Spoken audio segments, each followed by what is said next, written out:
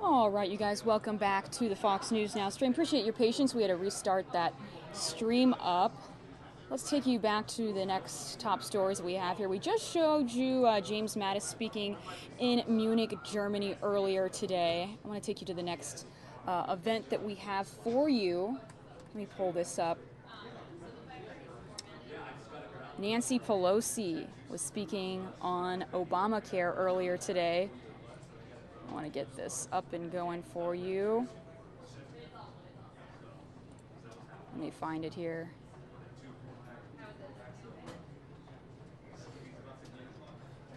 I believe it is.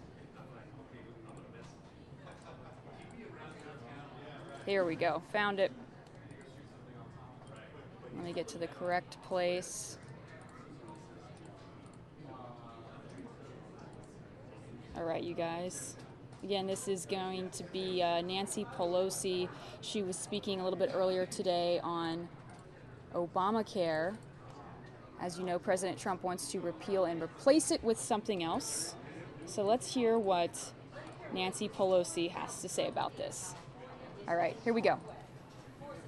2007 to 2011, she's the first woman in history to serve in that position as Speaker of the House.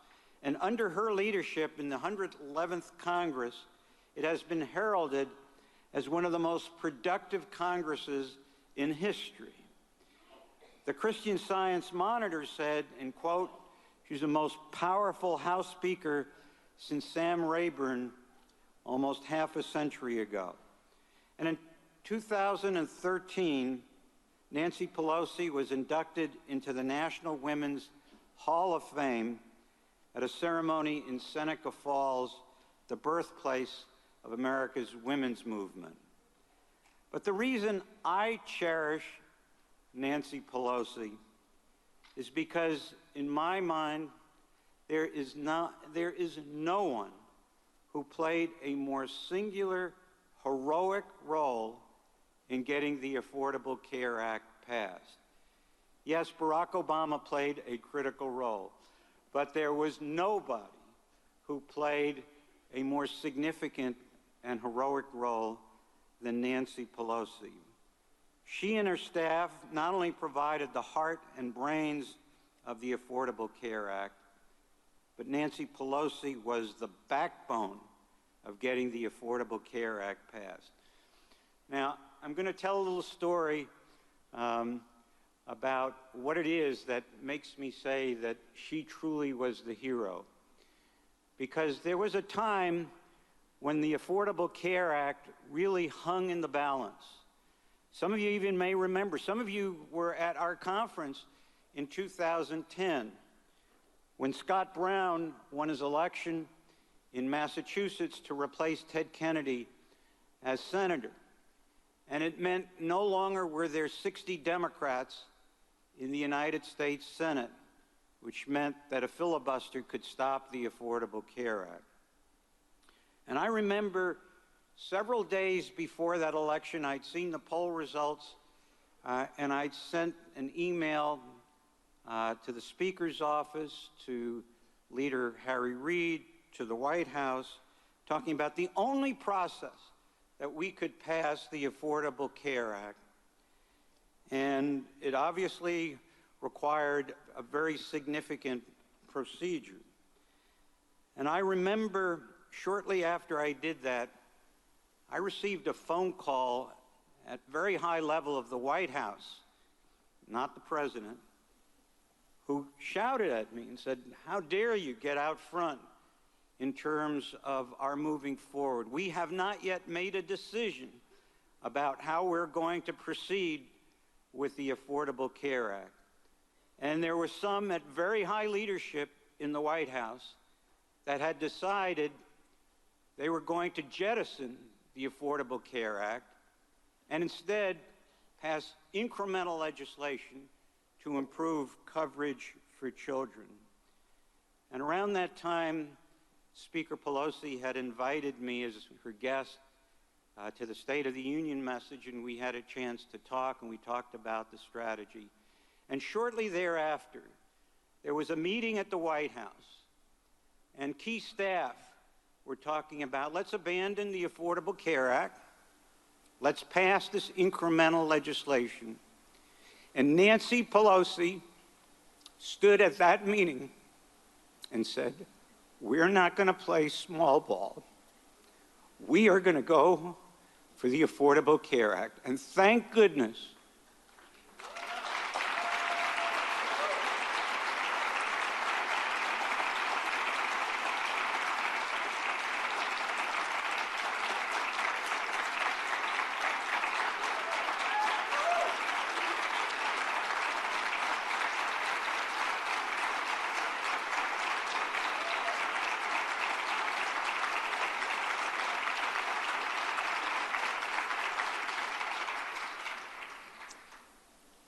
thank goodness she had one person in the White House who was willing to join with her in that sentiment, and that was Barack Obama.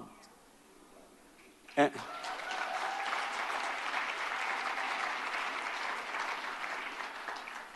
I remember watching Speaker Pelosi in the hours before the crucial vote. And some of you may not remember this, but there was this really disruptive amendment, the Stupak Amendment, that would have derailed the Affordable Care Act.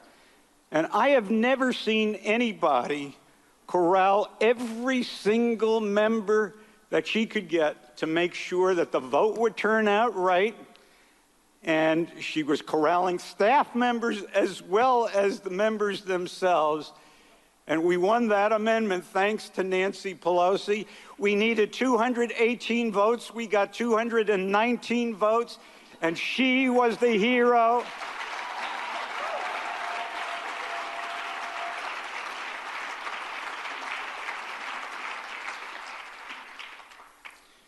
And the one thing I can say that from the heart, I have this photograph in my office of the two of us embracing shortly after the vote with your inscription.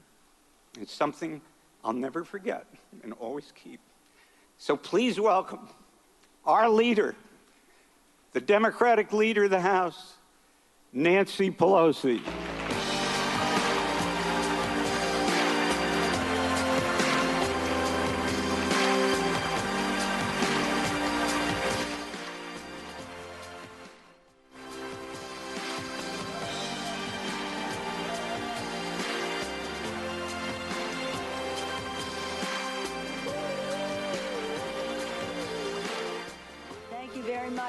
Ron, for your very, very generous recanting of what happened at the time.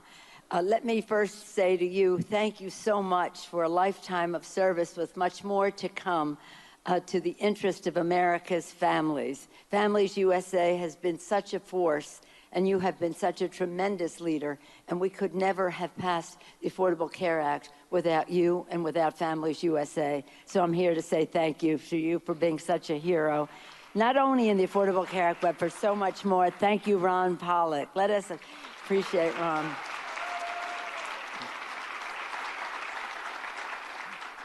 When Ron was talking about all of that, I want you to know how important all of you were to our success in passing the legislation. Because around that same time, when we were fighting on all fronts, shall we say, the press came to me after the Massachusetts election and said, well, this is now impossible. What are you going to do?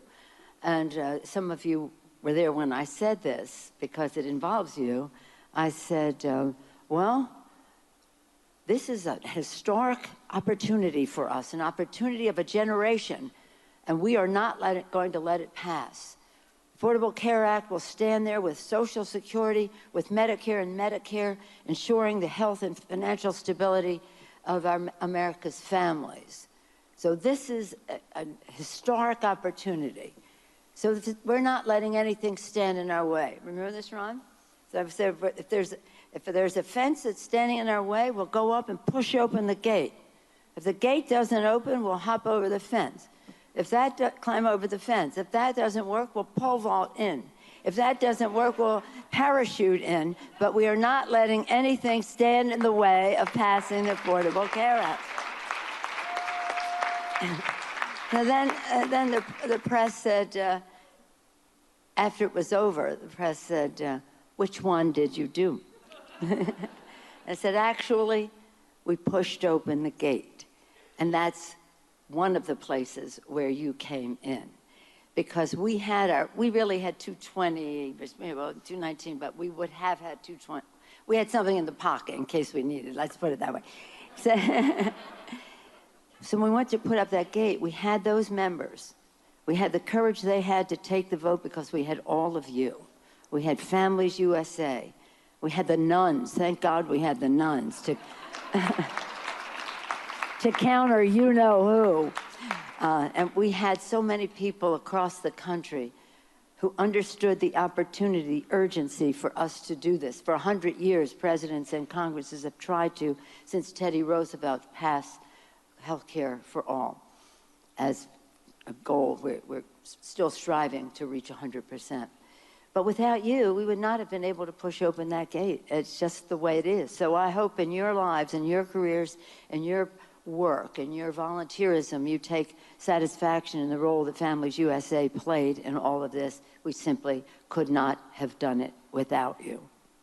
And we could not have done it without Barack Obama. When I called him that night to... And by the way, when I said we could not have done it without Families USA and without you, that is an applause line for you. Frederick understood that. So Frederick, good luck to you and congratulations to you. I look forward to continuing our work with Families USA under your leadership. Thank you and congratulations. Applause line. Okay. So when I called the president, I didn't realize we were going into this history, but I will spring from it in just half a moment. When I talked to the president that night, when he called to say congratulations, I said, Mr. President, you know what he said? I thanked him for his role, his leadership, inspiration, all that. I said, Mr. President, he said, I was happier tonight than I was the night I was elected President of the United States.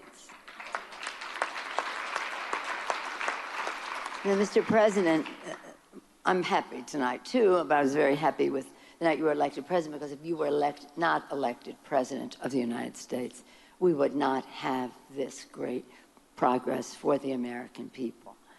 And let me just put that in a little perspective, too.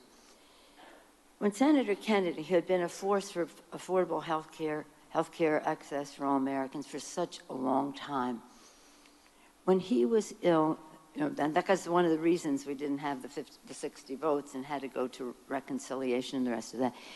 When he was ill, he wrote a letter to the president to be delivered upon his passing on to his heavenly reward.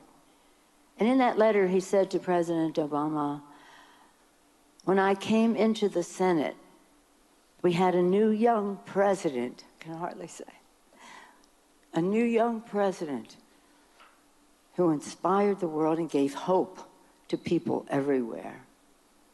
As I leave, we have another young president who inspires and gives hope to people throughout the world. He then charged the president and said, I know you will pass a health care bill. And so Senator Kennedy was there with us right into those arguments in the White House. And he was such a major part. Okay, so here we are. And as I said to Ron, and I've said to my members, I'm only here to protect the Affordable Care Act. With that, if Hillary had won, if we had won this, if this were not the case. But this is a fight that we must continue, and we must, if we want to improve it, we know how to do that. We had some ideas at the time. Didn't we, Ron? Public option, no. But anyway, we have to and we will.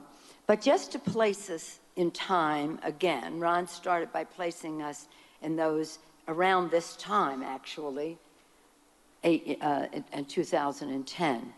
So here we are in 2017, February 17th. 4 weeks from the inauguration of a new president. 4 weeks from today, the new president was inaugurated. February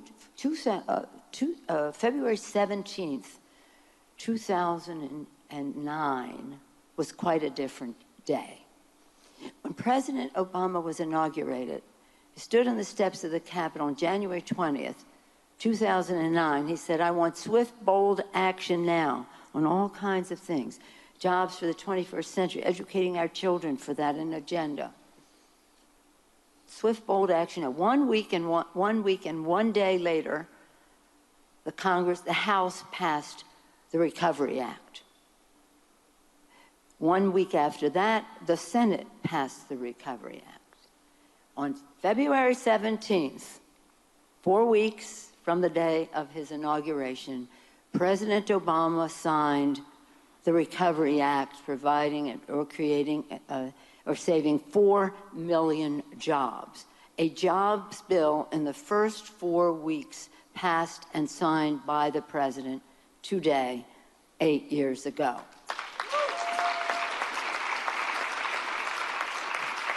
In that period of time, he had also signed Lilly Ledbetter bill. He had signed the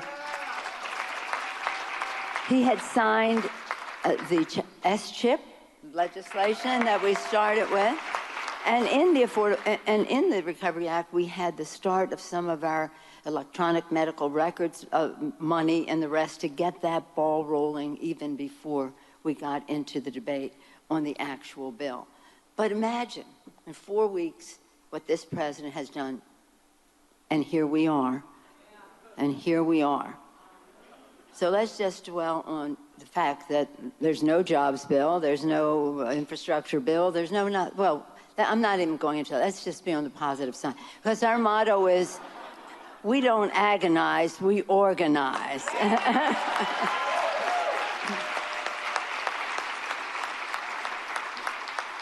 And Dr. Gawande gave us something to organize around. 27%, let that be our mantra. That 27% of people under 65 years old will not, will not even be affordable, be able to be insurable.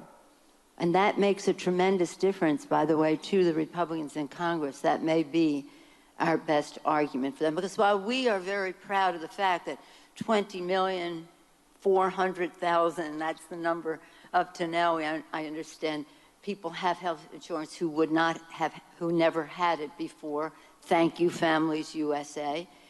The other part of it is that 155 million people get their insurance through their workplace, and they all the benefits that they have, no pre-existing condition, discrimination, no lifetime limits, no annual limits, no longer being a woman, being a pre-existing medical condition. You can stay on your program until your parents' policy until 26. You all know the benefits that would go away under their non-plan. And also remember this: under the Affordable Care Act, 80% of the money that an insurance company takes in must be spent on your health insurance, and only 20% for everything else. So it's not these big amounts of money for advertising, CEO pay, and the rest. The 80% number is a very, very important number to make all of this work. So anyway, we have that. And as the doctor said earlier today, this very important number, and with all the genome projects and all the rest that we would find out about who is predisposed, who has a predisposition, it would be almost impossible, totally unaffordable to insure people unless you have universal access. So our 3 goals in the bill were to improve quality of the benefit package, expand access, lower cost, and improve benefits. If they can come up with something that does that, and in fact protects that 27% that the doctor talked about, then we have something to talk about. But let us understand this: we haven't seen anything yet. In fact, what do they call themselves now? The Tea Party, they have a new name every time you turn around. But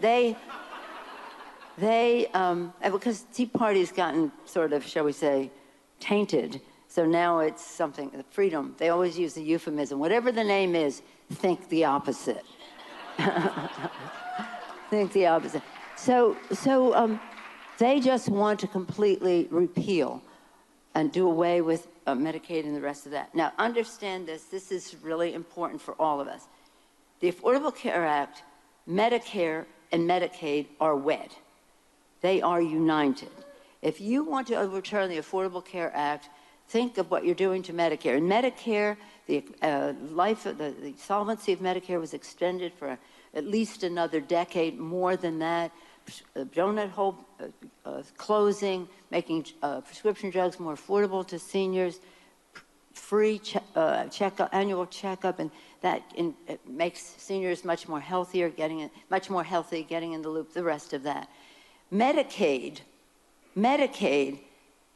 50% of the money spent in nursing homes today is from Medicaid. Medicaid is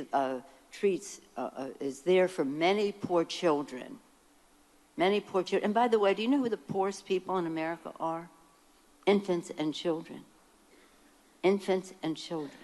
So Medicaid is very important to meeting their health needs, as well as the rest of the Affordable Care Act. So it's for the children. It's for the seniors whose families have spent down their assets, a middle-class benefit, spent down their assets, now they're in nursing homes. Medicaid. It's like 1 in 8 people in America benefit from Medicaid. And the opioid epidemic and addiction and the rest, Medicaid is there. In fact, don't take it from me, John Kasich, the governor of Illinois, said, thank God for Medicaid. It's going to help us address the opioid epidemic. So there are all kinds of reasons why it's not just about their ideological opposition to a public role in not providing health care. We don't deliver service, but providing access and insurance for it. So this is a big fight that we have, and we have to win it, and we will win it, and we will win it. We will win it. And by the way, just their attempt to repeal the Affordable Care Act is in the company of defunding Planned Parenthood. Come on. Slash and burn Medicaid, in addition to what they would do to Medicaid in the Medicaid expansion part of the Affordable Care Act. And this one just isn't, I don't even know if Trump is this bad. Because, by the way, everything that he is saying and doing and advocating, the Republican Congress has advocated and done for a longer period of time with more intensity and including some other things. And one of the things that I'm not sure where Trump is on yet is their attempt to remove the guarantee from Medicare. To remove the guarantee from Medicare. Medicare is a guarantee. So to remove the guarantee is to undo Medicare. Public has to be aware of that. I don't even think Trump will go to that place. But this is an ideological, right-wing Republican Congress, if I may be allowed a political moment for a moment, and because it relates to policy. And they've been there, done that for a long time. In fact, they didn't even support Medicare when it came into being. Eventually, enough of them joined the Democrats in passing it, but they opposed it up until the end. And in the 90s, when Newt Gingrich was Speaker, his plan was, this is how he referred to it, Medicare should wither on the vine. So this is not me crying wolf. This is their point of view, has been for a long time. Right now, in the Ryan budget, voucherize Medicare. Whatever they want to do to Medicaid, it's different all the time. Cap this or that, block grant, deadly. Deadly to Medicare, deadly to children and other living people. So this is a real fight that we have, but people have to know. And that's why I'm so glad to be here with all of you. And I'm so glad that this week our members will be having over 100 events across the country, 85 of them tomorrow, to protect our health care, whether it's visiting rural hospitals, which have a big price to pay if repeal of the Affordable Care Act takes place, which it won't, but that's the threat. And people are scared. They're scared. And again, you have supplied us with so many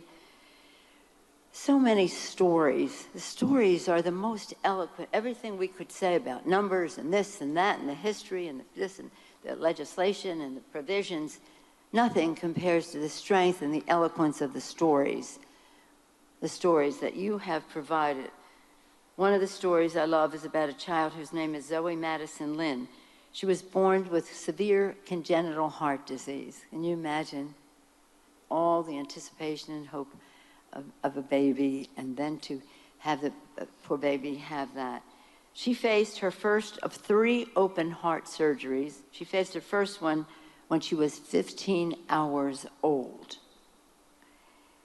And by 6 months, she was halfway to using up all of her lifetime limits for health care. 6 months old, halfway to using up all of her lifetime limit that the insurer had placed on her.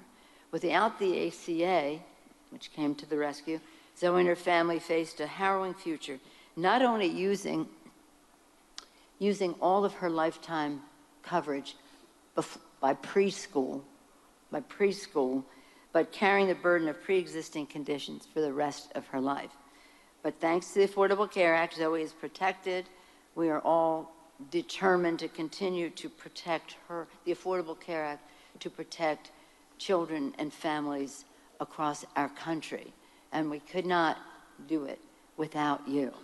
So this is, again, about a pillar of stability, health and financial stability for America's families. This is not about legislation. They've been banged to the moon for 7 years about the Affordable Care Act. They haven't come up with a plan yet. And they haven't had anything that they've had scored by the CBO or whatever. They're still fighting among themselves. But I'm confident. You know, it's hard, and Ron will tell you, when you are selling a legislation or a new law and you have to convince people that it's in their interest, that's one thing, especially at the same time when the other side is poisoning the well with untruths and the rest, and that's hard. But when people have a benefit and now you're going to take it away, well, that change. Dick Durbin told our caucus yesterday, he said, if I said I'm going to, if you support what I'm doing, you'll gain $1,000, you'll say, well, maybe so, maybe not. But if you have $1,000, I give you $1,000, and then I say, now we're going to take it away, well, you see it in a whole different light. You see it in a whole different light. So having people take a second look at the Affordable Care Act, what this does. They're trying to use, Humana left, you know how many people Humana covered? 200,000. No, I don't mean that that's not significant, but 200,000.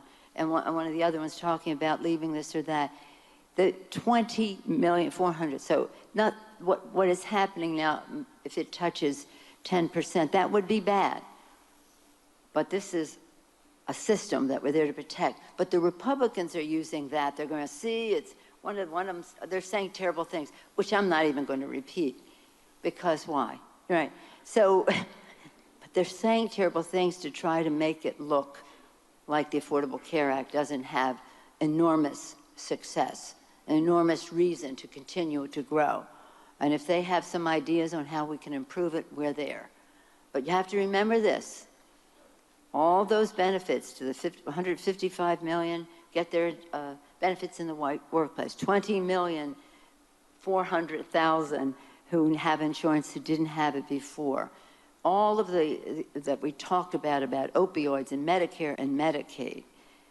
But if we had no other reason to pass the Affordable Care Act when we did, if everybody loved their insurance and their insurer and their access to health care, one reason that we had to do it on the pragmatic side was that the cost of health care to individuals, to families, to small business, to corporate America was unaffordable and unsustainable. Costs were going up, insurance policies were going up, it was unsustainable.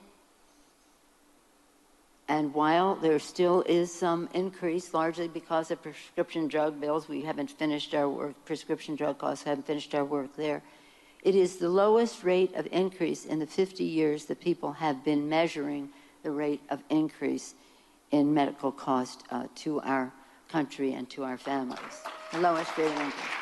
So, and more important than all of it, of course, that is a value for us, that we see health care as a right for all Americans, not a privilege for the few. And as Martin Luther King said, of all the inequality you've seen, the most damaging, and he used a different word, is the inequality of access to health care. It makes such a big difference in people's lives. You have made such a big difference in people's lives. Families USA, you are aptly named family. America is a family. We're all in the family, as Norman Lear would say. And Families USA, without you, it would not have happened. Without you, we cannot save it. Without Ron Pollock, none of this would have happened. So let us once again salute Ron Pollock. Thank you for the opportunity to say it. You were so generous. Thank you.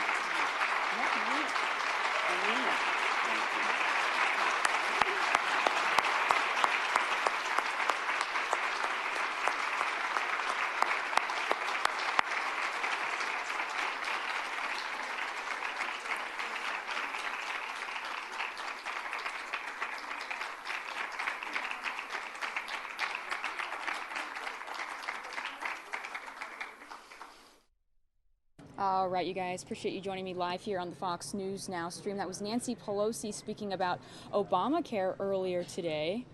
I want to take you to another event. In case you missed it, President Trump spoke earlier today at the unveiling of the new Boeing 787 Dreamliner aircraft.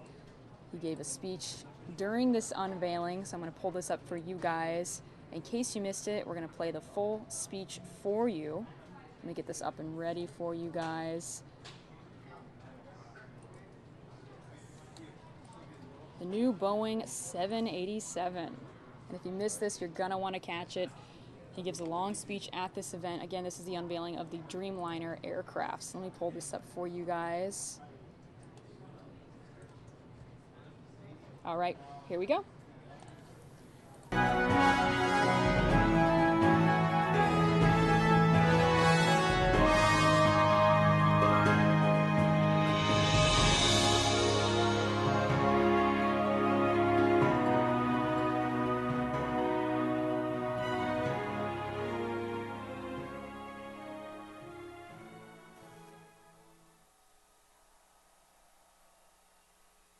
Ladies and gentlemen, please welcome Chairman, President, and CEO of Boeing Company, Dennis Muilenburg.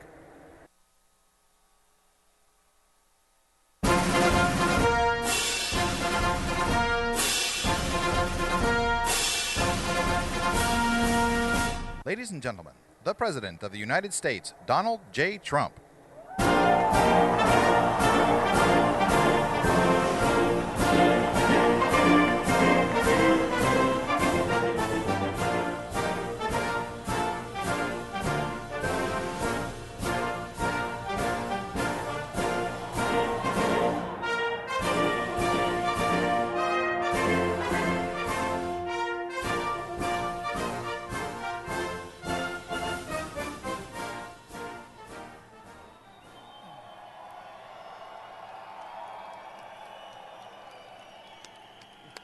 Thank you.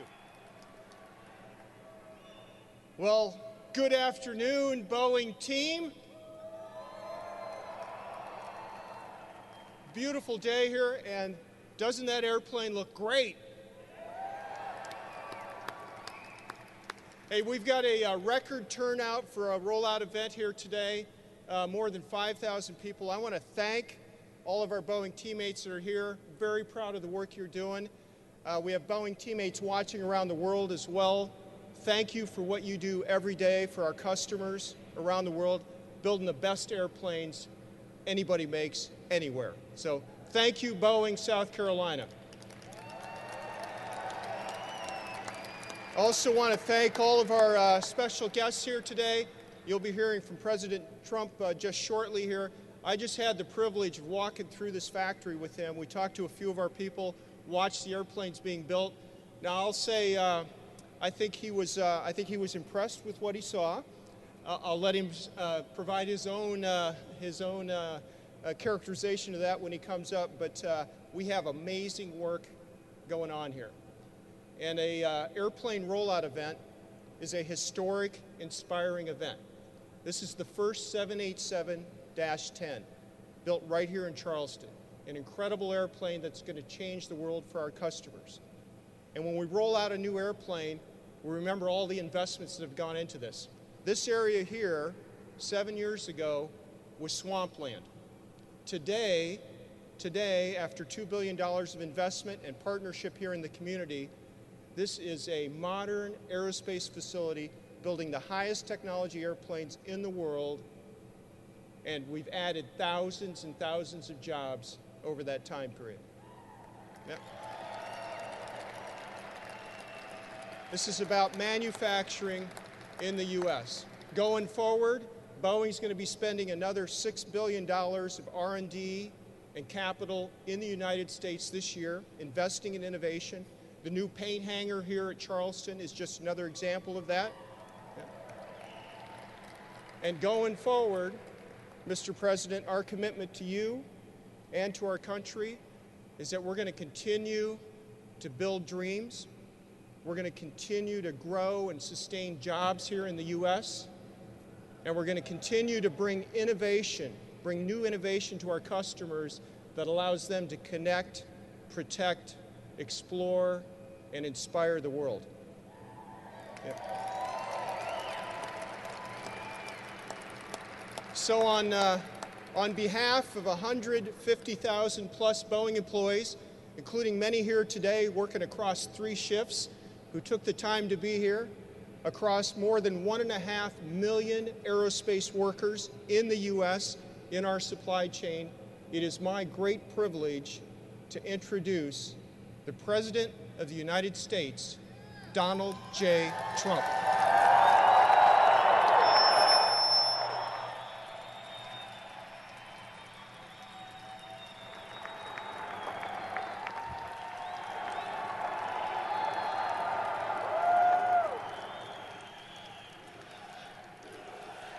USA.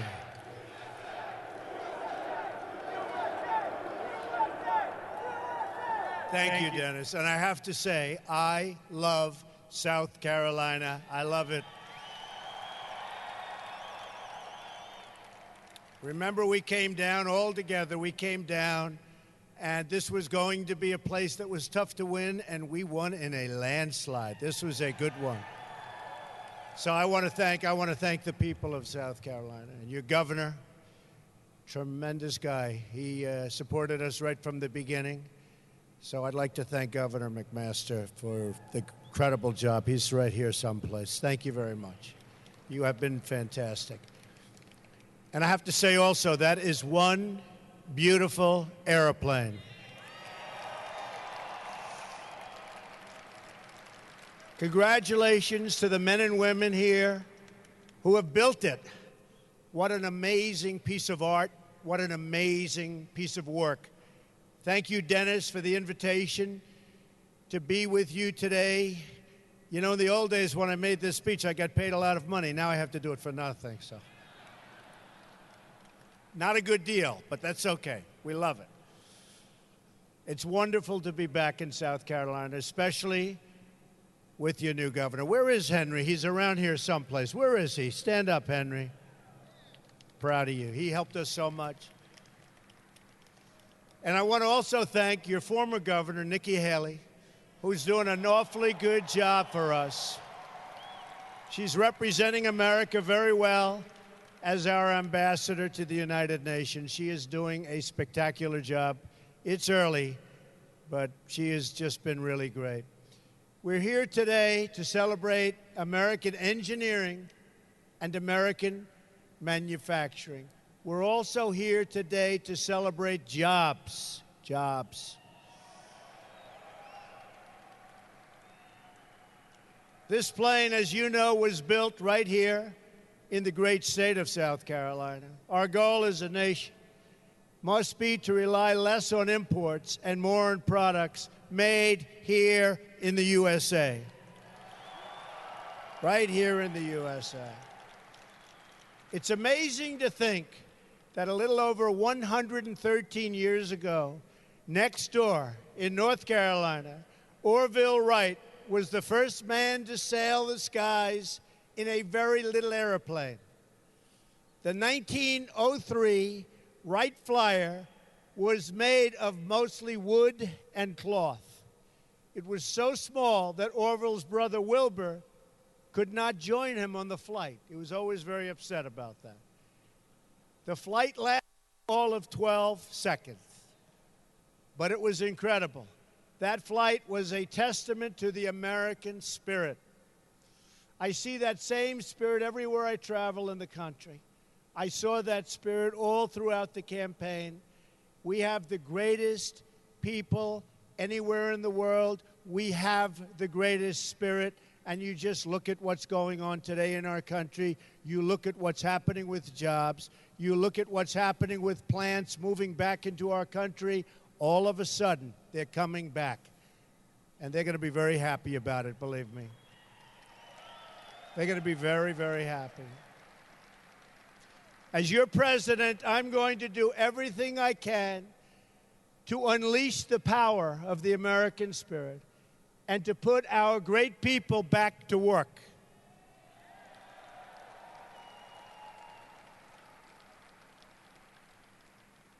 This is our mantra: buy American and hire American. We want products made in America, made by American hands. You probably saw the Keystone Pipeline I approved recently, and the Dakota. And I'm getting ready to sign the bill. I said, where is the pipe made? And they told me, not here. I said, that's good. Add a little sentence that you have to buy American steel. And you know what? It's the way it is. It's the way it's going to be. We are going to fight for every last American job. We've come a long way since the Wright brothers and their first flight more than a century ago. Your plane is made of carbon fiber. It seats 330 passengers. It's 18 feet longer than the previous version of the 787. And this airplane can fly for half a day before it touches the ground. The name says it all, Dreamliner, great name. Our country is all about making dreams come true. Over the last number of years, that hasn't been necessarily the case, but we're going to make it the case again.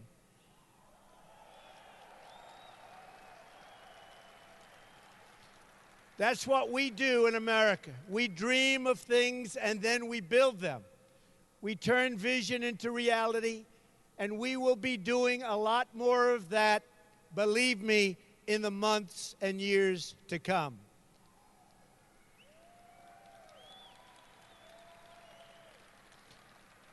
I also want to say a word to all of the members of the armed forces who are here with us today in this record crowd.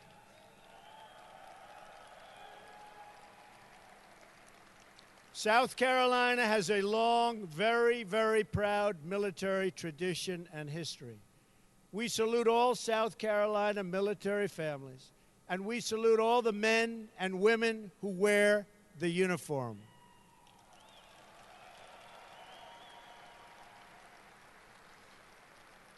We are going to fully rebuild our military.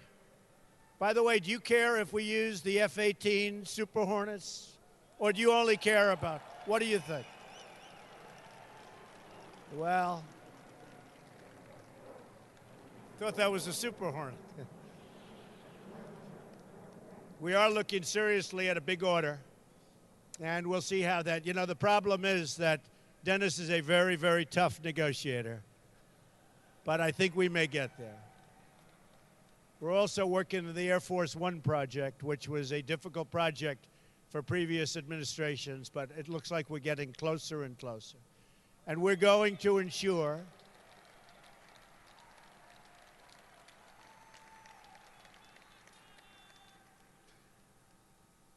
that our great service members have the tools, equipment, training, and resources they need to get the job done. As George Washington said, being prepared for war is the best way to prevent it. And that's really what it is. Best way to prevent war, being prepared. Peace through strength. We build a military might so great, and we are going to do that, that none will dare to challenge it. None.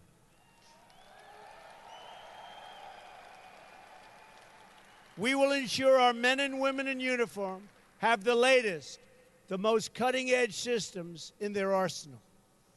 Right now, it's not that way. It will be that way very, very soon, believe me. You will be an important player in this effort. Boeing has built many important aircraft, including, as I said, the F-18 Super Hornet, the F-15 Strike Eagle, and the Apache helicopter, just to name a few.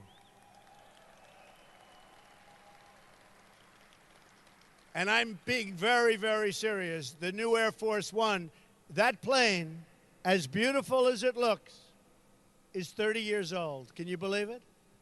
What can look so beautiful at 30? An airplane. I don't know. Which one do we like better, folks? Tell me.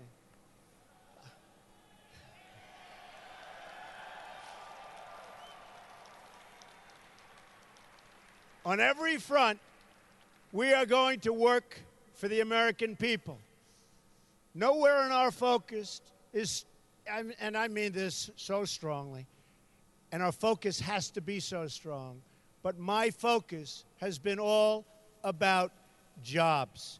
And jobs is one of the primary reasons I'm standing here today as your president, and I will never, ever disappoint you, believe me. I will not disappoint you. I campaigned on the promise that I will do everything in my power to bring those jobs back into America.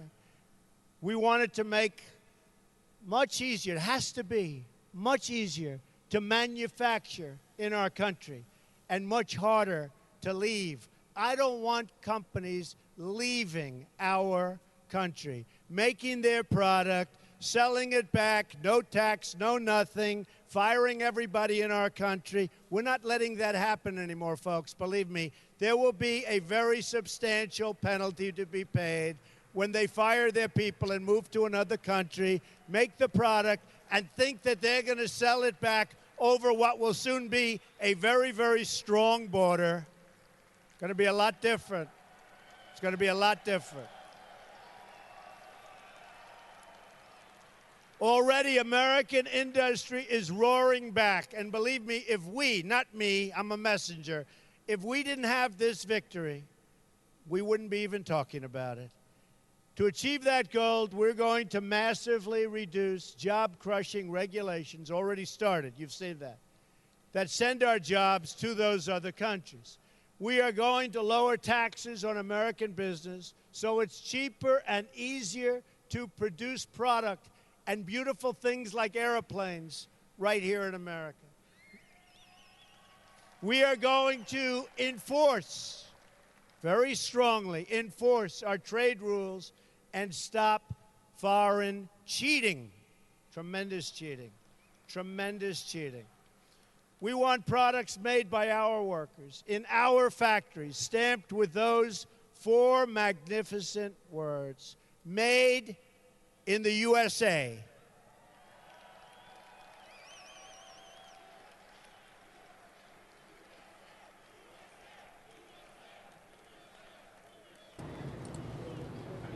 Since November. All right, you guys. Well, you can watch that again on the video section of our YouTube page. But I'm switching out now. My co-host Mike Paish is coming up next. Let me give you, in the meantime, a live look of the White House. Mike Paish coming up next.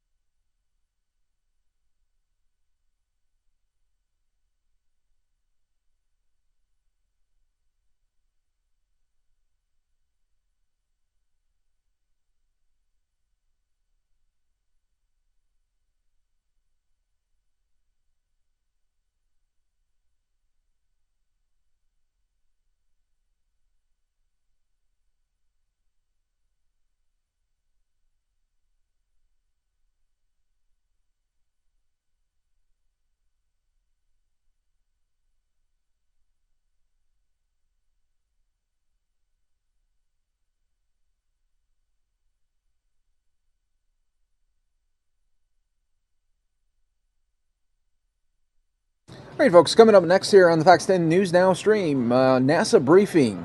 What's on board the next SpaceX mission to the space station? Let's hear what they have planned. SpaceX resupply mission to the International Space Station. In addition to crew supplies, the spacecraft will deliver new experiments that have the potential to improve life on Earth. In addition to taking questions from people attending in person for the launch, you can submit questions via social media with hashtag AskNASA. Joining us first are Tara Rutley, Associate Program Scientist for the International Space Station, and Patrick O'Neill, with the Center for the Advancement of Science in Space, which manages the U.S. National Lab on the space station. Tara and Patrick.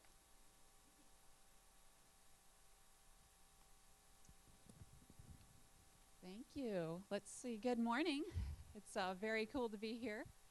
I want to just open by saying Patrick and I are excited to have a little coffee chat with you guys this morning about the science that's going up on the International Space Station. I don't know about you. It's been a long time since I've been here at KSC, and when I drove up this morning, there's nothing like the sight of everything that's happening out there. It's very alive. It's very exciting to be here. I think the audience here is really ramped up, and we're all just excited to see what's happening here tomorrow. But I'm really excited about the science that's happening on the space station. That's where I'm from, and that's why we have the space station, is to do research and develop technology. Patrick's going to tell you a lot about why we do it for benefits on Earth. We also do it for exploration. And this particular SpaceX launch is going to send supplies and research up that's going to support over, well, just about 300 investigations that's going to be happening over the next 6-month period. They're going to represent, those investigations are going to represent 800 scientists' work on the ground around the planet. That's going to be done by 6 people on orbit. So the science is being multiplied. The technology, the advancements in how we do business and how we understand how things behave is going to be advanced over the next several months because of this particular flight. And we get to get samples home because of the SpaceX return vehicle as well. So why do we do science in space? Most of you probably have some kind of a clue. If you're here, you know why. For those of you who are just kind of, asking yourselves, I don't really know, because it's cool, because things behave differently.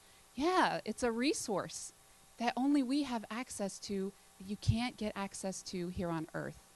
The spaceflight environment, not just microgravity, and take that gravity vector out of the work that you do, but also the external environment of space, the ability to look down at our planet, the ability to look beyond our planet, the ability to test new materials in the external environment, the ability to test inside the environment by using microgravity to see how changes happen in living systems, or how unpredictably physical sciences problems can behave. Things that that are predictable in terms of science or everyday behavior here on the planet could be totally unpredictable once you get into space. And that's why the scientists want to use that environment, that particular laboratory that you can't do here on Earth. And it's a good time to be a space scientist or a space technologist or just a very curious human being here on Earth. With that, I'm going to pass it along to Patrick, who can tell you a lot about some of the investigations that are going to be happening on the National Laboratory portfolio. Cool. Well, thank you very much, Tara, and thank you all for being here this morning. Again, my name is Patrick O'Neill. I'm with the Center for the Advancement of Science in Space, and we do manage the U.S. National Lab on the space station. Show of hands real quick, because one of the cool things about the NASA social group that typically comes out for this is that it kind of changes a little bit. How many people here knew that the ISS was a national laboratory before showing up this week? Oh, well, that's good. Oftentimes, there's a lot of people that really don't know that the ISS was declared a national laboratory. And a little background on that: in 2005, Congress they wanted to try to open up channels for researchers. And the reason they wanted to do that was because they looked at the research that NASA was doing, and they were saying, "Gosh, you know what? There's so much incredible things that are happening on the space station, and it's such an enabler for everything from life sciences to material sciences, physical sciences, technology development, Earth observation, remote sensing, student research." But right now, all the things that NASA's doing, it's kind of focused more towards exploration. What if we turned things around and started looking at how we can use microgravity to benefit life on Earth? That would enable so many more researchers to take advantage of this platform. And so that's what the National Laboratory is about. It's about providing this microgravity environment to you. This is something that we have all invested into, and something that now is available for researchers to take advantage of. So Tara talked about the excitement of being here, and I think that it's a very exciting time in general to be involved in kind of the launch business.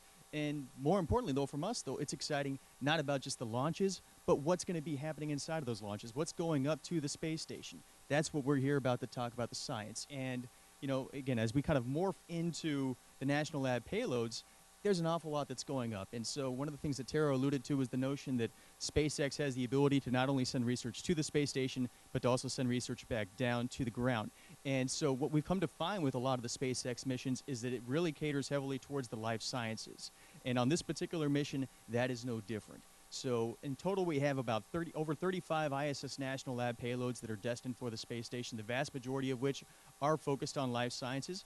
And it really does kind of stretch the boundaries of life science, from protein crystallography to stem cell investigations to cell culture design, drug discovery, drug development.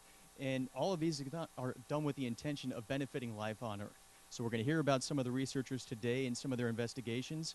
And in general, again, it's just a really great time to be involved in space-based research. And I guess at this point, we're happy to answer any questions that you might have about some of the payloads that are on this manifest.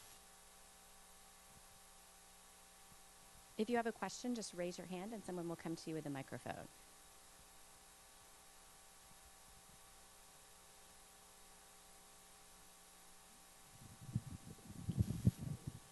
So those who are on the International Space Station right now, they're going to get the payload of from the CRS-10 that's going up. What kind of scientists are there now, and what kind of experiments are they going to perform? That's a very good question. So the astronauts who are going to receive this set of payloads are going to perform experiments across many different disciplines. We have experiments to look at the Earth. We're sending up an aerosol experiment. You'll hear more about that this morning, looking at ozone. They're going to be performing a whole bunch of human physiology experiments. So we've got resources that are going up to support that, because we want to advance benefits to knowledge about that on Earth, but also huge for space exploration beyond the Earth orbit. Biological sciences, you'll hear about some of the genetics and some of the bacterial research that's happening this morning from some of our speakers.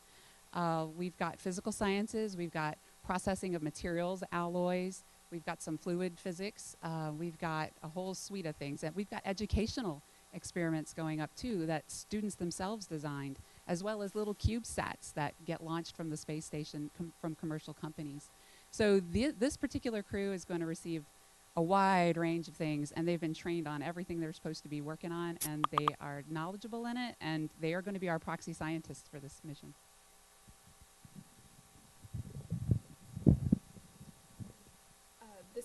This Ask NASA question is from a student named Janet, and she asks, will these supply missions help achieve the goal of transporting humans to Mars?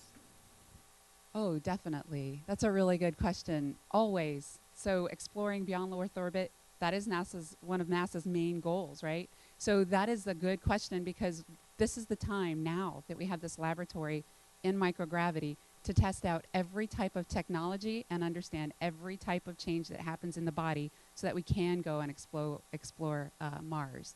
So quite definitely, a lot of the human physiological sciences will take charge of that, but also some of the technology development too. So you'll hear about some of those this morning that are going to enable that as well, from places and groups such as the Space Test Program that the DoD is sponsoring this morning.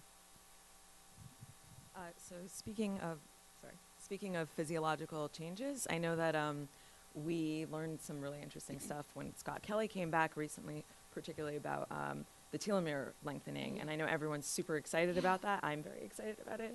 And I know they've got a PCR machine up there on the space station. So is there a plan to follow up specifically with that?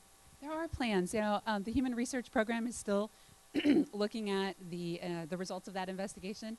I too, when I heard the telomere lengthening, I thought, I don't even know how that's possible, right? So spaceflight, go figure. But so those results are still being investigated, and we're going to give some time for the Human Research Program to come up with a new plan and how they want to go forward on those evaluations. But the technology that we are creating for space stations, such as the PCR device or all these other genomics analytics that are now on space station that all scientists have access to, are part of the suite of improvements that can that can take us to the next level in those kind of studies.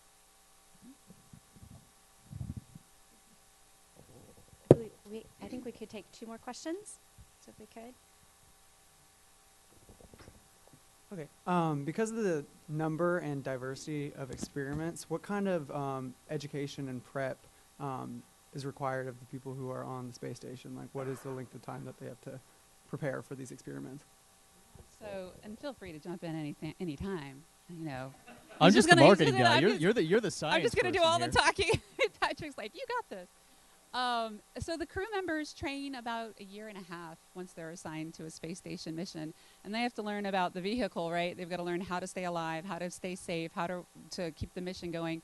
But also part of their training, very critical part of their training, is all the science. So they're assigned to a set of science experiments, and that becomes theirs. And so they're trained on those particularly all across the country. They'll work with the investigators. They'll work with the trainers at Johnson Space Center and at Marshall Space Flight Center. And they ask questions, and then once on orbit, you know, they can call down and talk to the investigator too if they need to. So it's a very exciting time. Not everything that happens on space station in terms of experiments are using humans. Some of these investigations are automated, which is very cool too. But they're trained all through the science, and they are also trained before they're assigned. They have baseline training that keeps them up on their life sciences skills and their biomedical skills and their physical sciences and those kind of things. Okay, so mine's not as scientific, but it has to do with taking stuff up there. A couple weeks ago, we had the Super Bowl, and I noticed that the people had the right jerseys. I'm thinking, do they just have a jersey for every team that could possibly win the Super Bowl? I mean, how do they get that up there? Probably so. I heard, I was on one of those Super Bowl tours with a public affairs person, and they were asked the same question, and she said, lots of preparation. I don't really know, but my guess is somebody's pretty smart on what's happening on the football field there, and they're watching.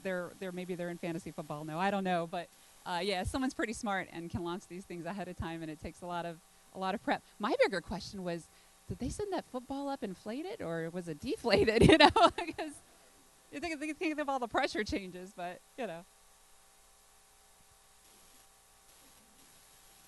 Thank you both very much. Thanks, guys. Thank you, Patrick and Tara.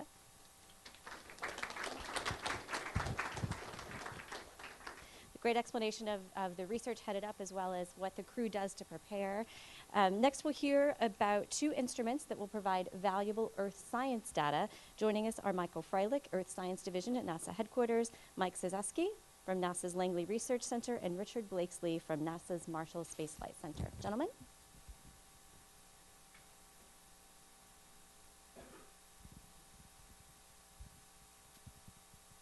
Well, thanks very much, and thanks to all of you for waking up early in the day and coming out and helping to spread the word to all of your followers about the great things that we're doing on the ISS and in the CRS-10 flight. So when CRS-10 launches, as you heard, it's actually going to have 2 Earth-observing instruments on it. SAGE-3 to measure atmospheric constituents and aerosols, and a lightning imaging sensor. So we're going to go from the Earth to the space station in order to look back down on the Earth. And that's not as weird as it might seem, because our planet is a really complex system. We have processes on the ocean, on the land, in the atmosphere, physical processes, chemical processes, biological processes. And the key to understanding our planet is to not only understand individual processes, but the connections between them. And only from the vantage point of space can we make measurements that have global extent, but high spatial resolution, fine resolution on the surface, frequently at every point, over long periods of time. Now, first slide, please. And in NASA, what we are doing in order to understand the interactions between processes, our whole environment, is that we are making measurements of many different variables using an on-orbit fleet of about 20 spacecraft and major instruments in the lower half of this visual, and we have firm plans over the next 5 years or so to launch about another 20 instruments and major missions into space, so that we have measurements of many different variables all at the same time, covering the entire globe. Next, please. And we are not only flying our own satellites or putting instruments on partner satellites or even private sector satellites, but of course, since you're here today and we're here today, we are also making measurements from the International Space Station. And it turns out to be extremely efficient and, from a scientific standpoint, extremely useful to use the space station, because the space station orbit is really unique. And we presently today have one instrument, the Cloud Aerosol Transport System, which is operating on the space station. LIS and SAGE 3 will be launching on CRS-10, and we have firm plans for about another 5 or more instruments to fly to the space station over the next several years. So with that, I think I'll stop with the introduction and turn to my two colleagues here, Mike and Rich, to talk in detail about the measurements from SAGE 3 and the lightning imaging sensor. Thank you, Mike. I'm very excited to be here today to share with you about SAGE 3. And so if we could get the first chart. I'm going to start off with a little bit of history so you guys have the right context and can go ahead and understand what we do and how we fit. The first SAGE-like measurements from space were made in 1975 by astronaut Deke Slayton. Deke used a little window-mounted sun photometer to go ahead and measure the atmosphere during sunset and sunrise as the Apollo capsule rotated or orbited the Earth. Since that time, scientists and engineers at NASA's Langley Research Center, where I'm from, have basically continually improved that technique. And next chart. The SAGE 3 instrument payload you see behind me is the latest in that series. We're going to be mounted outside of the space station, okay, in the vacuum of space.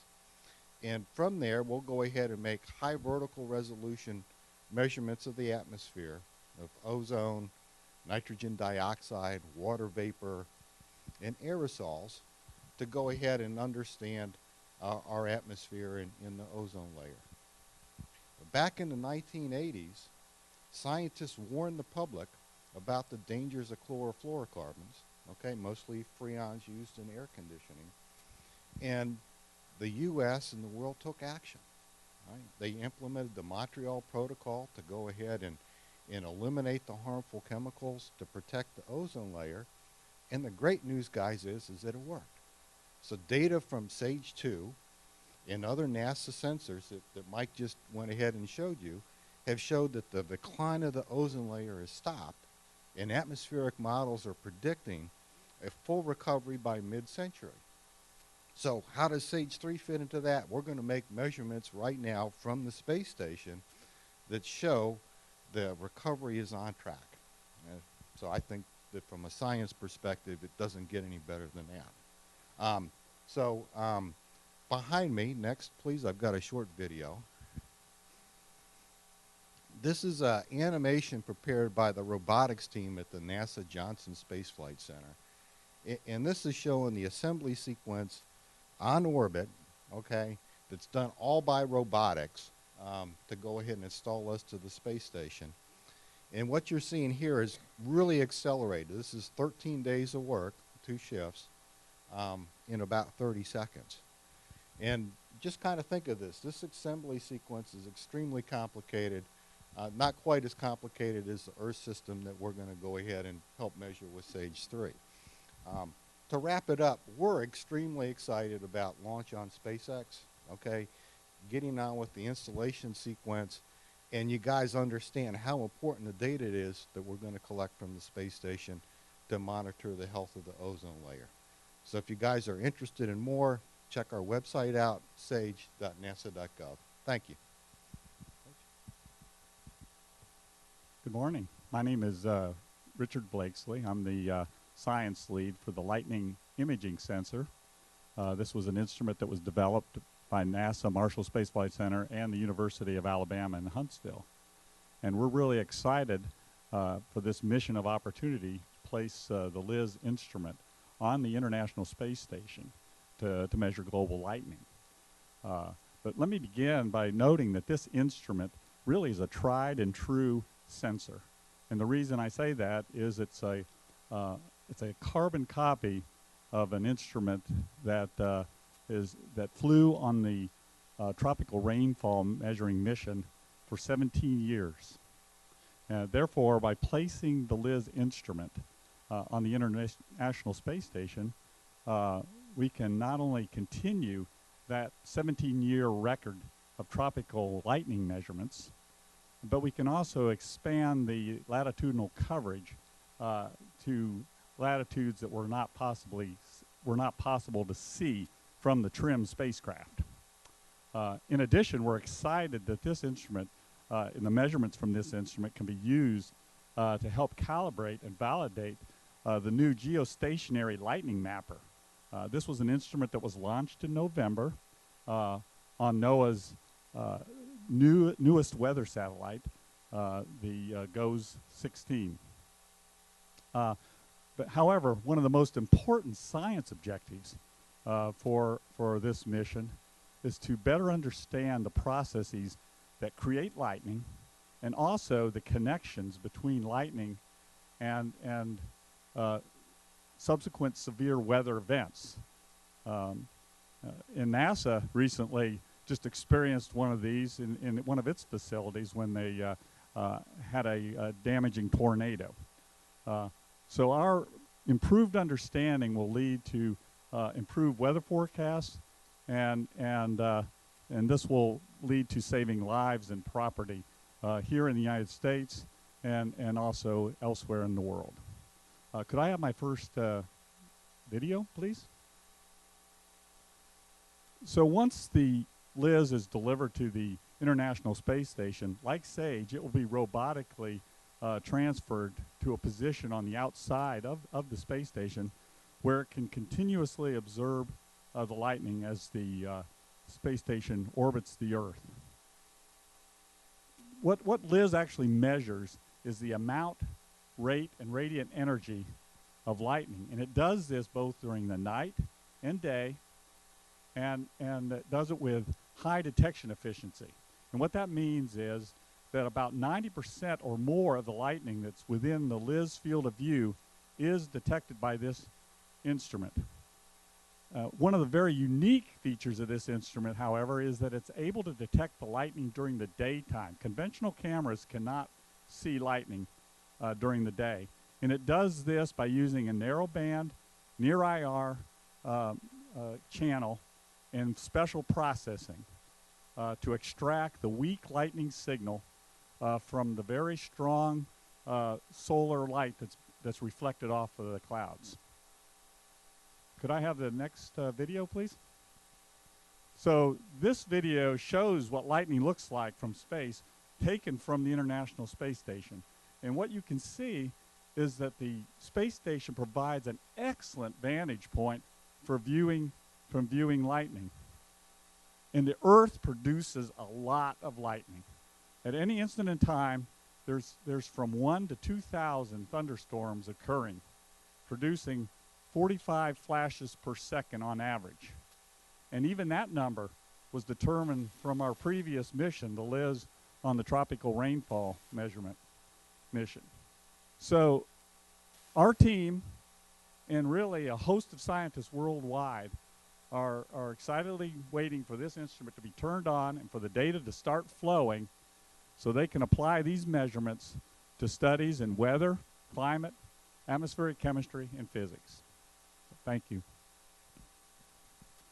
With that, we'll open it up for questions. Again, if you have a question in the room, raise your hand. If you're following along on social media, make sure you ask your questions via #AskNASA. What are some of the practical non-weather science applications for studying the lightning patterns? So some of the what might be considered a non-weather science would be looking at the relationship between lightning and the nitrous oxides. Lightning is a natural producer of nitrous oxides. It's one of the largest producers. And that nitrous oxides can also then produce ozone, and so we want to know what's actually happening that man isn't producing. So this is a useful way of doing that.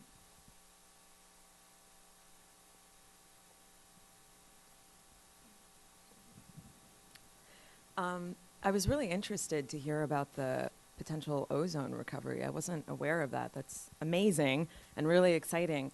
And in light of that, I was actually going to ask this question anyway, but it's even more pertinent now. We obviously have an administration that's actively pursuing deregulation of waste and emissions, trying to roll back other environmental protection and climate change policy. Can something like SAGE 3 and the data that you're gathering help to present more concrete evidence that what we're doing is or is not hurting the planet and help to influence that future legislation? So our job is really to go ahead and produce the data. And so the SAGE has been doing that, you know, going back to the 70s. The SAGE 2 we flew on the Earth Radiation Budget Satellite, launched in 1984, lasted 21 years. And so we've been producing high quality data that we go ahead and openly publish and goes out to the scientific community so they can address exactly that kind of question. And my expectation is that we'll do that continuing into the future. We have a question toward the back.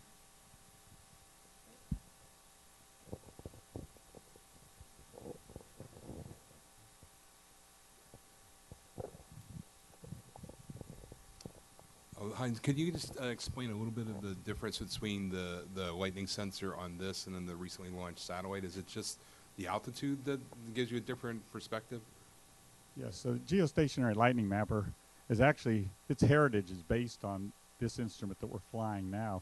Of course, because it's geostationary, it's going to be looking at the lightning in the western hemisphere. It's going to be looking at it continuously.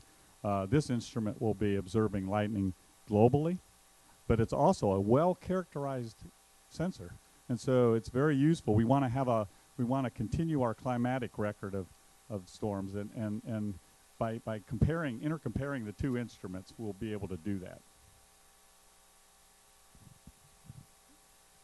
We have a question here.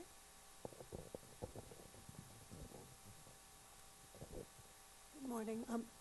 Excuse me. I'm Emily Bonedrake. I'm a social studies teacher at Morris Tech in New Jersey, and my students have been learning how this mission connects to things in history we've learned about from the scientific revolution and exploration and stuff, but also how it can affect humanity now.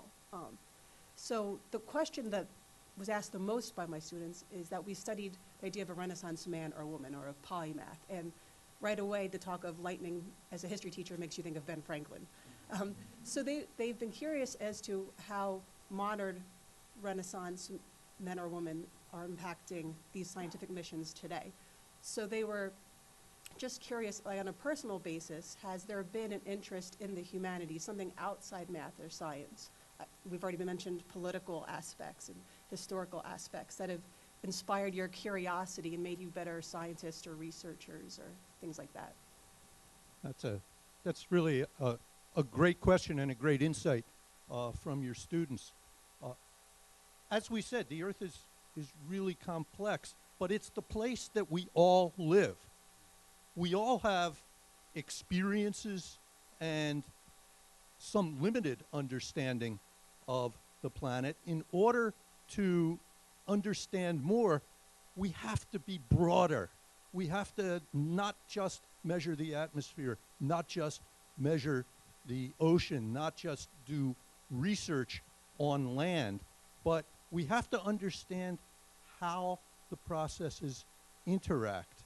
That requires a broader scientific understanding, but since it's the planet on which we all live, we can take that understanding very straightforwardly and turn it into societal benefit. The predictions that are being made, the policies that are based on the analyses that we do require a tremendous knowledge of social sciences, of national objectives, etc., beyond just working in a laboratory or doing focused research. So Earth system science is a key broadening feature of what it is that we do, and makes what we do with its societal benefit connections probably unique among all of the scientific enterprise. Thank you. Thank you, gentlemen. Thank you for the great questions.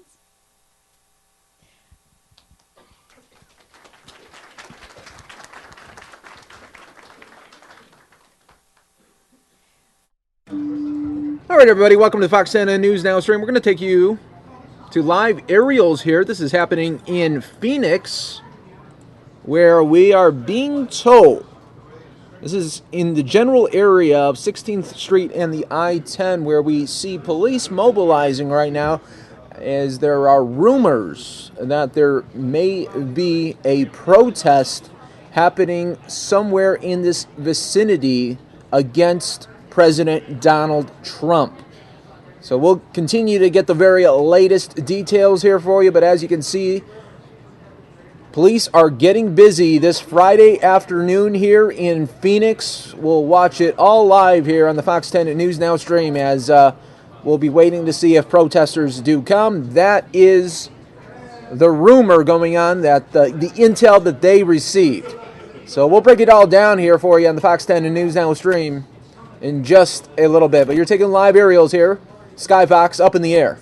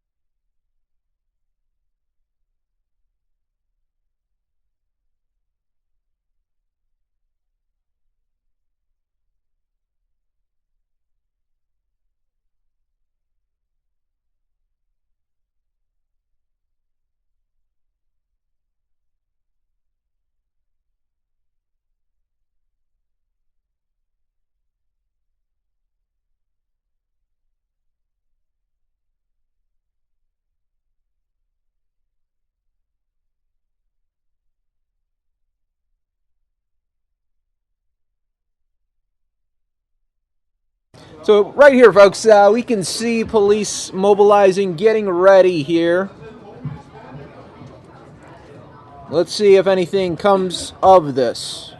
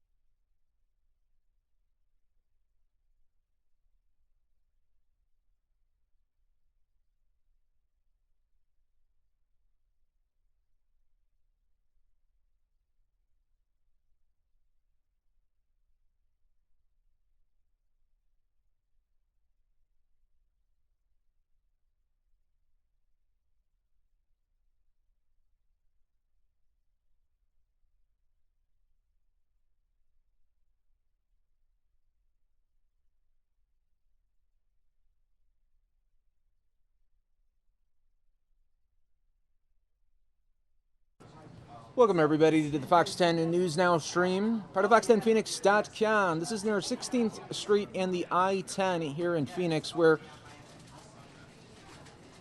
police agencies are getting together and mobilizing ahead of a planned anti-Trump protest in this area. So we're watching to see if this all comes together here. We do see police ready for the protests. We'll continue to watch live here for you on the Fox 10 News Now stream.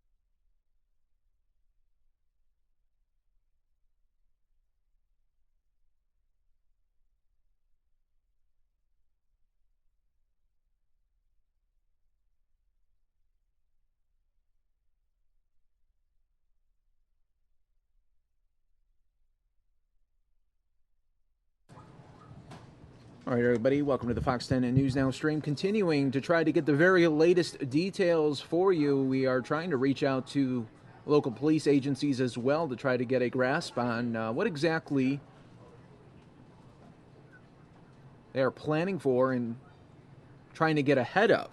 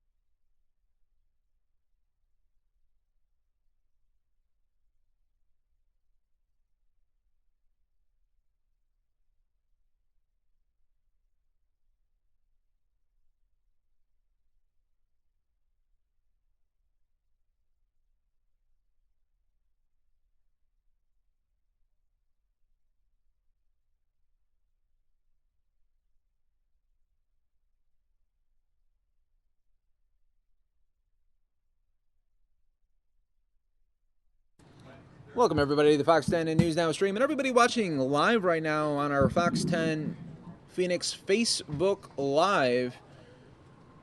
We're taking a look at what is being called as some possible protests that we're hearing near the area of 16th Street and the I-10. Right now, we can see police agencies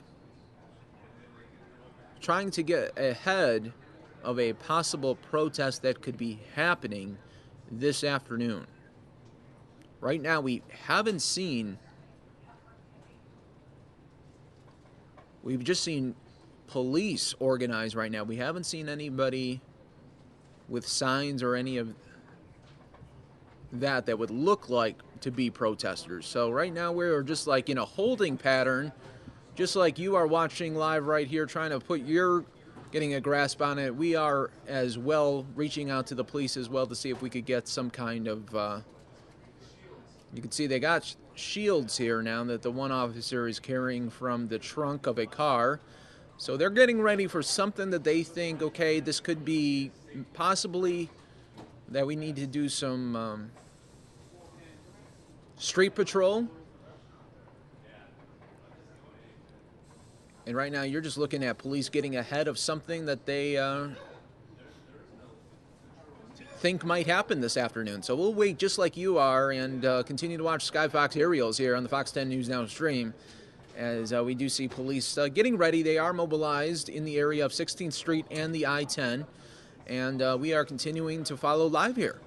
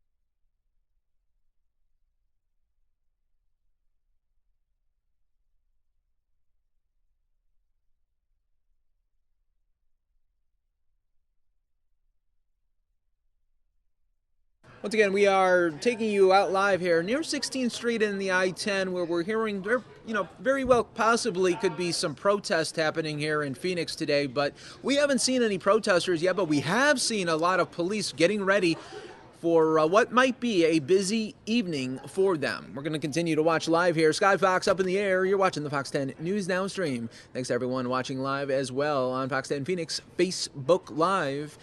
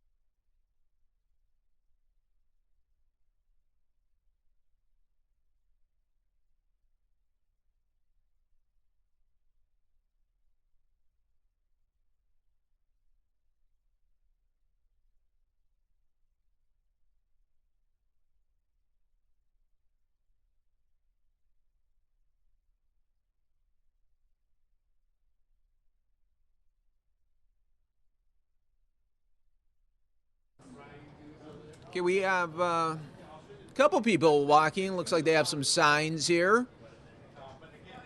So we're going to continue to track this, and one even has a mask on right now, so we'll continue to track here for you as police are getting ready.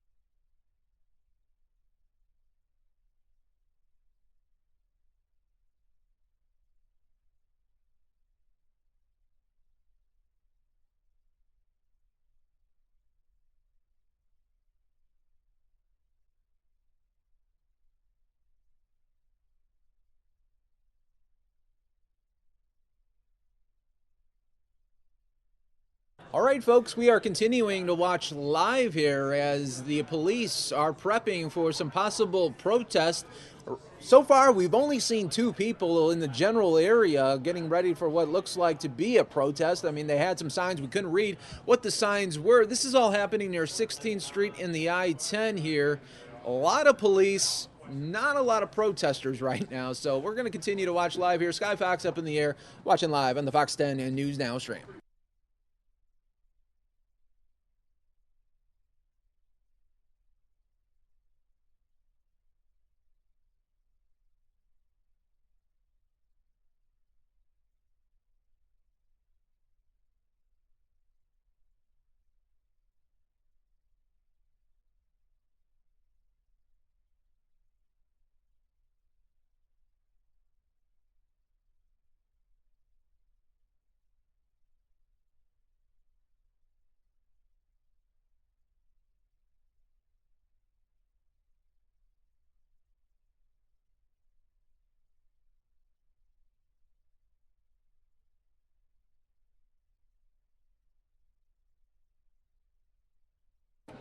And right now we are also learning that the police are blocking off the off-ramps because the marchers are expected to march along 16th Street.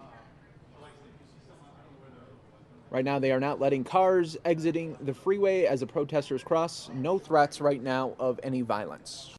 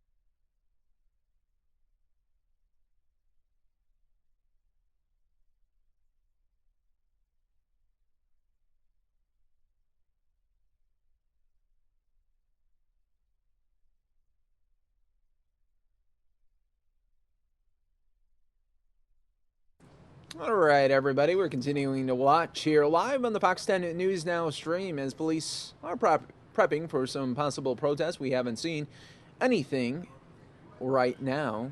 This is all happening near 16th Street and the I-10. We'll continue to monitor this here for you. Mary Kate is coming up next to provide the coverage for you here on the Fox 10 News Now stream.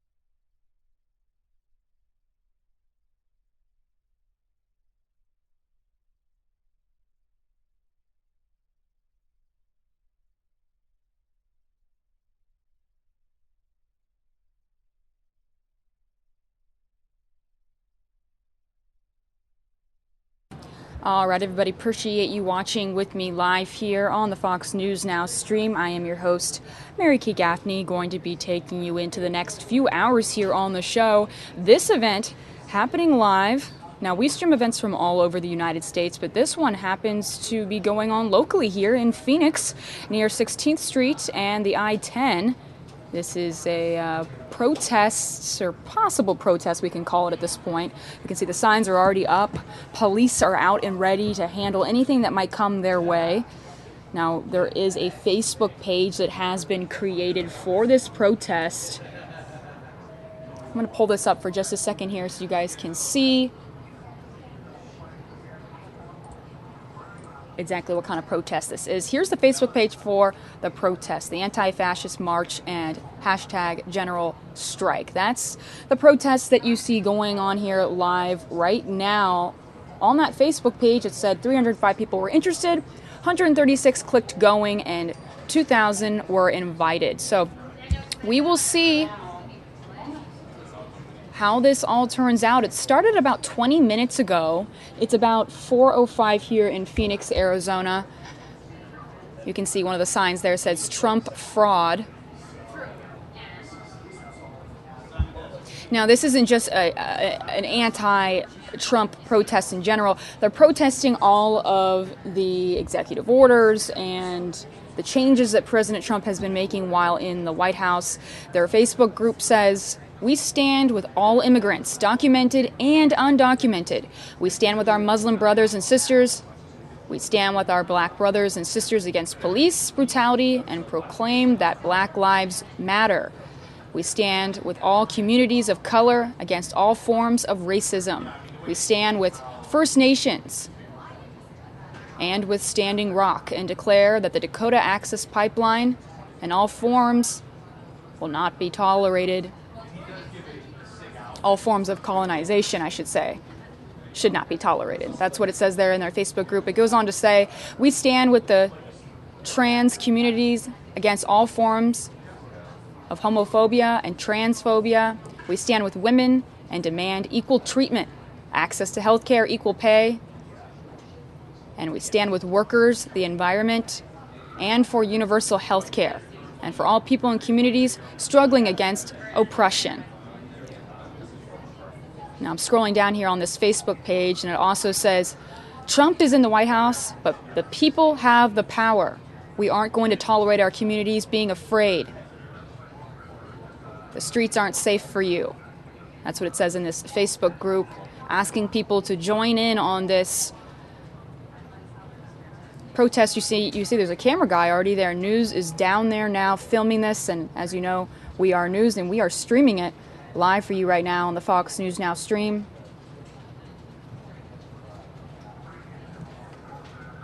Appreciate you watching with us. This is live from the News Chopper, so no sound right now, but we are able to see what's going on. If we get a reporter down there on the streets, I'll be sure to take that feed as well. Thanks for joining me. I'm your host, Mary Kay Gaffney.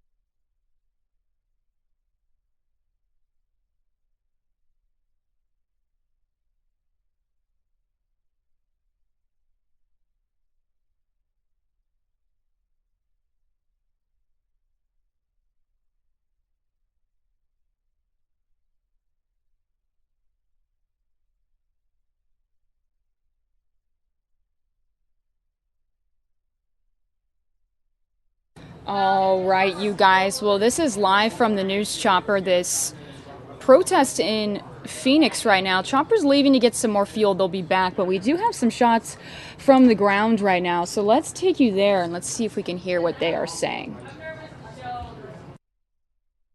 Well, I'm here to protest Trump. He's not good for this country and all the people that are in it, like minorities and anyone who's marginalized. He's not here to help them. He's just there to help people with money and people who are white. And I just think showing solidarity and being out here just can make a big difference. And what about in terms of protesting here?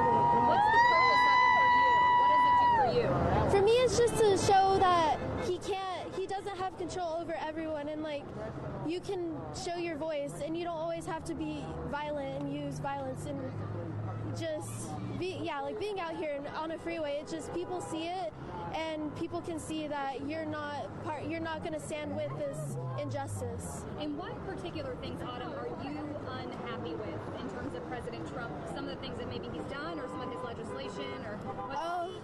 Well, first off, like Betsy DeVoe, the law, which it's just, to me, like building and deporting all those people just splits families apart and people who contribute to society here. And the Muslim ban, which just separates families yet again and takes away these people who are U.S. citizens, and it's just injustice. And these people are here for a reason, and they're not trying to bring any harm.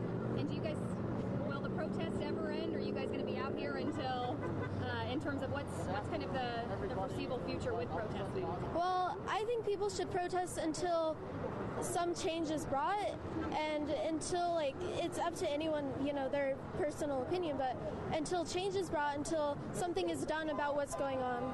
Perfect. Well, thank you so much, Autumn. I appreciate it. Thank you.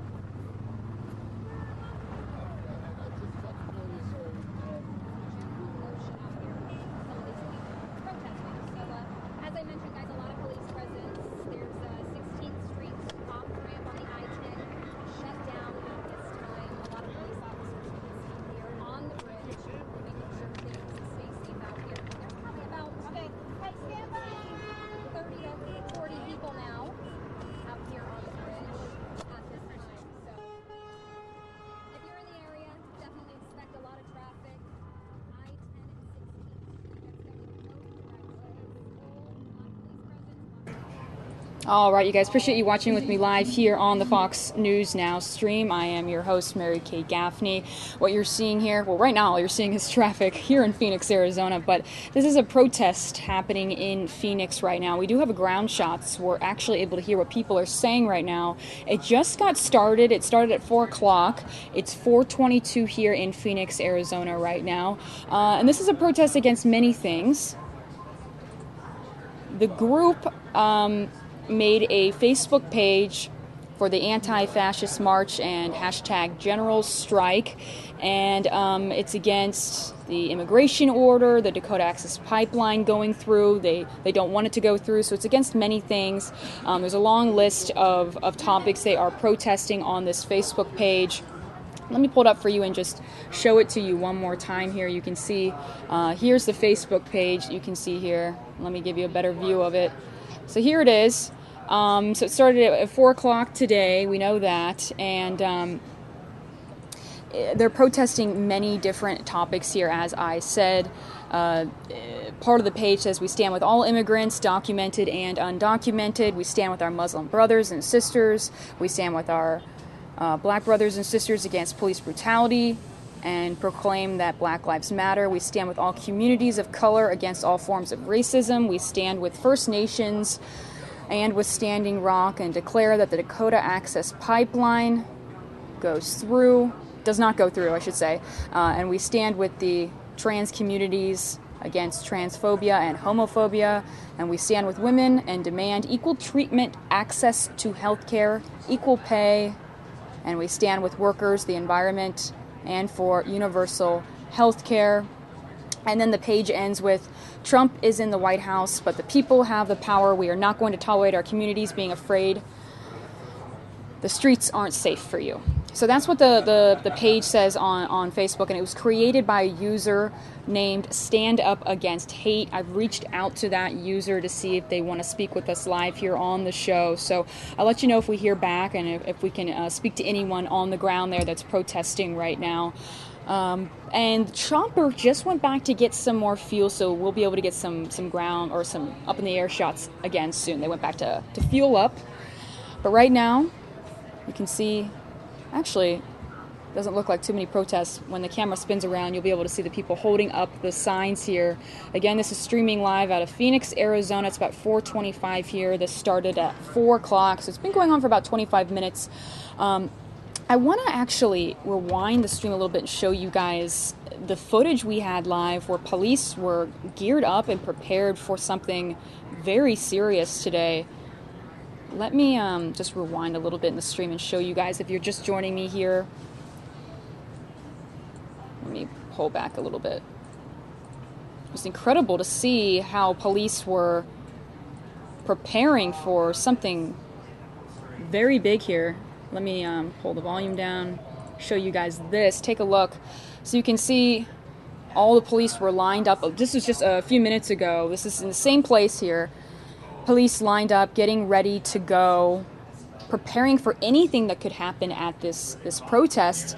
Doesn't look like there's that many people out there protesting yet, but again, this just started about 20 minutes ago.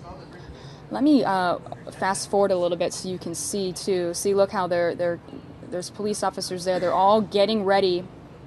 They're lined up here on the road, getting ready for whatever could happen during this protest today.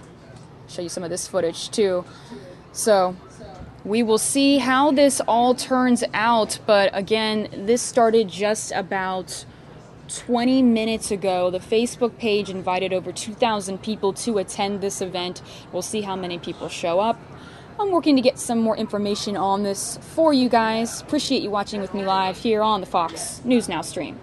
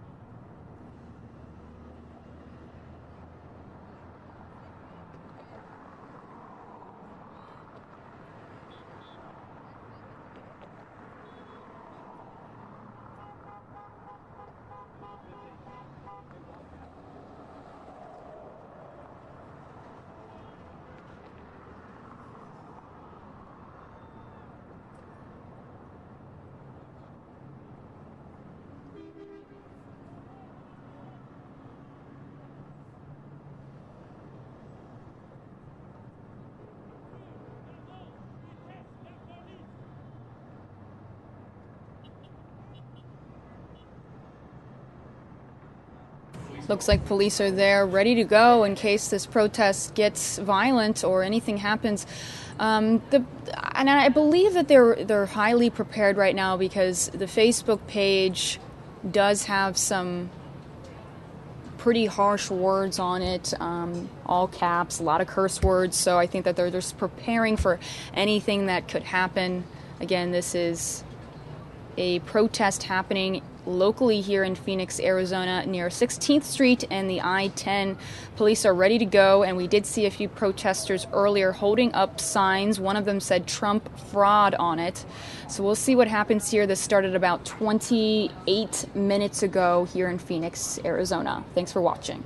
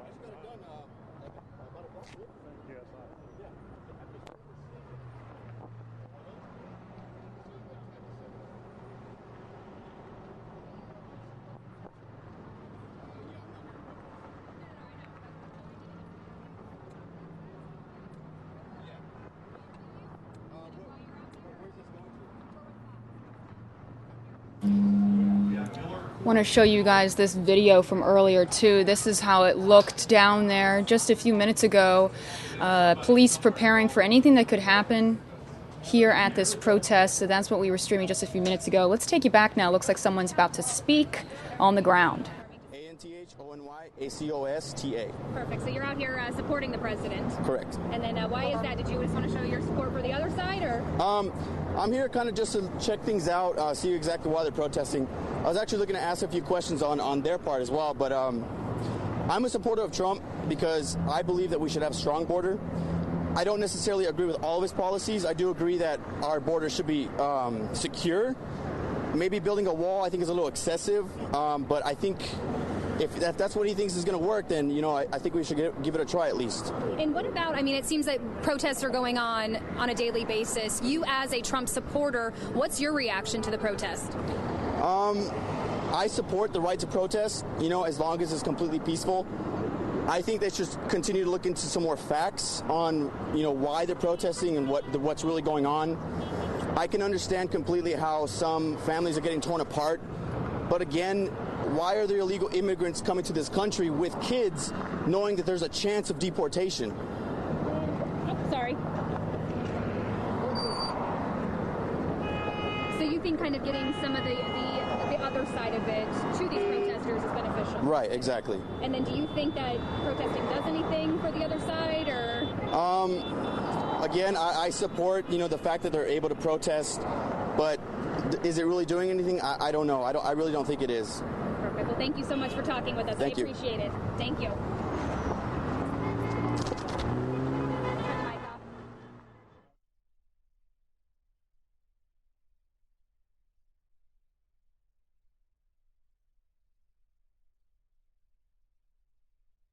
That was our reporter Danielle Miller interviewing that supporter. That was a Trump supporter down there saying he's just trying to see what people are out here protesting right now. As you can see, this is a group of people down here near 16th Street and I-10 in Phoenix, Arizona. It's about 4:33 here. This started about 30 minutes ago. A protest against several topics, actually. It's not necessarily called an anti-Trump protest, but they are against what President Trump wants to do, his decisions, and the Facebook page does have a picture of Trump on it. So it would make sense to call it an anti-Trump protest. Here's a look at the Facebook page again. So yeah, that would make sense to call it that, but they're calling it an anti-fascist march and hashtag general strike. That's the name of their Facebook group here. You can see it says starting today at 4 o'clock, going until 6 o'clock.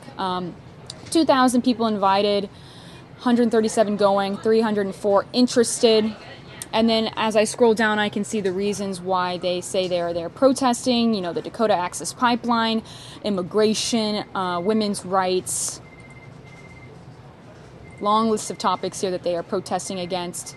And you can see we have a camera live on the ground there, and we will have the news chopper up there again as well soon.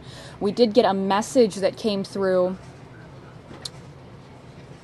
DPS response to this protest. It says that they are aware of the planned protests and have a plan in place to work with other law enforcement and government partners. Due to security concerns, they will not divulge those plans to the public, but they did say they are aware of these planned protests and have a plan in place to work with other law enforcement and government partners. They're not going to tell us exactly what that plan is, but we do know that they are prepared for anything today.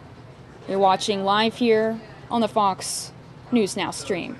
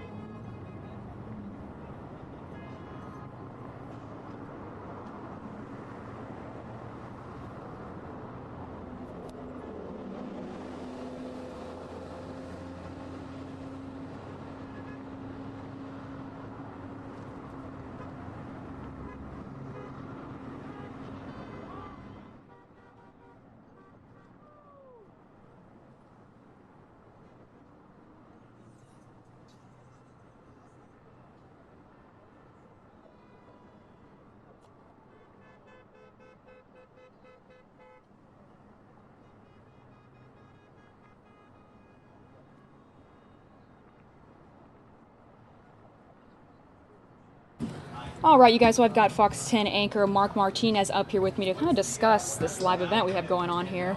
Yeah, so we're keeping an eye on this here, obviously in the newsroom. We've got crews out on the scene. So this group here, they've assembled on the pedestrian overpass on the I-10 at 16th Street.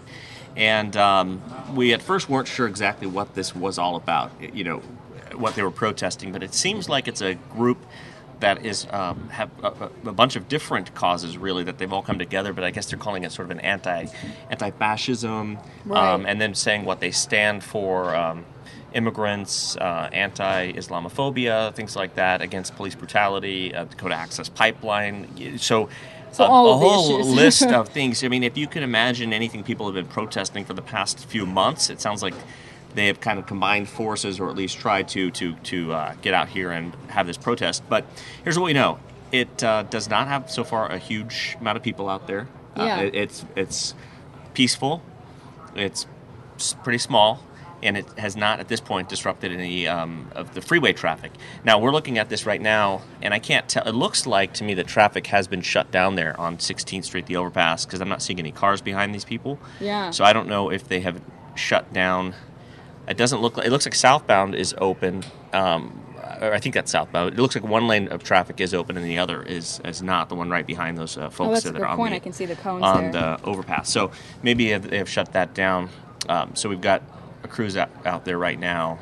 Now, there's also some there's a guy out there, at least one person we talked to, who was pro-President Trump.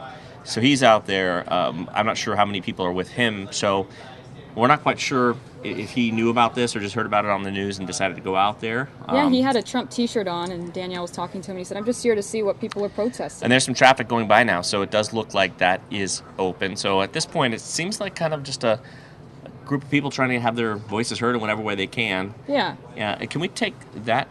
Oh, is that yeah, that live? shot right Okay. there, that's the live one. This here is just a little delayed. Oh, okay. I see what but you're yeah, talking so here's the live one. And since I just moved here, I'm not totally familiar. Okay, so the signs are holding up against the fence. How easy is it for drivers to see those? Is it pretty easy? Oh when yeah, you're yeah. driving So there? you're where they are right now. This is the bridge over the I-10, Mhm. and on either side of that bridge are these pedestrian walkways where this person is right now, where the people are standing. So as you're driving underneath it on the freeway, it's very easy to see. You just you'll as you're approaching, you'll see these signs, and you can Yeah. read what they're saying, and you've seen. We've seen this in the past where people will hold up signs or put signs up. I've even seen like a marriage proposal up there one time. So they use these for, Aw. for some causes occasionally. Yeah. I haven't seen a lot of protests on this particular overpass before, but there are police. As you can see, there's some officers there, kind of keeping watch. Yeah, I was showing them this video earlier, just how many there were there just preparing. Now, it's interesting. I was on my way back to the station, and I passed I-10 and 7th Avenue, and I noticed there were 4 DPS motorcycle officers parked on either side of the median. And I didn't know what was going on. I had no idea this was going to happen, so I thought it was maybe a wreck or motorcade. something? Well, I thought they might be waiting for a motorcade of some sort to shut down traffic for some reason, and then got back here and we started seeing the pictures coming in. So the DPS and the officers that are out there, they had a heads up on this. They knew it was coming because that was about an hour before this all started. They were already kind of getting positioned. So Seems like a big response, though, don't you think, for such a little amount of people? But they don't know how many people are actually going to show up. That's so true. They probably, you definitely, from a law enforcement perspective, you want to be overstaffed rather than understaffed in a situation like this. So they're probably just had them out there just in case anything happened. And what will happen now is if they, once they're getting a better idea of how many people are going to actually show up and what the mood of the crowd is, if it's really, and if there's any counter protesters. I mean, the thing about this from the police's point of view is, if these people just want to get out there, hold up signs, and get their voices heard, and they're doing it in a peaceful way, and there's no counter protesters where they think there's going to be some sort of fights, they'll really kind of just keep an eye on it. Make sure it doesn't get to the freeways, disrupt traffic. But if they think that really it's not going to escalate into any sort of violence or anything like that, they're really just going to watch it and probably scale down some of their police presence at some point. I was surprised they already had the plastic covers on their face. They were ready for Yeah, well, something. we saw, several months ago, we did see that big protest through the streets of Phoenix, which was threatening to shut down I-10, and it did get pretty intense. I mean, the police ended up having to block the protesters from getting to the freeway, and that became national news at that point. So I think that, the idea may just be that let's do what we have to do to make sure that the streets are still safe for the pedestrians and the motorists out there, but let them protest because it is their right to do that, as we all know, and make sure that it stays safe. And it looks like it is so far. I mean, I don't looks know. Safe right now. The one thing we don't know about, too, is that I think that they had a starting time on this at 4 o'clock, but it said from 4 to 6. So there could be people who are going to show up after the, work, right. sometime between now and then, or this could just kind of die down.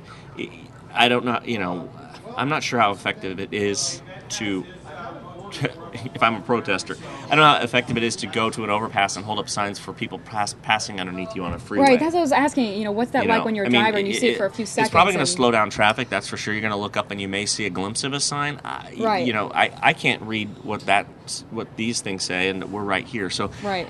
I don't know how, from a protester perspective, I'm not sure if this is the most effective who way, knows? but at least it seems peaceful right now. And as long as if people feel like they're getting their voices heard, no matter what you believe, we all have the right to have our voices heard. Yeah. And maybe this is just something they feel like they want to do something, and there you go. In the Facebook page too, it looked like they're in all caps. It says F fascism, F racism, F capitalism.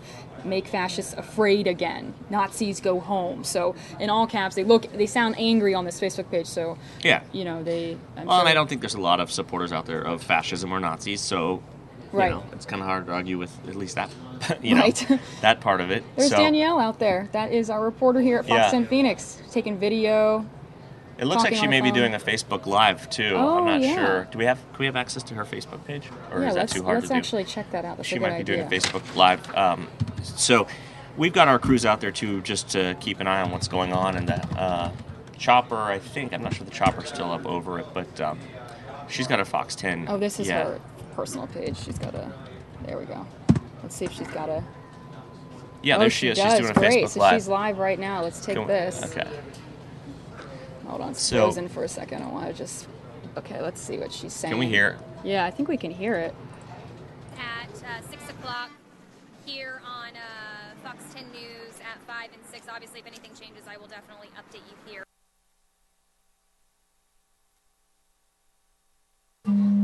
So Mark's going to try and call her back because it seems as though she was just ending her Facebook Live. So I'm going to call her real quick and see if she can do that again. Sorry here. This is... No, that was a great idea to pull up her page. She may be on the phone too, so we'll give this a shot.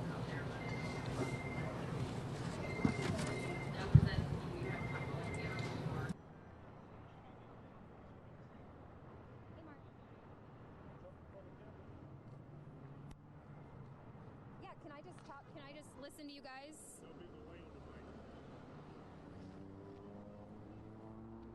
Oh, you want me to just Facebook Live? You guys don't want me to be live right here? Yeah, just make sure, Mark, I can stay in with you. This will be, my phone will act as my IFB, so. All right. So, yeah, hey, I can hear you guys. Yeah, it definitely is. We're here on the 16th Street. It's the overpass bridge right here on the I-10. There's probably, I would say, I don't know, maybe 30 to 40 people out here, and a couple people are still continuing to come, just scattering in here at this time. Everything so far has remained peaceful. A lot of people obviously honking as they drive past.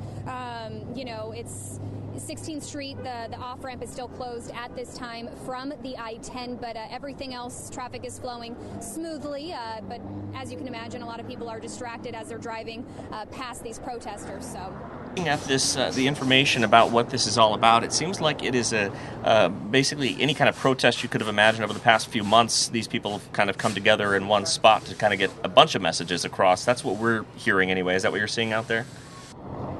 Yes, Yeah, so we talked to a couple people out here, and basically they're just saying that they're protesting because they're still unhappy with a lot of the things that President Trump has put in action here over the last several weeks. And they were telling me, too, I was asking them, you know, what does protesting do for you? What getting the message out here? And they say that's exactly it. It continues the message to keep it going. They're still unhappy. They're still not happy with a lot of this regulation that President Trump has put into action. So they say they're going to stay out here. And I even asked them, too. I was like, you know, it seems like every day there's a protest, which is a lot of people just want to be heard. And they were telling me that they're going to be protesting until impeachment. So they're obviously fired up and not happy with the way things are going right now. But they do say, you know, being over here on the overpass of a freeway, there's thousands of people driving past. It's rush hour. It's Friday afternoon. People are heading home. So they said they wanted to kind of get the word out to as many people as possible. And what better location for them, the overpass here at 16th Street and the I-10. So we're hearing a lot of talking about immigration and Islamophobia. You're also hearing a lot of people who are not happy with President Trump specifically, and that's what they want to see is President Trump impeached. You're hearing that from people out there? Yeah, a lot of people out here were saying, you know, when I was asking them just that about protesting, they say they will not stop until he's impeached. So, you know, obviously nobody can foresee the future, but that's exactly what they want out here. Some people, though, just want some different regulations that he's already put in place. But I also have to say there was one person out here who was actually a Trump supporter. He came here with his Make America Great Again shirt on, and I did interview him, and he was kind of just saying, you know, I wanted to get out here to talk to these protesters just to kind of see what, you know, they disagree with. And he said that a lot of people, these protesters, are misinformed and they don't have the facts. You know, but he was even telling me that there's a lot of stuff that he doesn't agree with Trump, but, you know, he is our president and we just need to support him and get behind him and all work together. Well, if you're going to have an exchange out there, that's the way to have it, you know, to have somebody come out there and a legitimate exchange of ideas and conversation and something that doesn't get heated or violent, then that's not a bad thing. I mean, we're not seeing that very often where people are kind of getting both sides of people's opinions. Exactly, Mark. You know, it's either we've seen so much over, you know, this obviously this election cycle. It's either one way or the other. There's no middle ground. If you like Trump, people who hate him hate you, and there's just so much hate involved with it, you know. But this guy out here who was a Trump supporter just said, you know, I wanted to hear from the other side. I want to see exactly what they're protesting because, you know, a lot of people see people, you know, holding signs and things like that. They're not sure exactly what they're against. And, you know, people over here that I spoke with are against several things, you know, a lot of things that President Trump has put into action over the last several weeks. So, but it is good just to have that conversation. It's the only way each side of the aisle is going to ever understand each other. I know you got to get ready for the 5 o'clock news. I just had one quick question for you. Can you, you're a photographer, I'm not sure who you're with. Can we see what the traffic looks like on the freeway? Is it being impacted by this? Sure, let me show you. Hey, Rick, will you go over here to the I-10? Will you show the I-10 and just the traffic? So there's the protesters right there that you just saw on the bridge. Here's the traffic. To me, Mark, it looks like typical Friday afternoon rush hour traffic. As you can imagine, though, a lot of people honking and kind of slowing down as they pass the bridge. But other than that, it looks pretty typical out here for a Friday afternoon. Westbound is always a nightmare on a Friday, that's for sure. So it doesn't seem to be slowing it down any more than usual out there. Danielle, we really appreciate that info from the scene there at 16th Street and I-10. We'll let you get back to work, and if everybody wants to tune in, you'll be on Fox 10 News at 5 o'clock with the latest on this. Awesome. Thanks, Mark.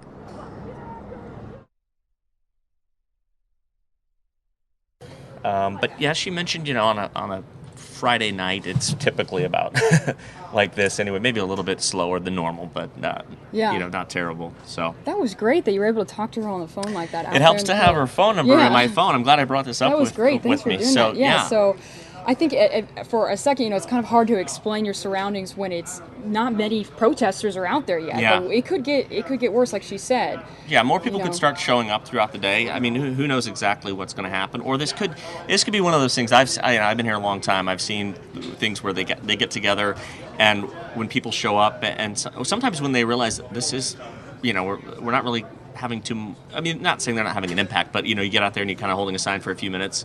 After a few minutes, you might say, okay, well, time to go. You That's know, my point. Yeah. So you can say and you it went kind of out start there. to filter off and die down a little bit. So maybe that's Right. what's happening. But Well, thank you for sure, coming of up course. here. I got to get back to. I got to be on the 5 o'clock 5 news o'clock too. news. You So got 10 minutes. yeah. All right. Thank you and so much. If we find out any more information, we'll pass it along. Of course. All right. here And you on guys News Now. follow Mark on Twitter. What's Yes, your Twitter please do. handle? It's at MarkFox10, MARC Fox10. All right. And also, do me a favor if you can. I hate to do this, but I like to have interaction on Facebook, and my Facebook page is Mark Martinez Fox 10. All so right. if you'd like to follow me there or like me on Facebook, you can ask me any kind of questions you would like about the news business, and we will update you on this story as well on Twitter throughout the evening.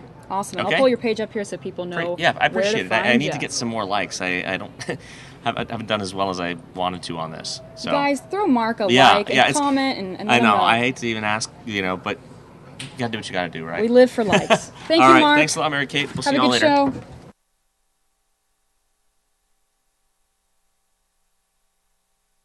All right, you guys. Well, that was Fox 10 anchor Mark Martinez. Don't forget to follow him on Facebook and Twitter. There he is, Mark Martinez, Fox 10. Give him a shout out. Throw him a like. Let's take you back now to those protests live in the field where one of our best reporters, Danielle Miller, is out there.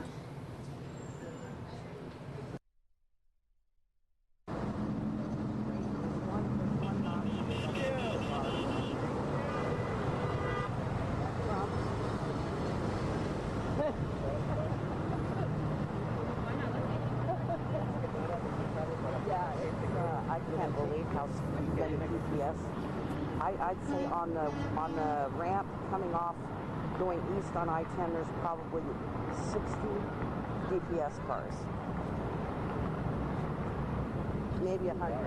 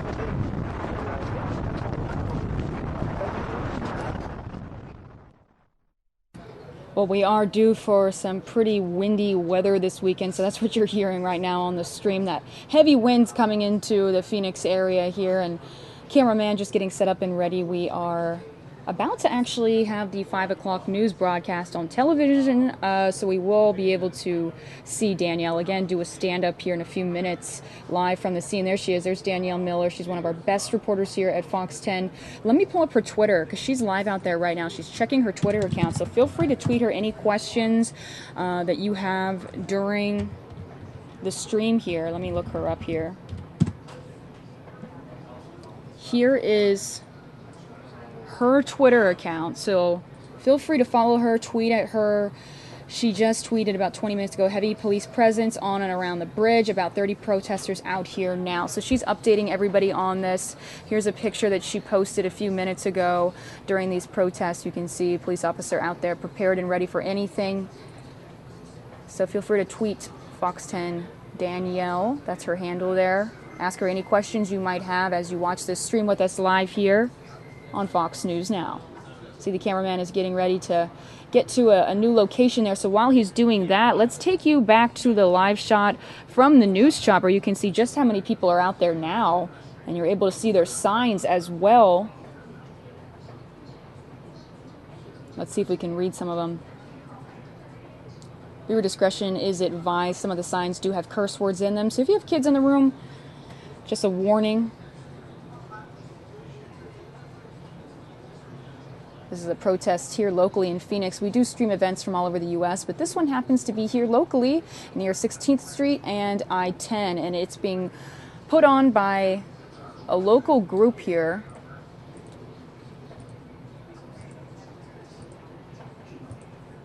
Let me pull up the page again for you guys.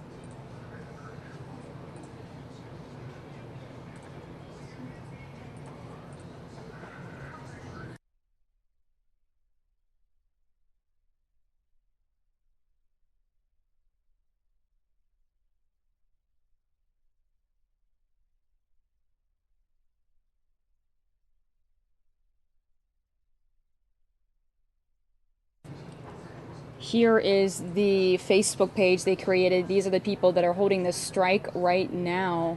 It's called an anti-fascist march and hashtag general strike, hosted by a group called Stand Up Against Hate. Now, I have reached out to them and asked if they want to speak live with us here on Fox News Now. Still waiting for them to respond. They might not respond, but if we do get their response, we will certainly take them live here on the stream. But you're able to see all those signs being held up right now as traffic moves through during rush hour here in Phoenix.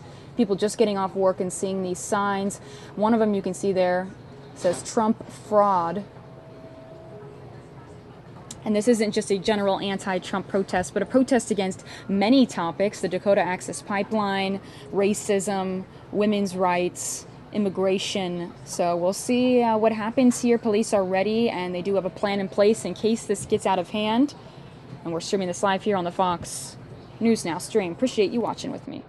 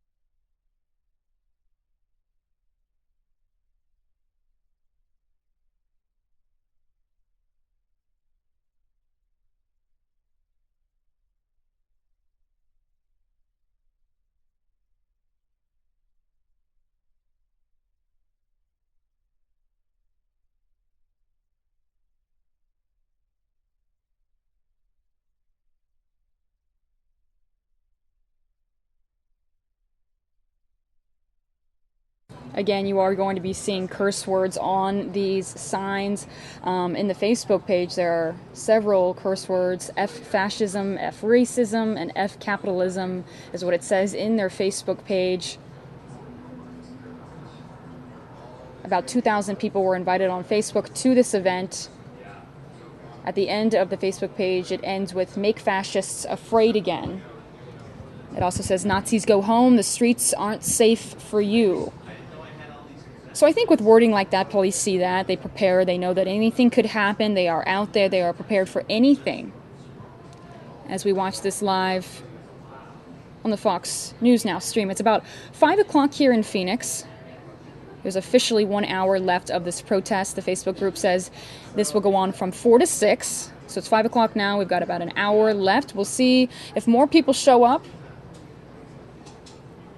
But right now it looks pretty peaceful, which is always good news.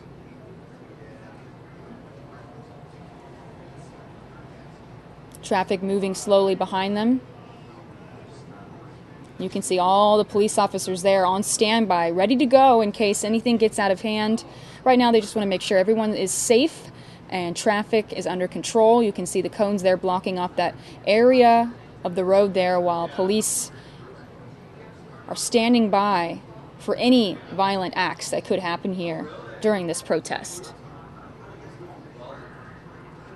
Bystanders are there as well. You can see in the corner there by the stoplight, people are there taking their phones out, taking videos, just trying to see what's going on here. We did also show you a Trump supporter earlier as well who said, "Hey, I'm just here to see what people are protesting about. I'm just here to talk to people and see what's going on." So all sorts of people there right now. And look, here's a whole other group of police officers as well on standby, ready to go in defense mode in case anything happens.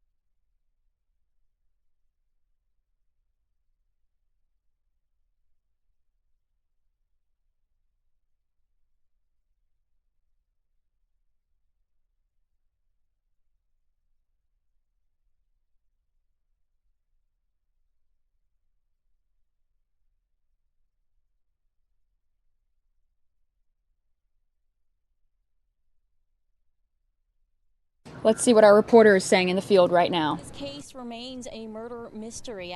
Allison Feldman's family will be hosting a vigil here at the Scottsdale Justice Center starting in a couple hours to mark the 2-year. Looks like that is a different story that she's working on. We do have Danielle, though, down there, so I'll take her live on the broadcast in just a few moments. We do have the Fox 10 at 5 broadcasting on television right now, and as soon as I see Danielle out in the field, I will take her live as well. Let me put up the new lower third here.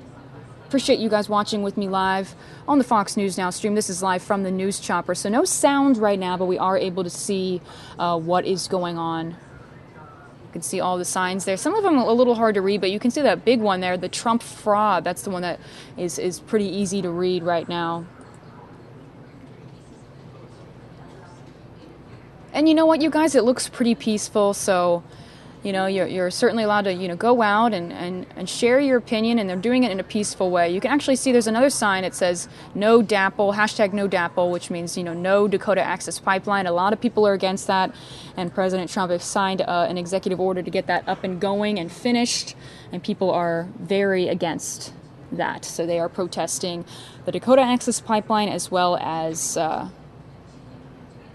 the travel ban.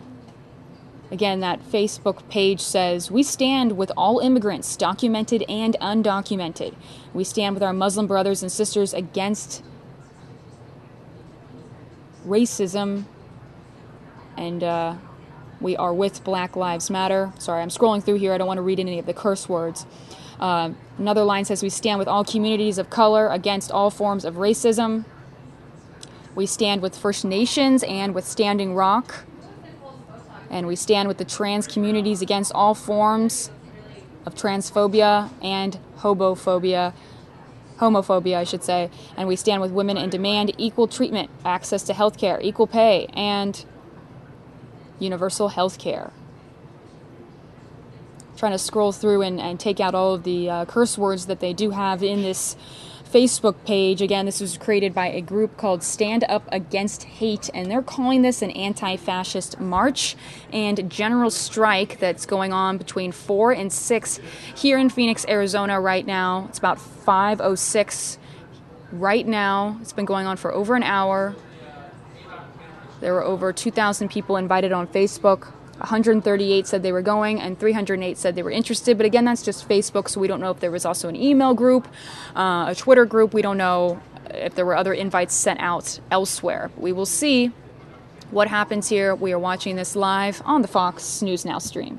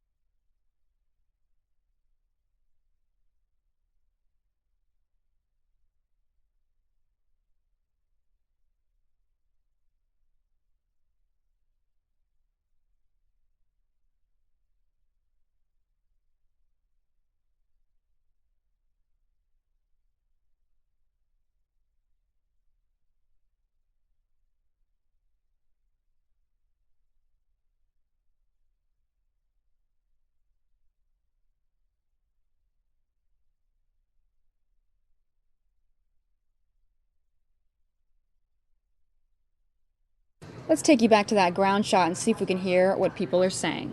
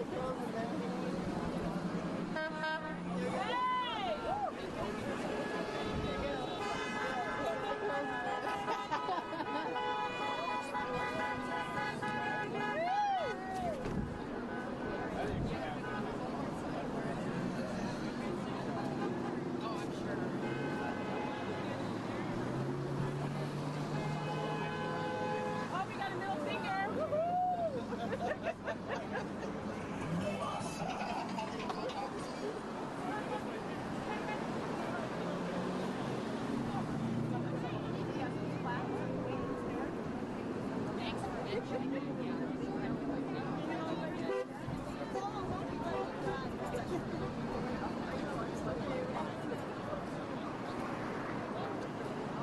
driving and taking a picture. That's dangerous. Hey, what are you doing over there? Can we show how many people are going to get to an accident? Yeah, this one. Yeah. I'm glad you're taking a picture, but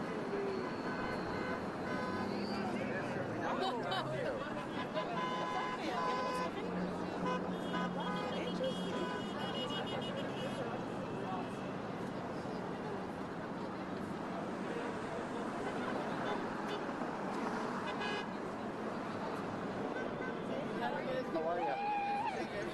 That's what I don't get. What's that? It's mostly a business owner.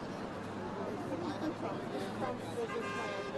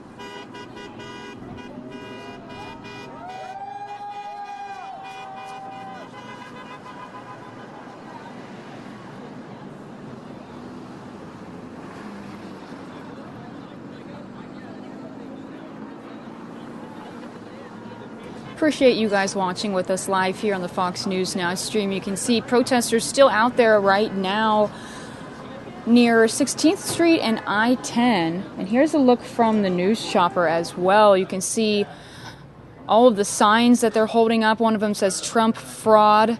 Again, this is a group called Stand Up Against Hate, and they created this Facebook page called Anti-Fascist March and General Strike, and it's an event they created on Facebook. They invited over 2,000 people to come and protest today in Phoenix. There's about an hour left in this protest. We'll see if more people show up, but right now it looks peaceful and fairly small at the moment. Police are on standby, though, in case anything happens. Appreciate you watching live with me here on the Fox News Now stream. I am your host, Mary Kay Gaffney.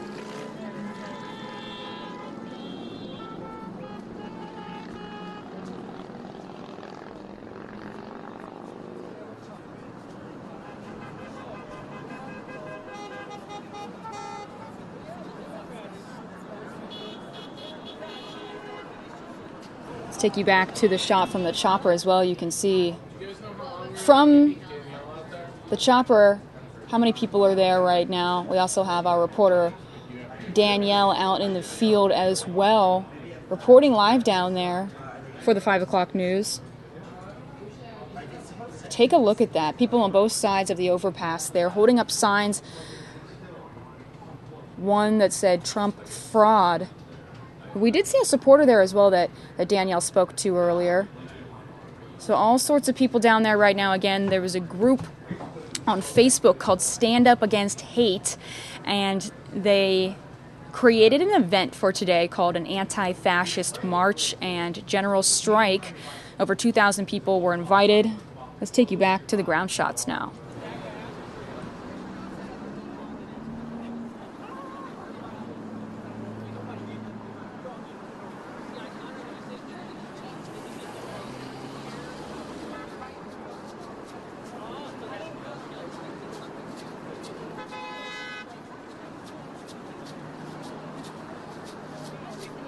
And I want to hear from you guys. Tweet me at Mary Kate Fox 10. Let me know what you guys think about this. Share your opinions with me. Tweet me at Mary Kate Fox 10 or our show page, Fox 10 News Now. And that way I can pull up your tweets here on the show and air any and all opinions. Just no curse words. But yes, again, feel free to tweet me at Mary Kate Fox 10. I'll be able to put your tweets up here. Share your opinions of what you think about this protest. Let's show you those signs again. Let's take you back to the chopper. You can see everyone out there right now. You can see that Trump fraud sign again. That's the one I can read right now. The other one is sort of hard. You got to squint and see what they say. I'm sure it's easier to see from the ground there in your car as you drive by. Let's take you back to the ground shot.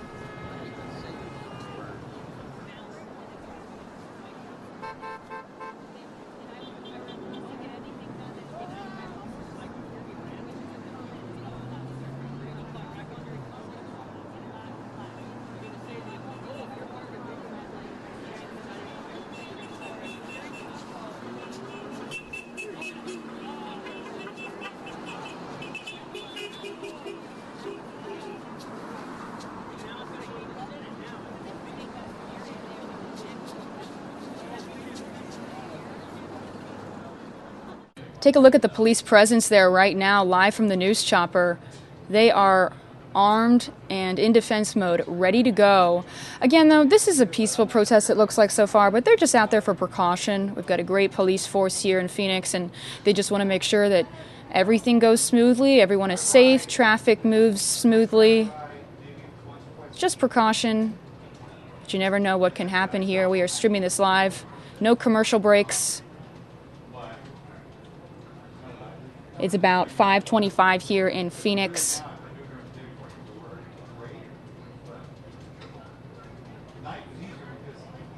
Let's take you back to those ground shots.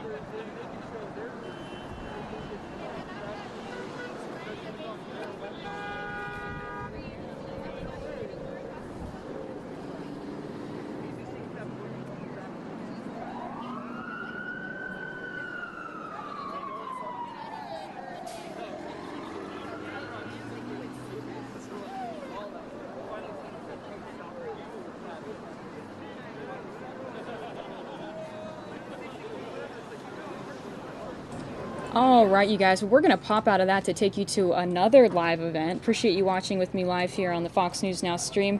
Let's take you to Philadelphia, where there are people protesting against President Trump. This is live from the News Chopper, so let's take you there and I'll get you some more information.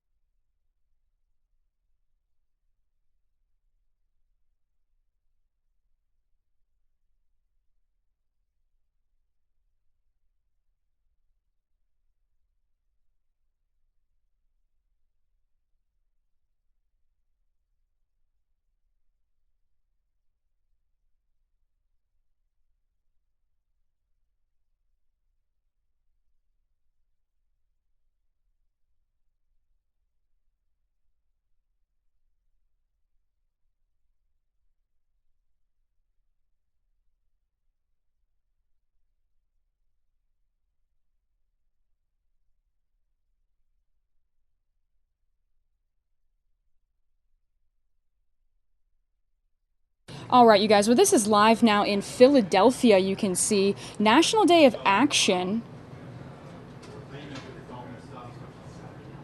And let's see, actually, this is, let me go back to the ground really quickly in Phoenix here. Let's see if we can hear what these guys are saying.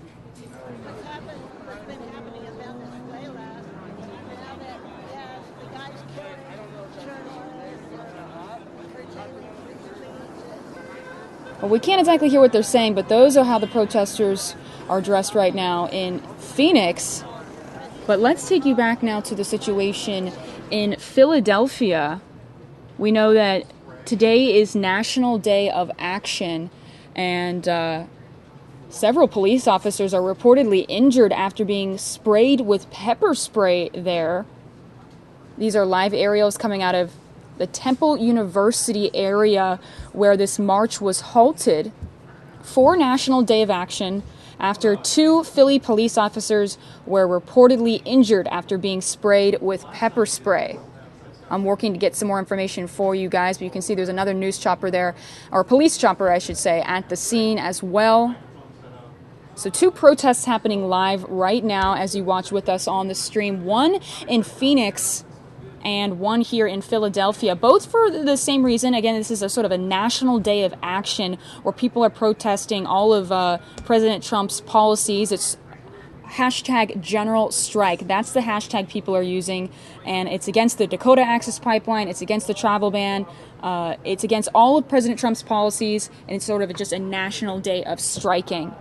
So one is happening in Phoenix and one here in Philly. You can see here are the ground shots right now here in Philly. Again, 2 police officers reportedly injured after being sprayed with pepper spray. So this one definitely a lot more serious than the one we were just showing you in Phoenix, where it looked fairly peaceful. We'll keep you updated here live on the Fox News Now stream.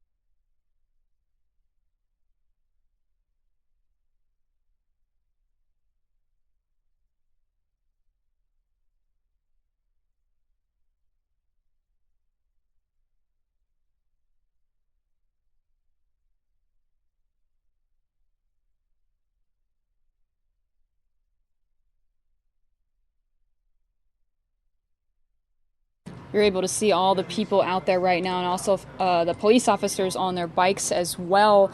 Again, we can tell you there's at least 2 officers reportedly injured. They were sprayed with pepper spray there. This is near Temple University in Philadelphia right now. This is the second protest of the day where people are protesting against President Trump's policies. Today is called National Day of Action, and the hashtag trending online is general strike. So it's sort of a day to strike about whatever it is that you feel is important to you. And today people are out there protesting against President Trump's policies. It's about 7:37 there in Philadelphia right now. We can also tell you that the protests in Phoenix are still happening as well, although that one looks a lot more peaceful than the one here where we are hearing reports of 2 officers injured. So we'll keep an eye on this and get more information as we stream this live on the Fox News Now stream.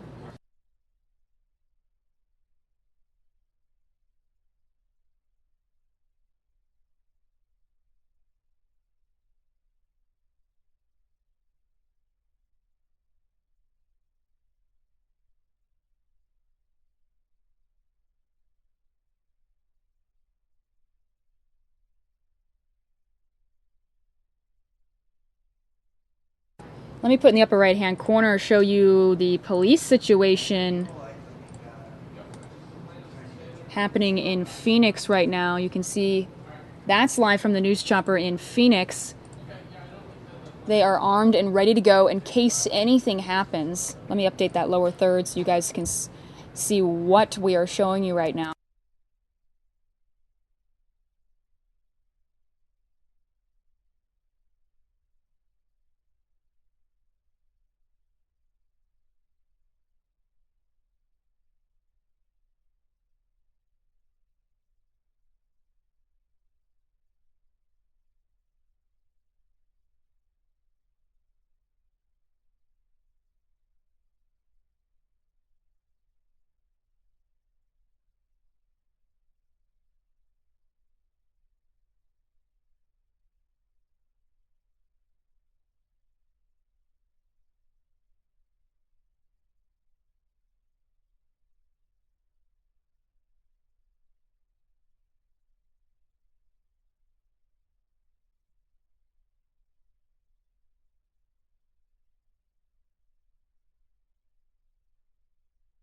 One of the viewers in the chat asked to see both screens, so I'm giving this to you guys now. You can see both protests happening live at the same time. Full screen is Philadelphia. You can see the police chopper flying around there right now. This is outside of Temple University there. And then the upper right corner are the protests in Phoenix. Looks like we just lost that feed out of Philly, so let's take Phoenix full screen here until we get that feed in Philly back.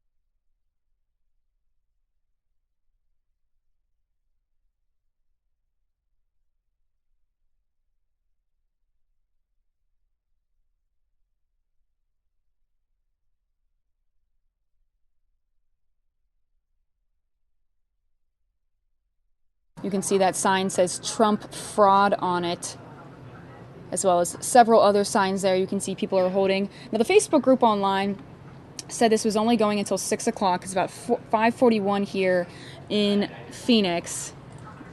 Here's a look at that Facebook page that they created. They're calling this an anti-fascist march and hashtag a general strike, created by a group called Stand Up Against Hate.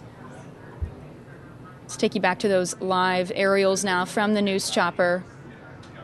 Again, this is National Day of Action. So anybody who feels strongly about something, this is the day that people choose to go out and protest and share their opinions with the community.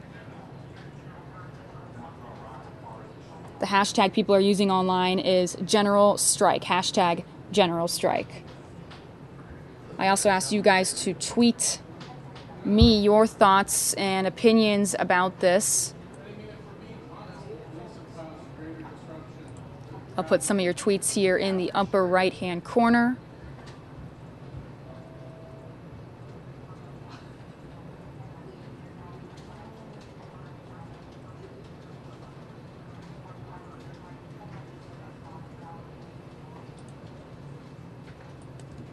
This tweet coming from Christian, I'll pull this up here in the upper right corner. Christian says, I support this protest because we all have the desire of living the American dream and not live in fear. So that tweet coming in from Christian Hernandez. Thanks for the tweet. We accept any and all opinions here on the Fox News Now stream. Just no curse words, because then we can't put it on the screen.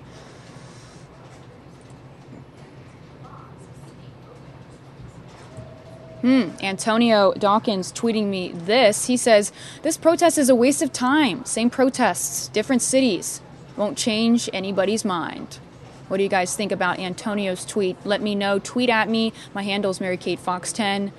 Or tweet at our show, Fox 10 News Now. Let me know what you guys think about this protest. This is not the first, or this is not the only one, I should say. We were just showing you one in Philly as well. We'll take you back to that feed if we get it.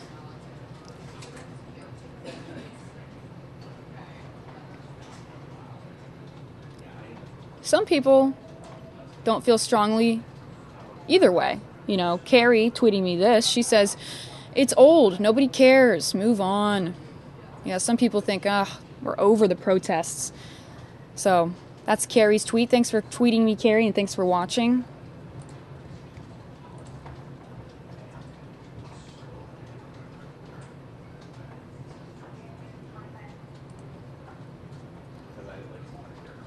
Let me pull up this tweet. This is another one coming in from Christian Hernandez. He says, I am hurt by the many who are saying racial comments. This nation was founded upon immigrants hoping for a better life. Thanks for your opinion and thanks for sharing with us as we watch this live together on the Fox News Now stream. Scrolling through more of your tweets here.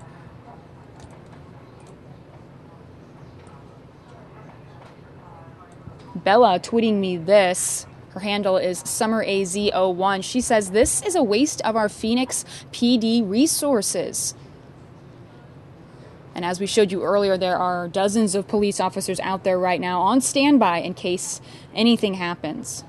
If you're just joining us, we are streaming live a protest here locally in Phoenix, Arizona, and we were also showing you one in Philadelphia because today is National Day of Action. People are out there protesting against President Trump's policies. And you can see on the overpass that line of people there holding up signs. Those are the protesters there, and police are on standby in case anything happens.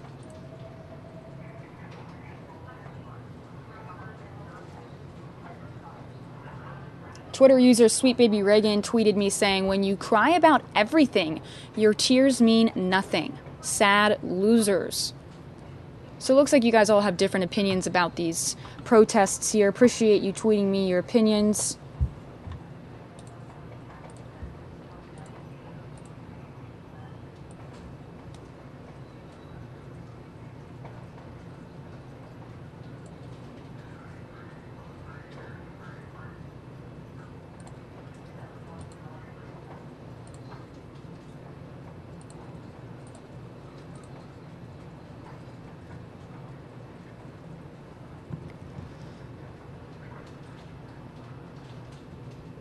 Satiri tweeting me this. The people voted at the election. It is over. America made their votes. Move on with your lives. Give them 1 year. What do you guys think about that tweet? Let me know your opinions. Do you think that people should give President Trump more time to show what he really wants to do? Or do you think, no, people should be out there protesting no matter, how long he's been in office? It is National Day of Action, after all. It is the time to protest if there's any day to protest. This would definitely be a day for it, since it's National Day of Action. Let me know, do you think that this protest is making a difference, or do you feel that there is possibly a more influential way of sharing your opinions? Maybe it's a social media page, maybe it's a video, or maybe it's a protest. Let me know what you guys think.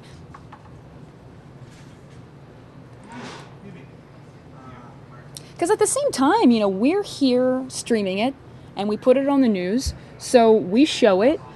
It does get they are getting their message out. They know that the news will be there to cover it. Fred L. tweeting me this. These protesters still don't understand the difference between illegal and legal immigrants. Pathetic. So what do you guys think? Do you think these protesters here aren't understanding the difference between illegal and legal immigrants? Let me know what you think. Tweet at me, Mary Kate Fox 10. And again, they're not only protesting the travel ban. I want to let you guys know that. They're protesting all of Trump's policies. The Dakota Access Pipeline, women's rights, the travel ban, several policies. So that's what we are streaming here. Again, this is the Facebook page. I can't scroll down and show you all of it because there are a lot of curse words in this Facebook page. You can see 2,000 people invited. The anti-fascist march and hashtag general strike hosted by Stand Up Against Hate. Now, I did contact them, sent them a message, asked if they want to speak to us live here on the air. If they get back to me, I will definitely take them live and ask them questions. If you guys have any questions you want me to ask them, feel free to tweet me those suggestions at Mary Kate Fox 10, and I will definitely ask.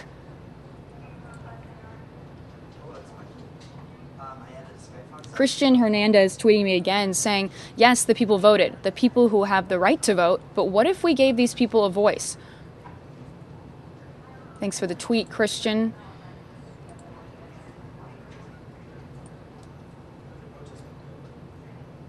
Looks like some people are taking their signs and heading to a different location or possibly heading home.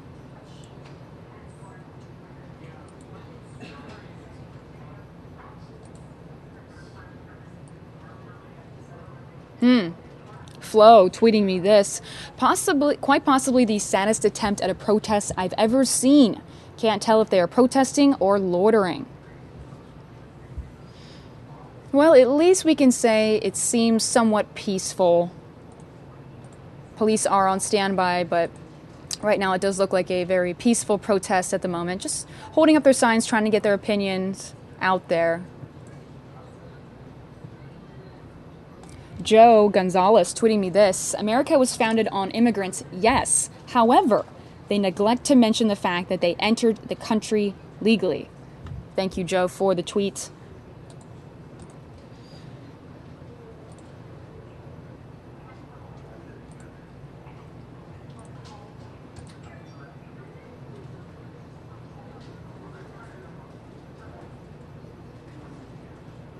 Landis2 tweeting me this: every one of these, quote, anti-fascist groups and the, quote, the left as a whole, with name-calling, shoving, violence, proved to be the hashtag fascists.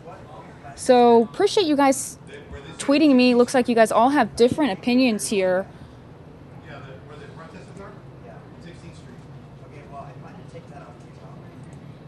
Jetlaw tweeting me this: women's rights, but I do not see any anti-Saudi Arabia signs, ...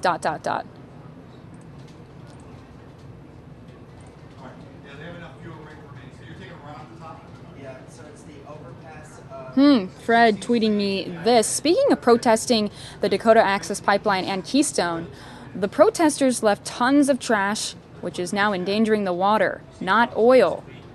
That tweet coming in from Fred.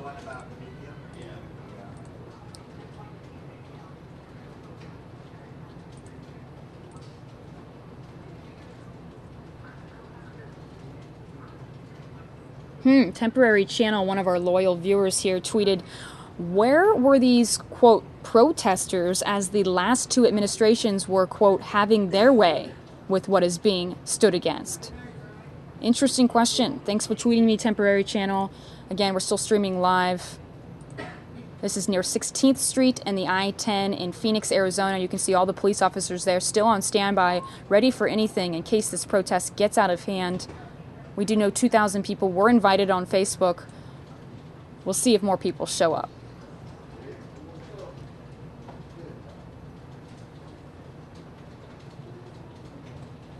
Moderator tweeting me this: if we had open borders, other countries would dump 4 billion poor and sick here and destroy our country. Okay. We support any and all opinions here. I try to bring up all of your tweets.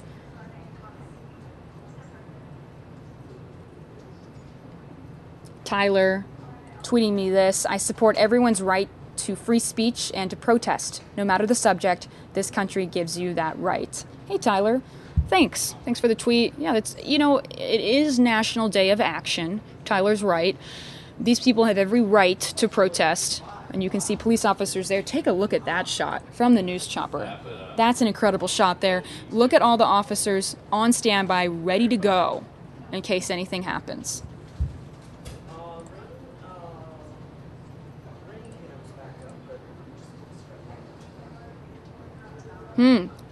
Kara stuck up tweeting me this: I don't believe they know or care what they are protesting. I think it's easy money. Ooh, Kara, so are you suggesting these are paid protesters? Let me know. Tweet me again. Thanks for the tweet.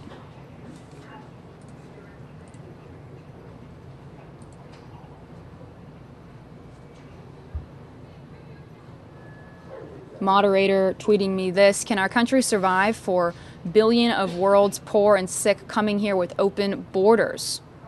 Interesting question.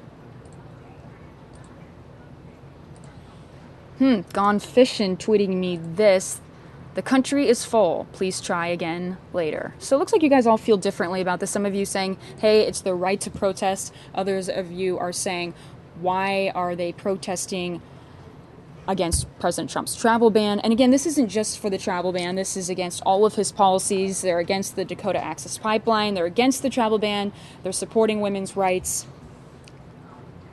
This is National Day of Action.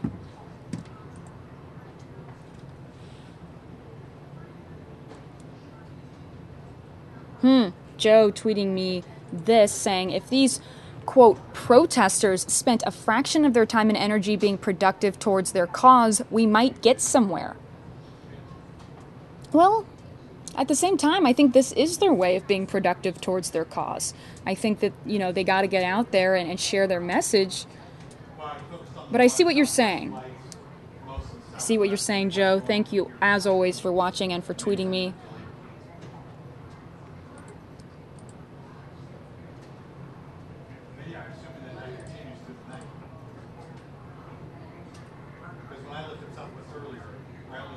Satiri tweeting me this. He says, those people protesting do not understand how the world works. Come to Europe. It's terrible here now. Open borders is bad.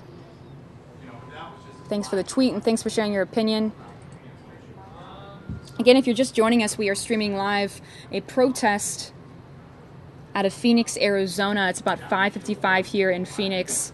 This is National Day of Action, where you can go out and protest anything that you feel you want to share your opinion about. And these people here are protesting against President Trump's policies. And this is the group here. I'll show their Facebook page again. It was created by a group called Stand Up Against Hate.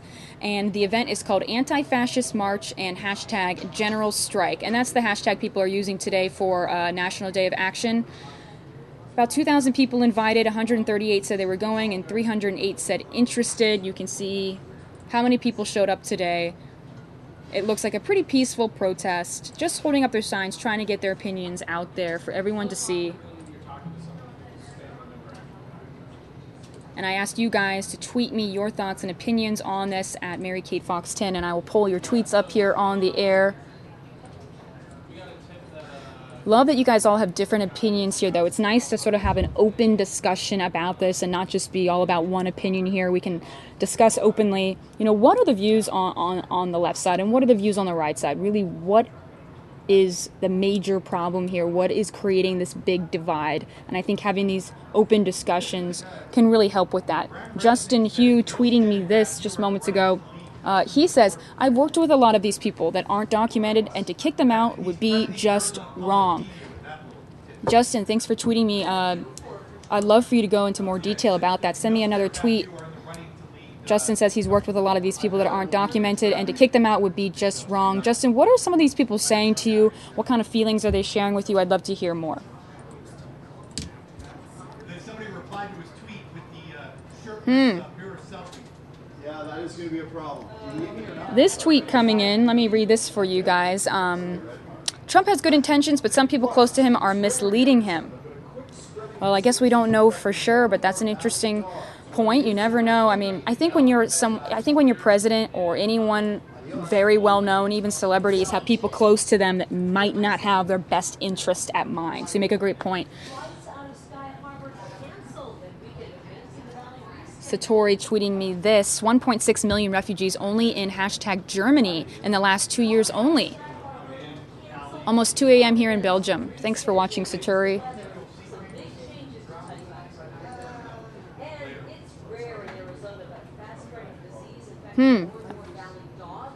Taylor Built tweeting me this. Do these paid protesters realize that illegal immigrants is not a race, it's a crime?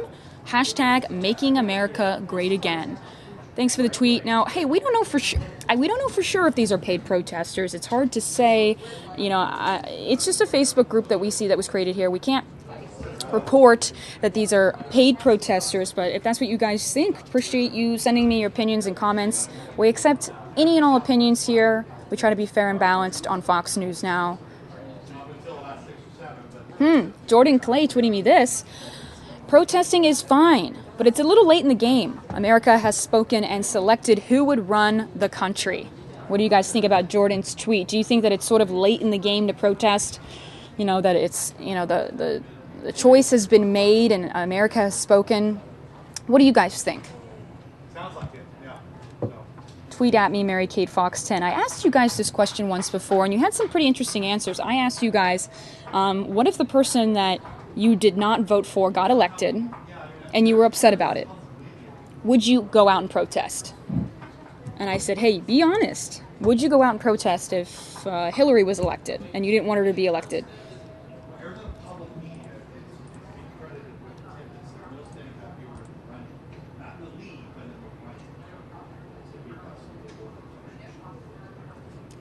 Tony tweeting me this. If they would just listen to Trump, they would be fine. Or they would find out, I should say, that Trump doesn't send them all home, just the bad ones. That tweet coming in from Tony.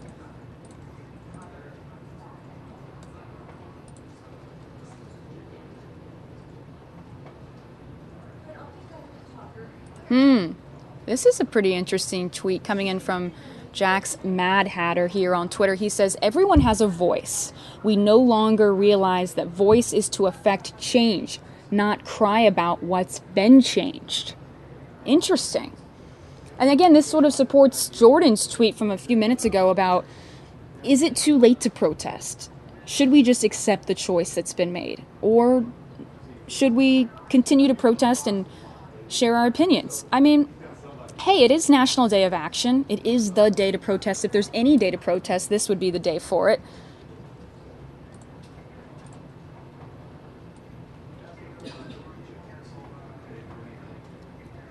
Fred tweeting me a pretty interesting opinion here. He says, the nation forgot that laws are laws. Now that Trump is enforcing these laws, everyone sees him as a dictator.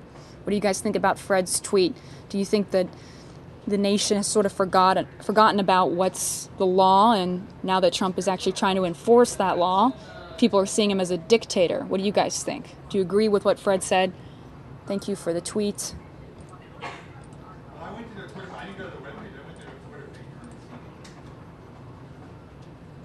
Satori tweeting me again. This is how democracy works. You have to deal with the facts of who got elected. DPS spokesman confirmed Milstead was being interviewed. And then they said neither Milstead or agreed for comment. American Trucker tweeting me this. The person I voted for lost when Obama was elected. I went to work the next day. What do they think they'll change? Interesting. So you're saying that, you know, the person you voted for didn't win and you didn't do anything. You went to work the next day and sort of just accepted that this is the way things have to be.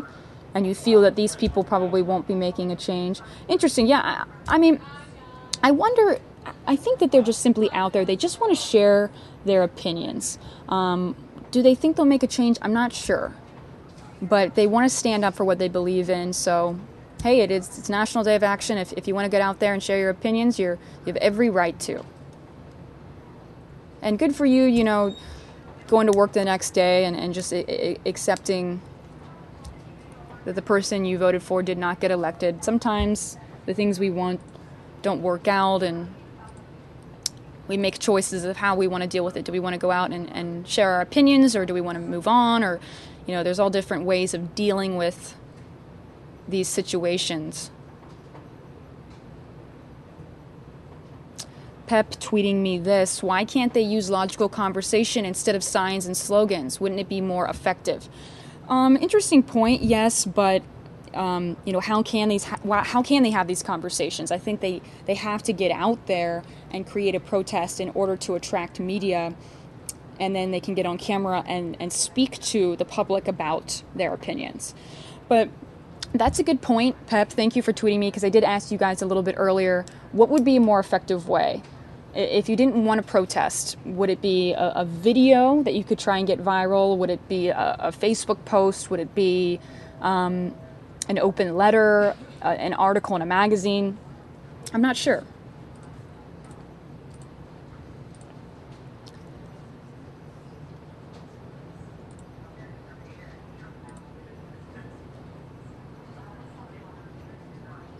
Mickey Bowers tweeting me this. It seems like every day since Trump was elected has been a national day of action. They don't care. They just want to check. Interesting. A lot of you guys have been tweeting me about paid protesters and making money. So it seems like a lot of you feel that these are paid protesters. But how can you tell? I mean, I don't know for sure that they're paid protesters. All we know is that they created this Facebook group and they're out there protesting. I see what you're saying, and I appreciate the tweet. Let me show you this page again. They're calling this an anti-fascist march and hashtag general strike. Group stand up against hate. I did reach out to this group. They haven't gotten back to me. But if they do, I will certainly take them live here on the air. I'd love to hear what they want to say about this.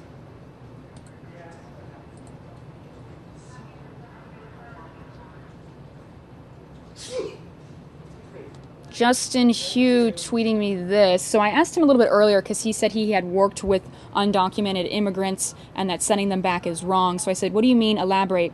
So he just tweeted me again. He said, what I mean by working with them is that they have families just like you and me.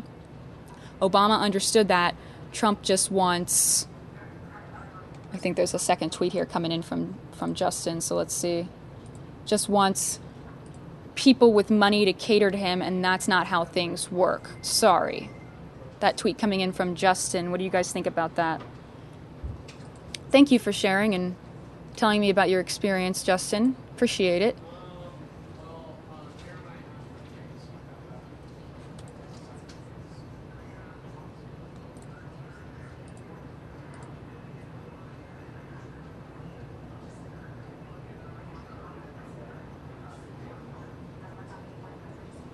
Rant tweeting me asking about that police force there for such a small crowd. Well, we weren't sure how many people were really going to show up. I mean, 2,000 people were invited. We did have a protest here a little bit ago that did get out of hand. So it's better to be over-prepared than under-prepared. And I think once they see it's under control and people go home, they'll definitely send some of those officers elsewhere. But good question. That's what I thought too. You know, at first I thought, wow, what an incredible amount of police officers there for a protest that to me looks pretty peaceful. But you never know how things are going to turn out. I mean, this Facebook group that I showed you guys earlier, there are all caps, curse words, you know, F capitalism, F fascism, you know, just a lot of craziness in the page. So I think that they saw that and kind of took note that, all right, this might get out of hand. They weren't sure.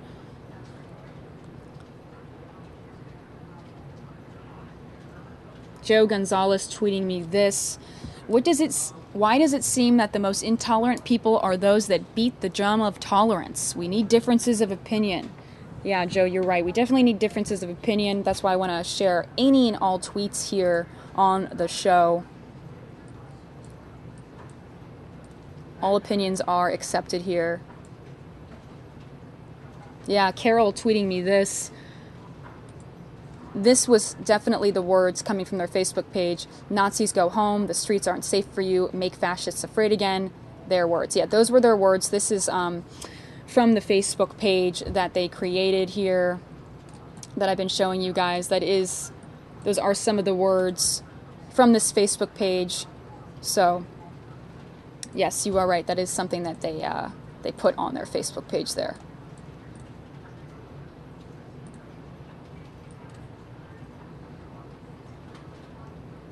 Satiri asking a question here. He says, if people are that bothered by this, why don't they call President Trump for an open debate? Well, they might have done that, and it might be a little bit harder to get a hold of him.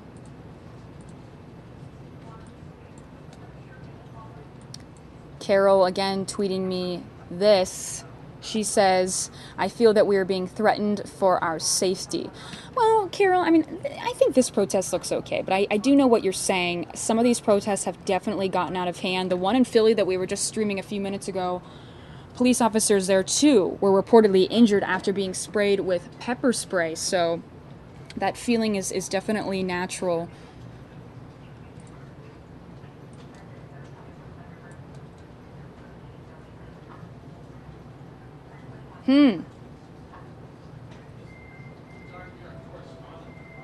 Clan tweeting me this. Interesting that the Philadelphia protests are near a post-secondary institution.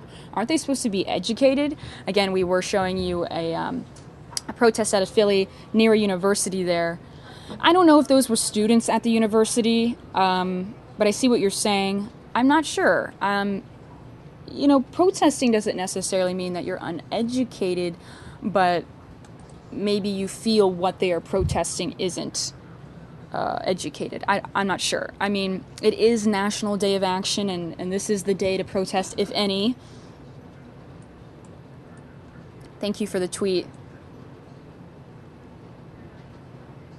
Aaron tweeting me this. I love people from other countries. I welcome all of them, but the problem is that they don't do it legally. So what do you guys think about that? Thanks for the tweet, Aaron. Now, a lot of you have been tweeting me about paid protesters, saying these people here today are being paid. And I was asking you guys, how can you tell? TV tweeting me this. Paid protesters? Only someone who voted Trump would say such a ridiculous statement. Think through logic. It wouldn't make sense. Oh, so what do you guys think? He says there's no way these guys are paid protesters, but a lot of you in here have been tweeting me saying that, you know, they're just doing this for a paycheck, so you guys all have different opinions here. This one coming in from Wes. What do you guys think about this? Wes is saying, it's unfortunate to deport those who have been here forever, but we can't jeopardize the welfare of our nation over one's feelings. What do you guys think about Wes's tweet? Let me know. Tweet at me. My handle is MaryKateFox10. I'm trying to pull up any and all tweets here on the show as we stream live. This protest, which looks like it is coming to an end here shortly, in Phoenix, Arizona. It's about 6:11 here. We do know on the Facebook page it said it was going from 4 to 6.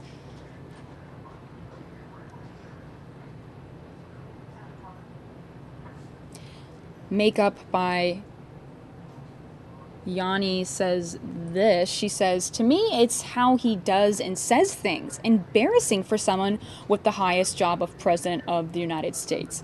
Yeah, I think a lot of people feel that there's a different manner that maybe he should speak in, but again, we are dealing with an untraditional president. He's definitely not like other presidents. You know, President Obama, the way he spoke was very,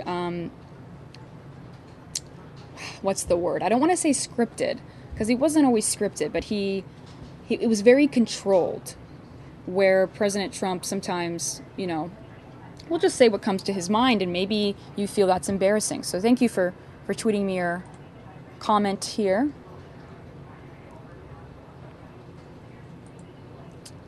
Interesting. Waka tweeting me this. They're protesting because international students are finding it hard to enter the United States. Yeah, well, they're protesting that, and they're protesting the Dakota Access Pipeline and women's rights. It's sort of a day of protesting everything.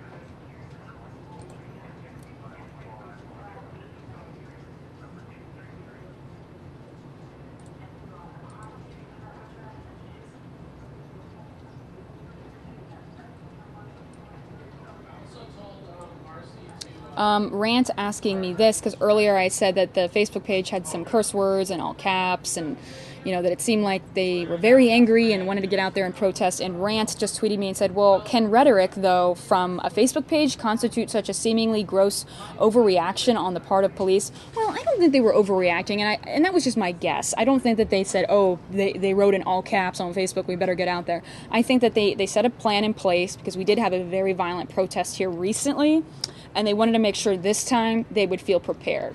So I don't really think it was the rhetoric on the Facebook page that made them decide how many officers to send out. That was just my personal guess, but good question. Yeah, I see what you're saying.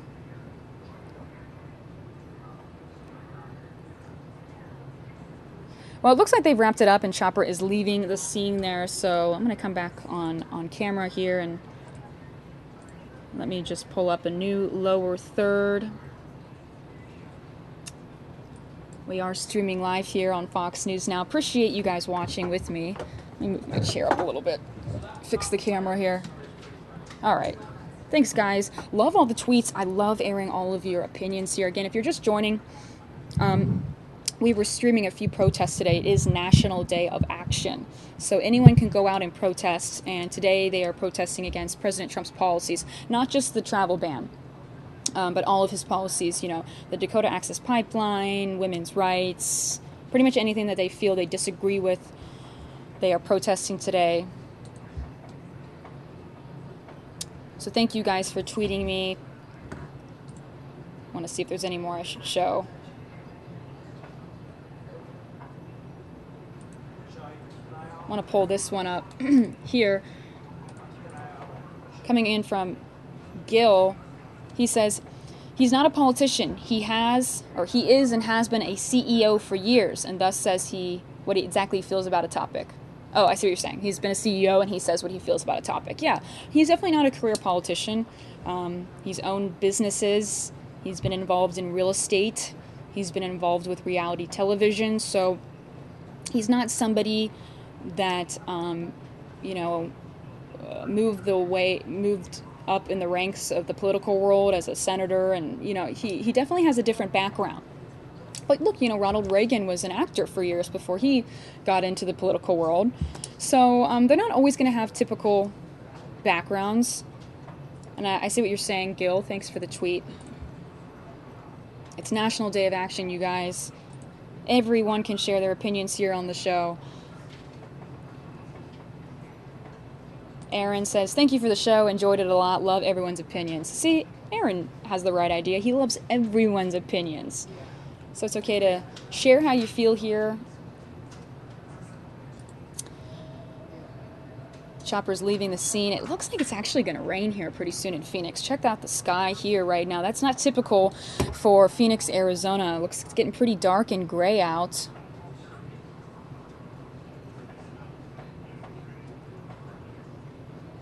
Oh, it's definitely going to rain soon, you guys. Well, I'm keeping an eye on the feeds on the board behind me.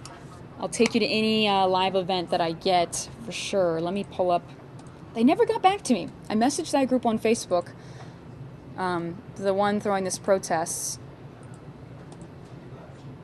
But they haven't gotten back to me. If they do, and they want to talk live here on the show, I will definitely take them and we can have an open discussion live here on the show.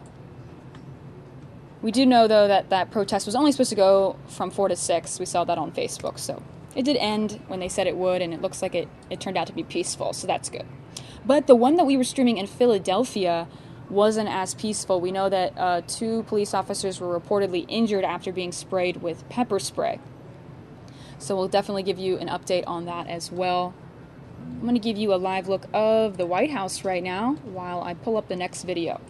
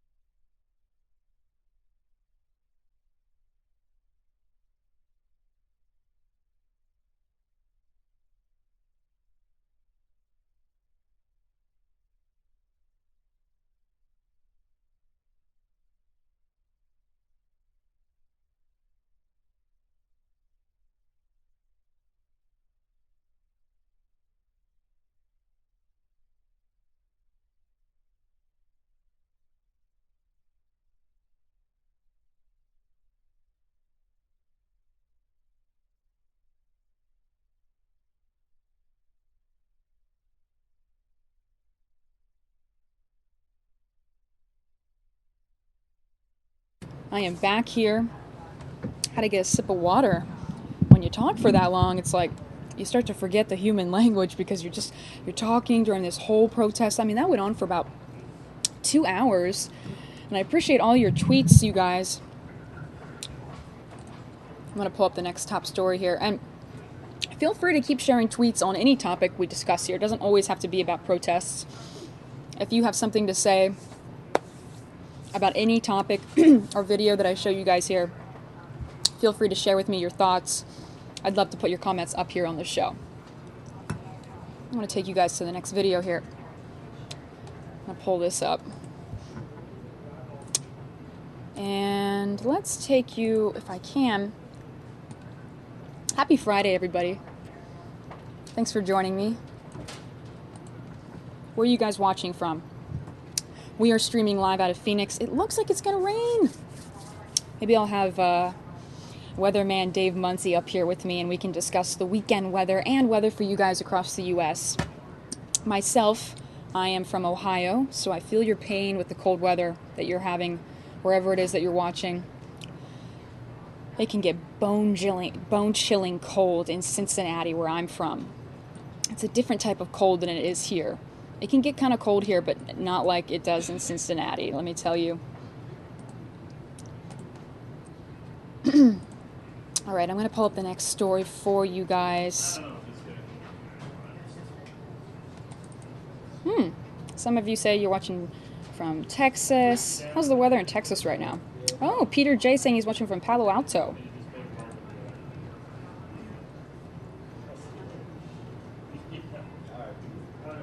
Kay Bowser saying he's watching from Wisconsin.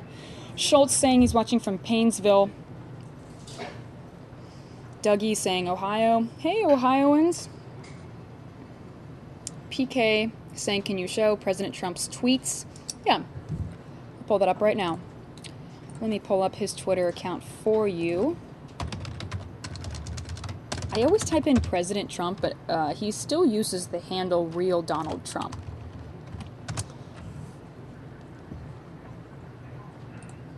This is his latest tweet. He sent this out about an hour ago.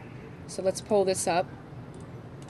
Looking forward to the Florida rally tomorrow. Big crowd expected. Yeah, you guys, he's holding a rally in Orlando, Florida tomorrow. And I know some of you are thinking, what do you mean a rally? He's already president. Well, he's holding one. I think he really likes the rallies. I think that was his favorite part of his campaign.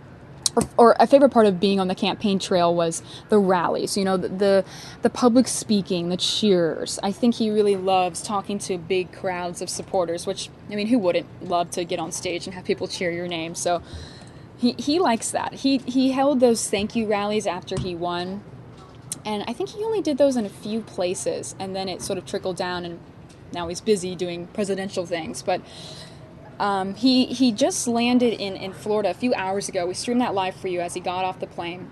I'm assuming he's in Mar-a-Lago right now, resting in Palm Beach, because that's where he landed. And he will be going to Orlando tomorrow for a rally. So that should be interesting to see what he has to say.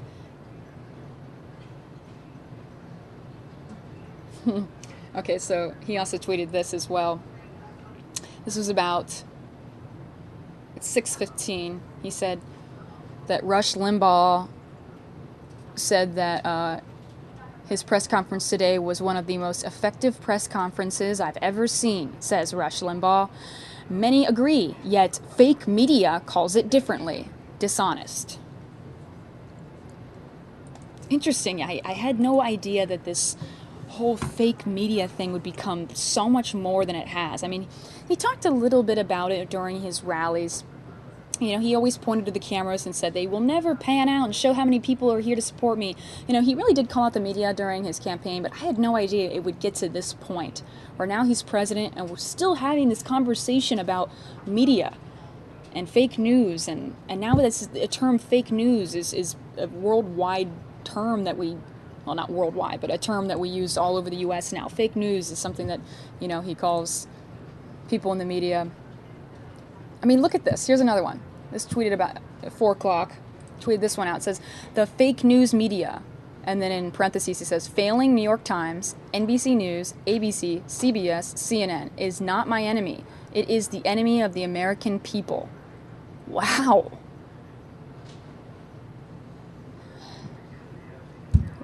Take a look at that, you guys. What do you think about this?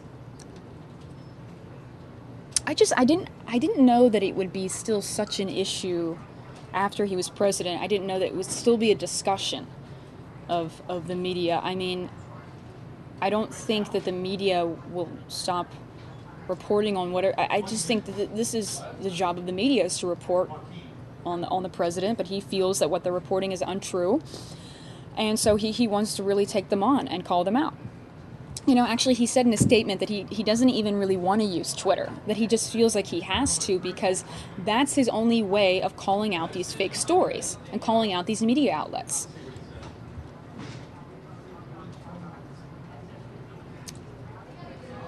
So those are his latest tweets. Good idea, PK, for asking me to bring up his Twitter account. I actually want to bring up, really quickly here, their Instagram accounts too, just to keep you guys updated.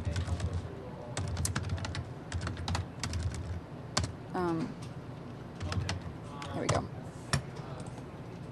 So Ivanka just Instagrammed this 3 hours ago. So let me pull this up for you guys.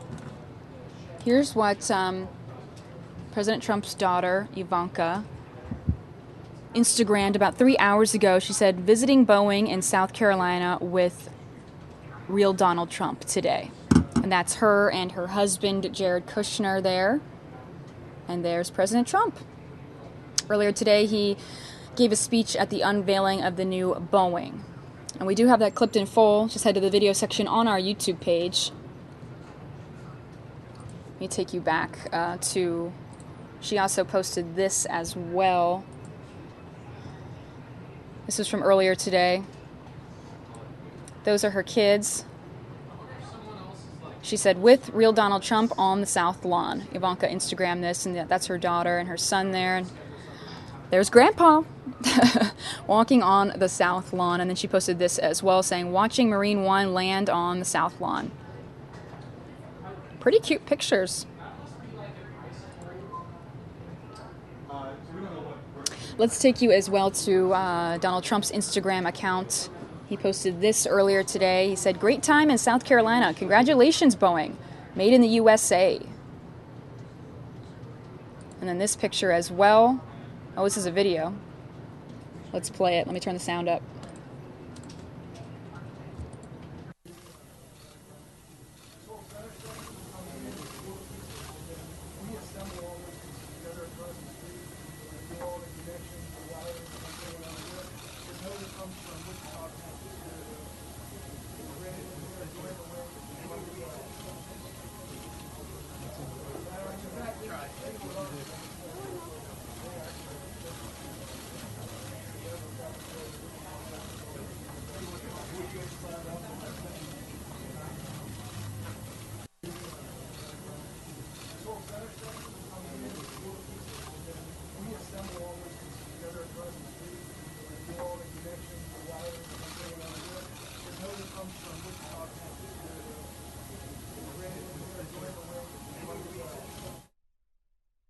So that was him, President Trump, taking a tour in the new Boeing in Charleston, South Carolina from earlier today, and he posted this video on Instagram.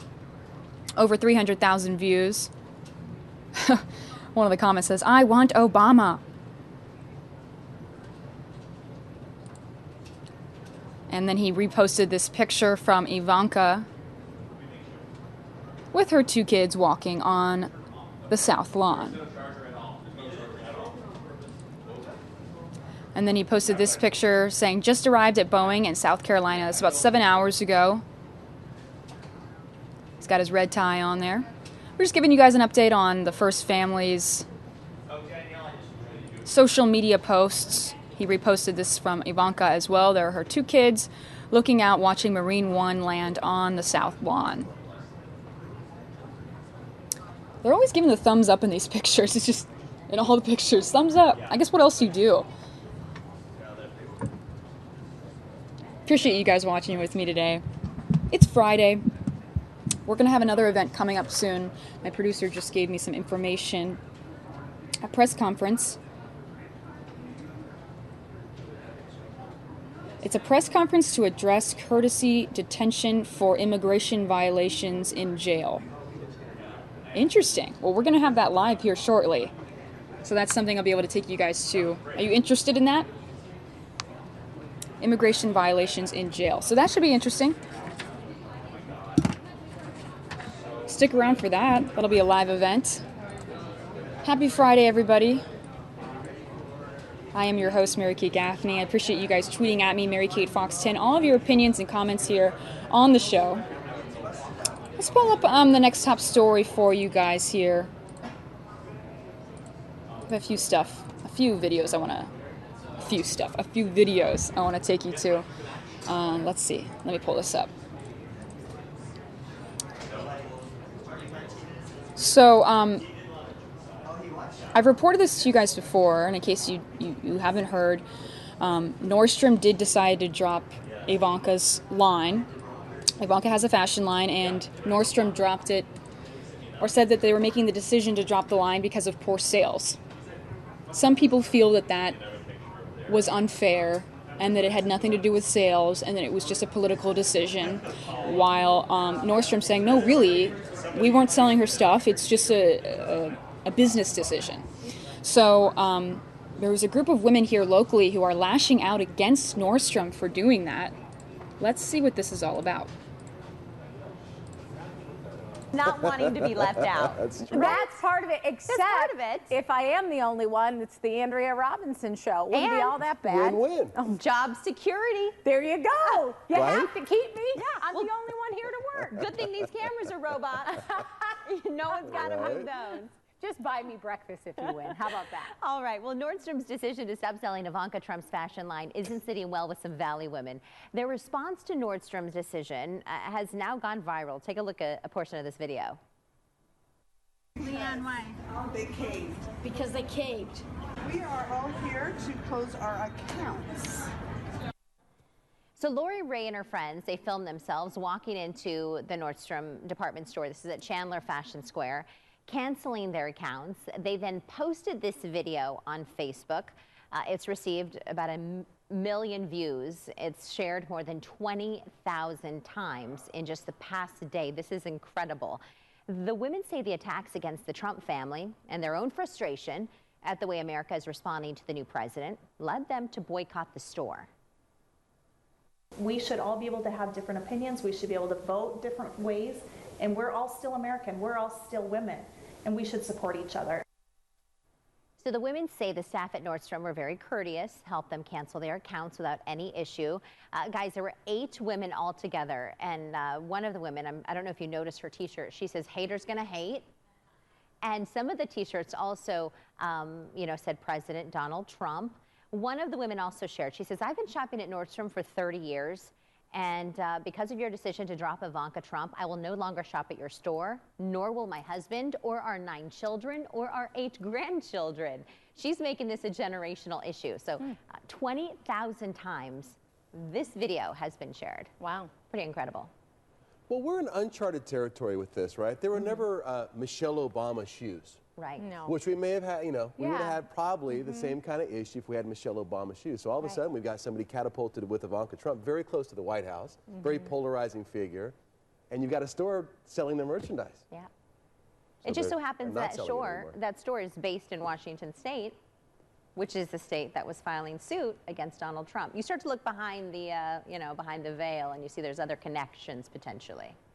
Right? And people are letting their opinions be known. They sure are. Not wanting. All right, you guys. Well, I just wanted to take you to that story. Troy made a good point. Ivanka is getting some hate right now, and Nordstrom dropped her line.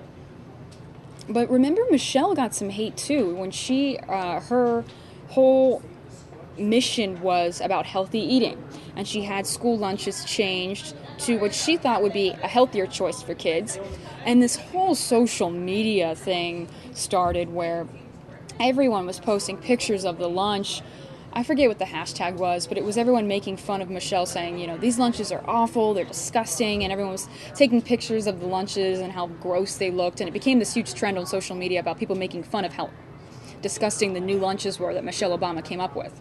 So that was a good point that Troy brought up, is, Ivanka's not the only one that's gotten hate before. Michelle got hate when she was, in the White House with President Obama. And I guess that's just something you have to deal with. I mean, I felt so bad. Michelle Obama was trying to start a good thing in these schools and give kids healthier lunches. And all kids did was, take pictures of how gross the lunch looked. And so,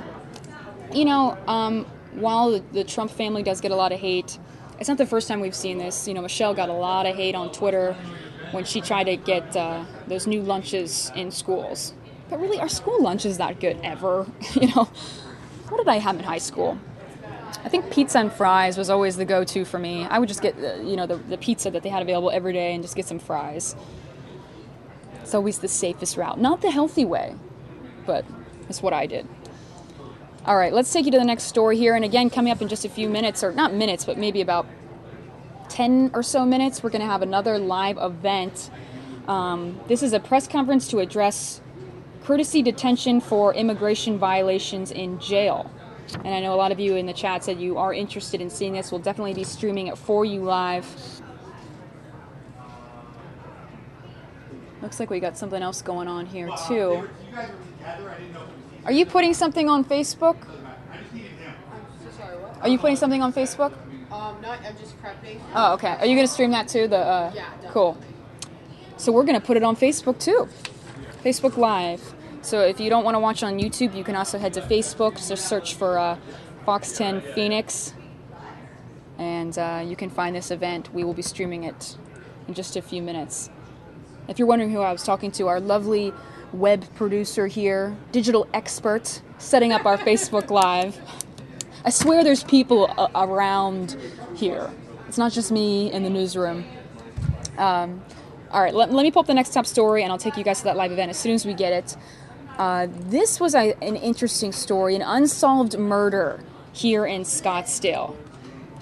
Let me take you to this and let me know what you think. Again, this is about an unsolved murder that happened here in Scottsdale, Arizona.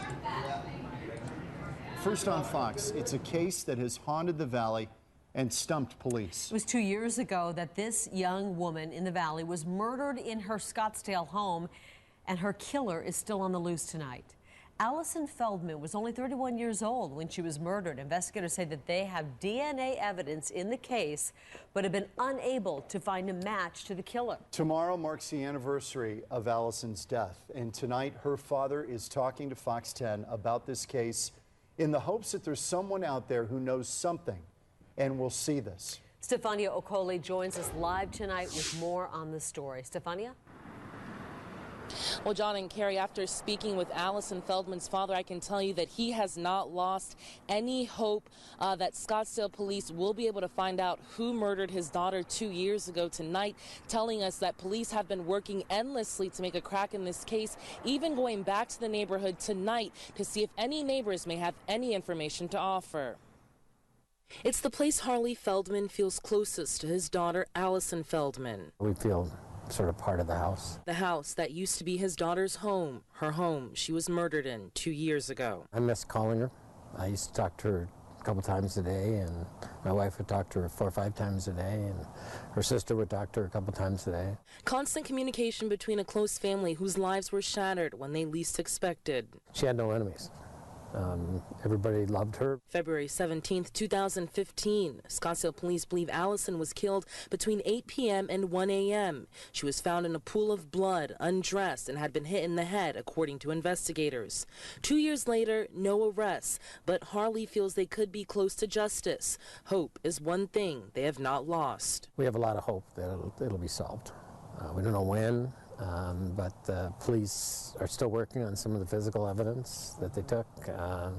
I meet with them once a month, and they keep me updated, and they're doing a lot of work. And as you mentioned, police did gather DNA evidence from the home, Allison's home that she was murdered in, but have not been able to link it to anyone. Tomorrow, they plan to have a vigil for their daughter in the neighborhood. And coming up at 10, I'll tell you why else Harley says he feels that they could be very close to justice. We're live in Scottsdale this evening. I'm Stefania Okole, Fox 10 News. Joining us tonight. First on Fox. All right, you guys, well, I just wanted to bring you to that story. I thought it was sort of interesting. That's an unsolved murder here in Scottsdale. We are streaming live here on the Fox News Now stream out of the Fox 10 studios here in Phoenix, Arizona. Thank you for joining me. Happy Friday. It's about 6:38 here in Phoenix. I know a lot of you are watching from all over the U.S. I myself am from Ohio, so I feel your pain if it's a cold night. I don't think it's too cold here tonight, but it's going to be a windy, wet weekend. It's going to be a lot of rain coming through. But we can make do, right? And coming up, we're going to have a live event, a press conference to address courtesy detention for immigration violations in jail. That should be interesting. So I know a lot of you said you want to see that. We'll definitely take you to that stream as soon as we get it. In about 10 or so minutes, let me take you to the next story here. I want to pull this up.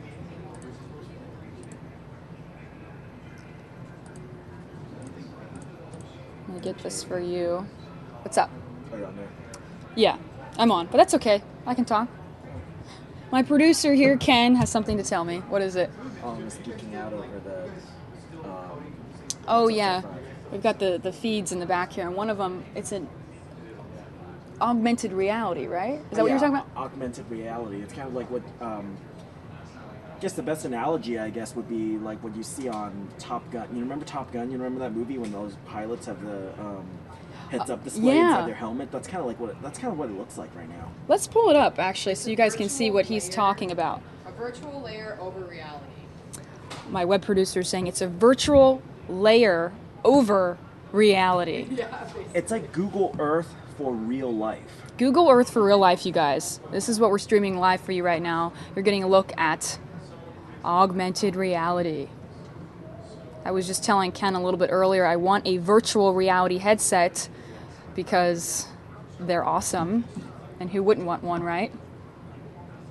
I think that's kind of cool. Don't get confused with the two, though. Yeah, I won't get confused with the two. Virtual reality is for gaming. This is for serious stuff. What you're saying right now. So, like, remember, like, augmented reality. Mary Kate, remember Google Glass from a few years ago? Mm-hmm. How they were going to project everything in front of the lens and you can like see everything. I mean, it didn't take off, but this is kind of like what it would look like if we were all wearing Google Glasses. Yeah, so Ken made a good point. This is what it would look like if we were all wearing Google Glasses right now. So that's pretty cool. All right, you guys, going to take you to the next top story here in the stream. Let's bring up for you what's trending in case you guys have missed what's happening today and want to get caught up on what's trending here. Let's take you there.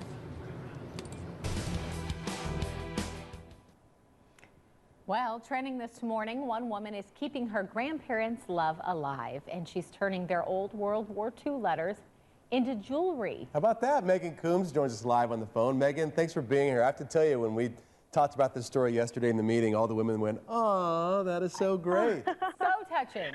Oh, that's wonderful. I love to hear that. Well, you are so talented. We're showing some pictures of the various pieces that you've done. Oh, thank you. Gorgeous. Why did you decide to do this?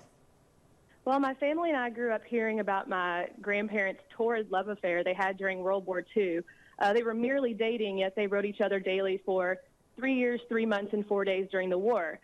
So fast forward to 2010, and I was working in the TV industry and traveling nonstop for work and feeling pretty homesick. So in order to mitigate the homesickness, I asked my grandma if I could take one of those letters and turn it into an everyday bracelet. So I always had my family on me while I was traveling. And she loved the idea, and that's how it all kind of came to fruition. And plus you got the bonus of, looking into that little sliver of your family's history. What was it like looking at those love letters? Oh my gosh, it's like even today, just reading those, it's like looking into their hearts. I mean, there was this inherent longing that there was back then when you had to actually wait to communicate with somebody, especially when it's somebody you loved. So it's really gave us insight into our grandparents as young lovers. They're just like all of us, except it was 70 years ago. So it's been incredibly touching and special. You're so creative, though, and talented. I mean, have you always had this in you? Like, had you done this before? Because this doesn't look like, I mean, if I decided to make a necklace, it would look like something from a 3-year-old's preschool class. Macaroni necklace? Yes. Yeah, I mean, I've always had kind of an eclectic taste and an odd eye, I suppose, for artsy kind of things. And, the whole jewelry business itself has been a culmination of so many passions of art and family history and World War II and letter writing. So, all around, it's kind of come full circle into so many things that I enjoy. So do you do this with other people's letters? I mean, what's the business like here? Is this just something that you did? Absolutely. Just as a caveat, I do make copies of my grandparents' World War II love letters. So the originals are preserved. And I take other people's handwritten items. I've used anything from song lyrics to old recipes, children's drawings to create their pieces. So I'll just get the handwritten item in hand and make a copy of it and design it as they choose. Wow. Well, all right, Megan, we appreciate your time this morning. You definitely have a talent, and thanks for sharing it with all of us. I appreciate it. Quickly, how do people get a hold of you and find your stuff? Yes, it's Forever Yours Agnes, AGNES.com. Okay. Thanks, Megan, for being here this morning. Thank you. We'll see you. Yeah, you Bye-bye. too. Bye. That's pretty cool. It is, isn't it? And I could see she's talking about your kids' drawings and things, How amazing that'd would be that cool, be? wouldn't Yeah. it? Like a Mother's Day present, like a bracelet or something with that. That'd melt every mama's heart. Okay, get your money's worth of dinner tonight. All right, you guys. So I just wanted to bring you to that trending news in case you guys were interested on what's trending, what's happening. Let me take you, okay, so it looks like I gotta set this up here. So I've got it set up, this live event that you guys were interested in, I want to take you guys to. This is a press conference to address courtesy detention for immigration violations in jail. This is coming from the Maricopa County Sheriff here, Sheriff Paul Penzone, and he sent this message out. He said, we're going to be calling a press conference to address courtesy detention for immigration violations in our jail. The press conference will be at the headquarters there on 550 West Jackson Street. So I'm going to pull up the actual feed here, see if we can get it going. Let me make sure I got it on the right thing here.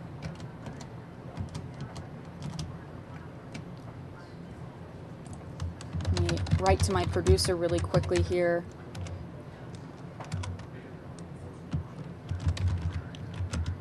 Okay, looks like they're just getting set up. Let me create a lower third. All right, it's going now. So let's just take you there and I'll make the lower third as you watch it. Let's hear what they have to say. Let me pull this up. All right.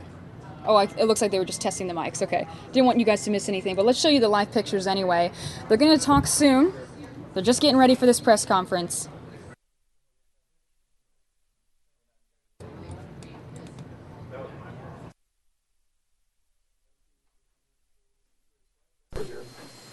Obviously, they weren't doing anything. They were rushing this impromptu news conference. And I'm glad we had an extra body. Hi. And I think our recording is back in the engine. Just wanted to make sure about that. Hey, man. You had a baby? Congrats. Yeah. I didn't.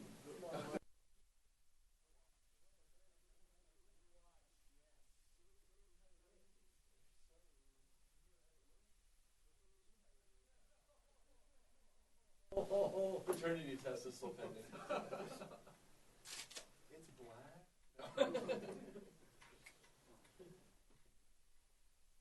Oh, Harry got that olive skin.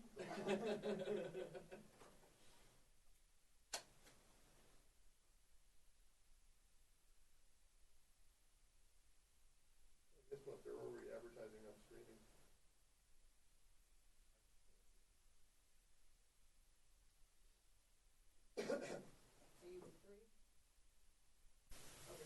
Yes. Okay. I got that for sure. Yeah, great. I'm excited. You know, I would drop everything I was doing if I was having a life. Every time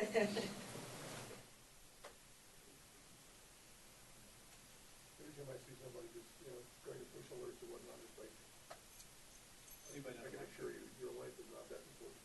Anybody done a mic check?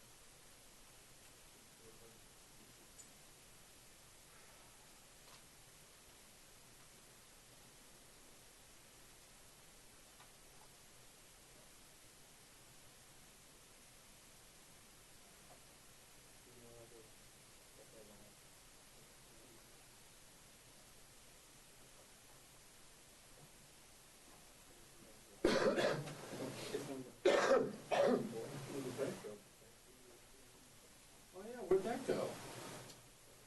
Yeah. That's true.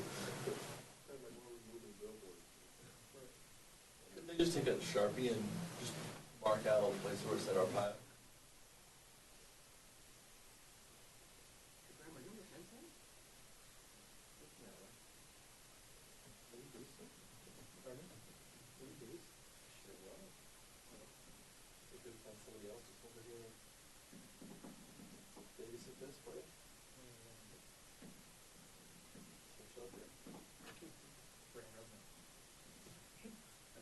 Hey.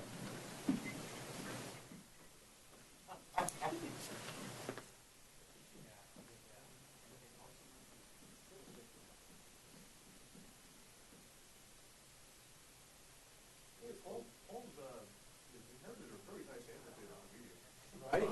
Shortly here, his hair to the water really nice. So. I just want to know what he's going to do with 30,000 square feet up on the fourth floor. Look, go on to 12news.com. Okay, bye. Did you think so? I'm sure it is. I've never noticed it. It's outside of All right, you guys, you can hear some of the media there in the background right now. Appreciate you watching with me live here on Fox News Now YouTube channel, as well as Fox 10 Phoenix Facebook Live. I am your host, Mary Kay Gaffney. Happy Friday, and thank you for joining me here on the show. We're about to stream live for you an event here locally. The Maricopa County Sheriff Paul Penzone has called for a press conference to discuss immigration violations in jail. He said, quote, "I'm calling a press conference to address courtesy detention for immigration violations in our jail." So we'll see what happens here during this press conference and what he has to say. This should start any moment now. Appreciate you watching with me.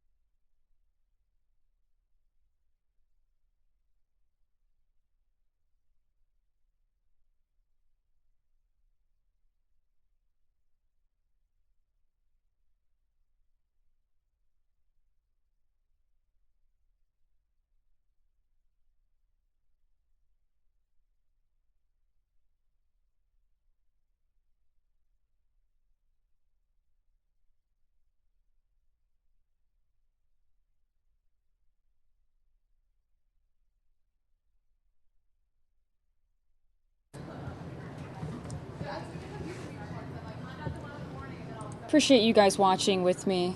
Any moment now we will see press conference starting here shortly. Looks like they're still getting the podium ready and getting the stage ready here. We believe that Maricopa County Sheriff Paul Penzone will be speaking at this press conference. Again, this is about immigration violations in jail. So we'll see what they have to say. Should be an interesting topic of discussion here. Looks like they're doing a mic check right now.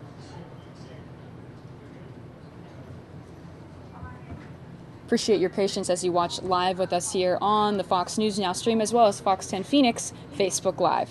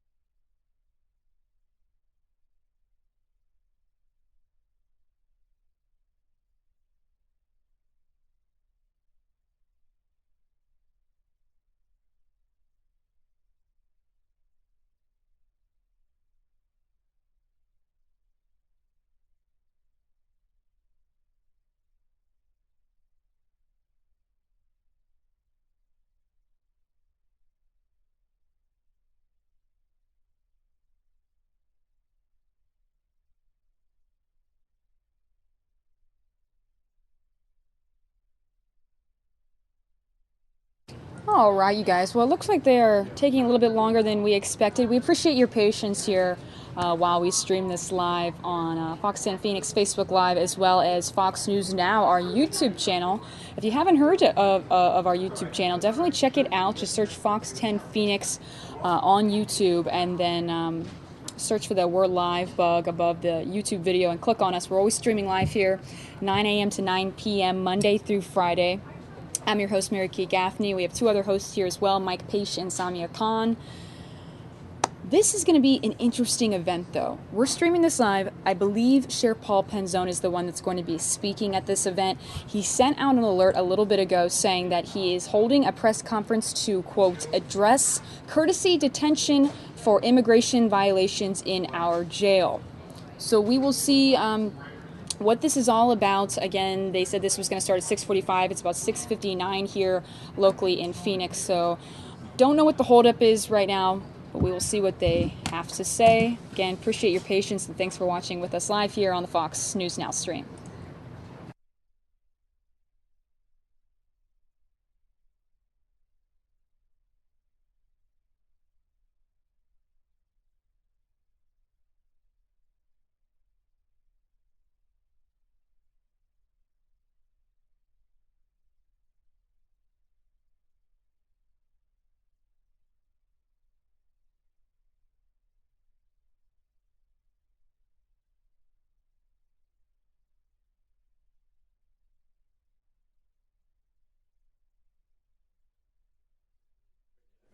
It goes to McDowell, to just north of Canto, back in.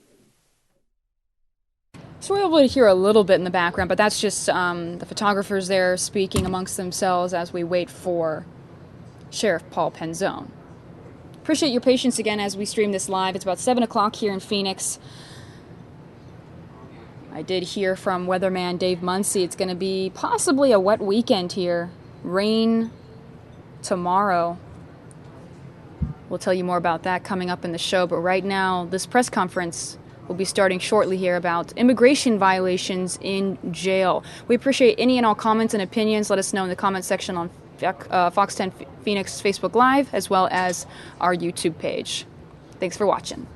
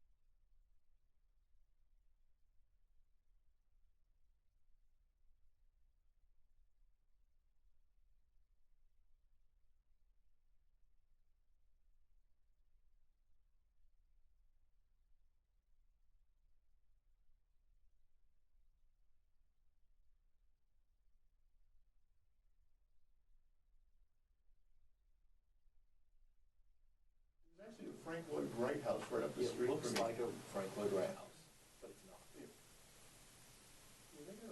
We're not in the weirdest location, 11th Avenue, just south of Bethany Home. All right, you guys, well, those are just the photographers in the background and media awaiting Sheriff Paul Penzone to start this press conference. Appreciate your patience here as we stream this live on Fox 10 Phoenix Facebook Live and Fox News Now YouTube. This press conference will be addressing immigration violations in jail. So we'll see what the Maricopa County Sheriff Paul Penzone has to say. They told us this press conference was going to start at 6:45. It's about 7:06 here in Phoenix. So it just looks like they're probably gathering their thoughts, getting ready. They'll be taking the stage very soon. Appreciate your patience. I did check the Maricopa County Twitter account. They haven't set anything out regarding this press conference. This sort of came in at the last minute, so we'll see what this is regarding. But I do appreciate you guys watching with me live here on the stream, as well as your tweets that you have sent to me at my Twitter account, MaryKateFox10. Thanks for sharing your opinions live with me here on the show. We like to be fair and balanced and share any and all opinions about any topic that we cover here live.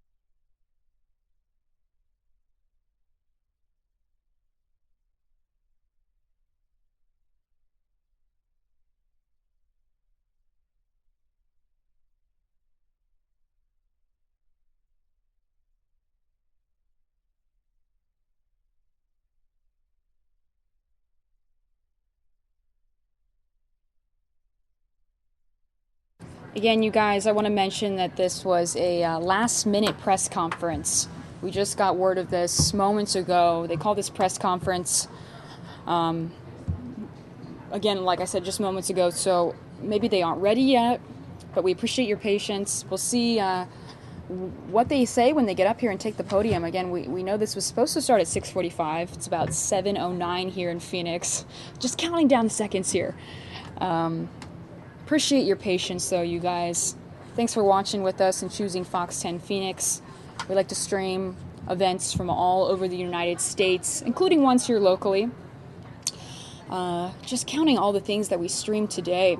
We streamed the President Trump giving a speech at the new Boeing unveiling. We streamed local protests here for National Day of Action. There were protests near 16th Street and the I-10. We also streamed protests in Philadelphia and many other live events. So some of them are in Philadelphia, LA, all over the US. And then some of them are here locally, and this one happens to be local here. And they sent out this message about 30 minutes ago. So this was a very last-minute press conference, and the Maricopa County Sheriff, Paul Penzone, said that, oh, looks like someone's talking.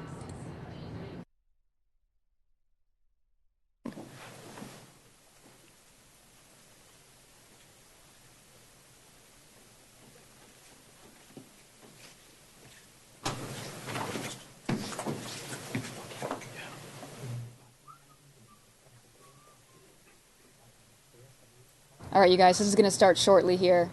Cameras are getting ready. People are doing mic checks.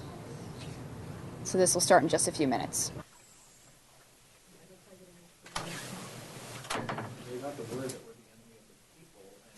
Oh, wait, what's going on here? This is the gas chamber. This is the friendliest room here. I don't feel like dying and being starving at the same time, just say. I don't want to die hungry. You want to die full? I'm going to turn it down just because those are the photographers and reporters there chatting amongst themselves.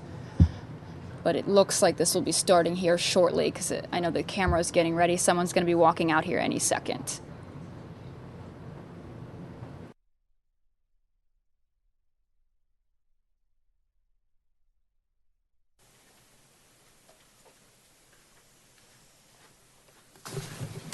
Evening. Thank you for joining us on short notice, especially on a Friday evening.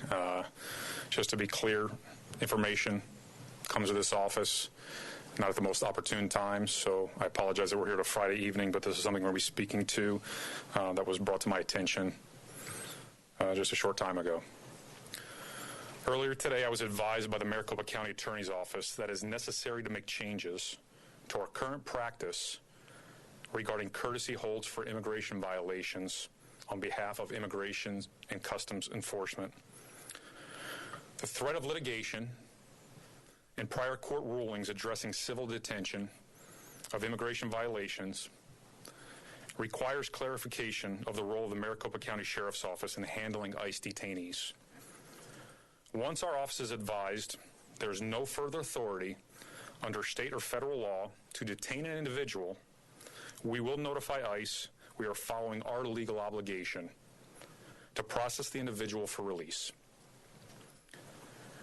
The courtesy notification is consistent with the types of cooperative communication which exists between all law enforcement agencies here in Maricopa County.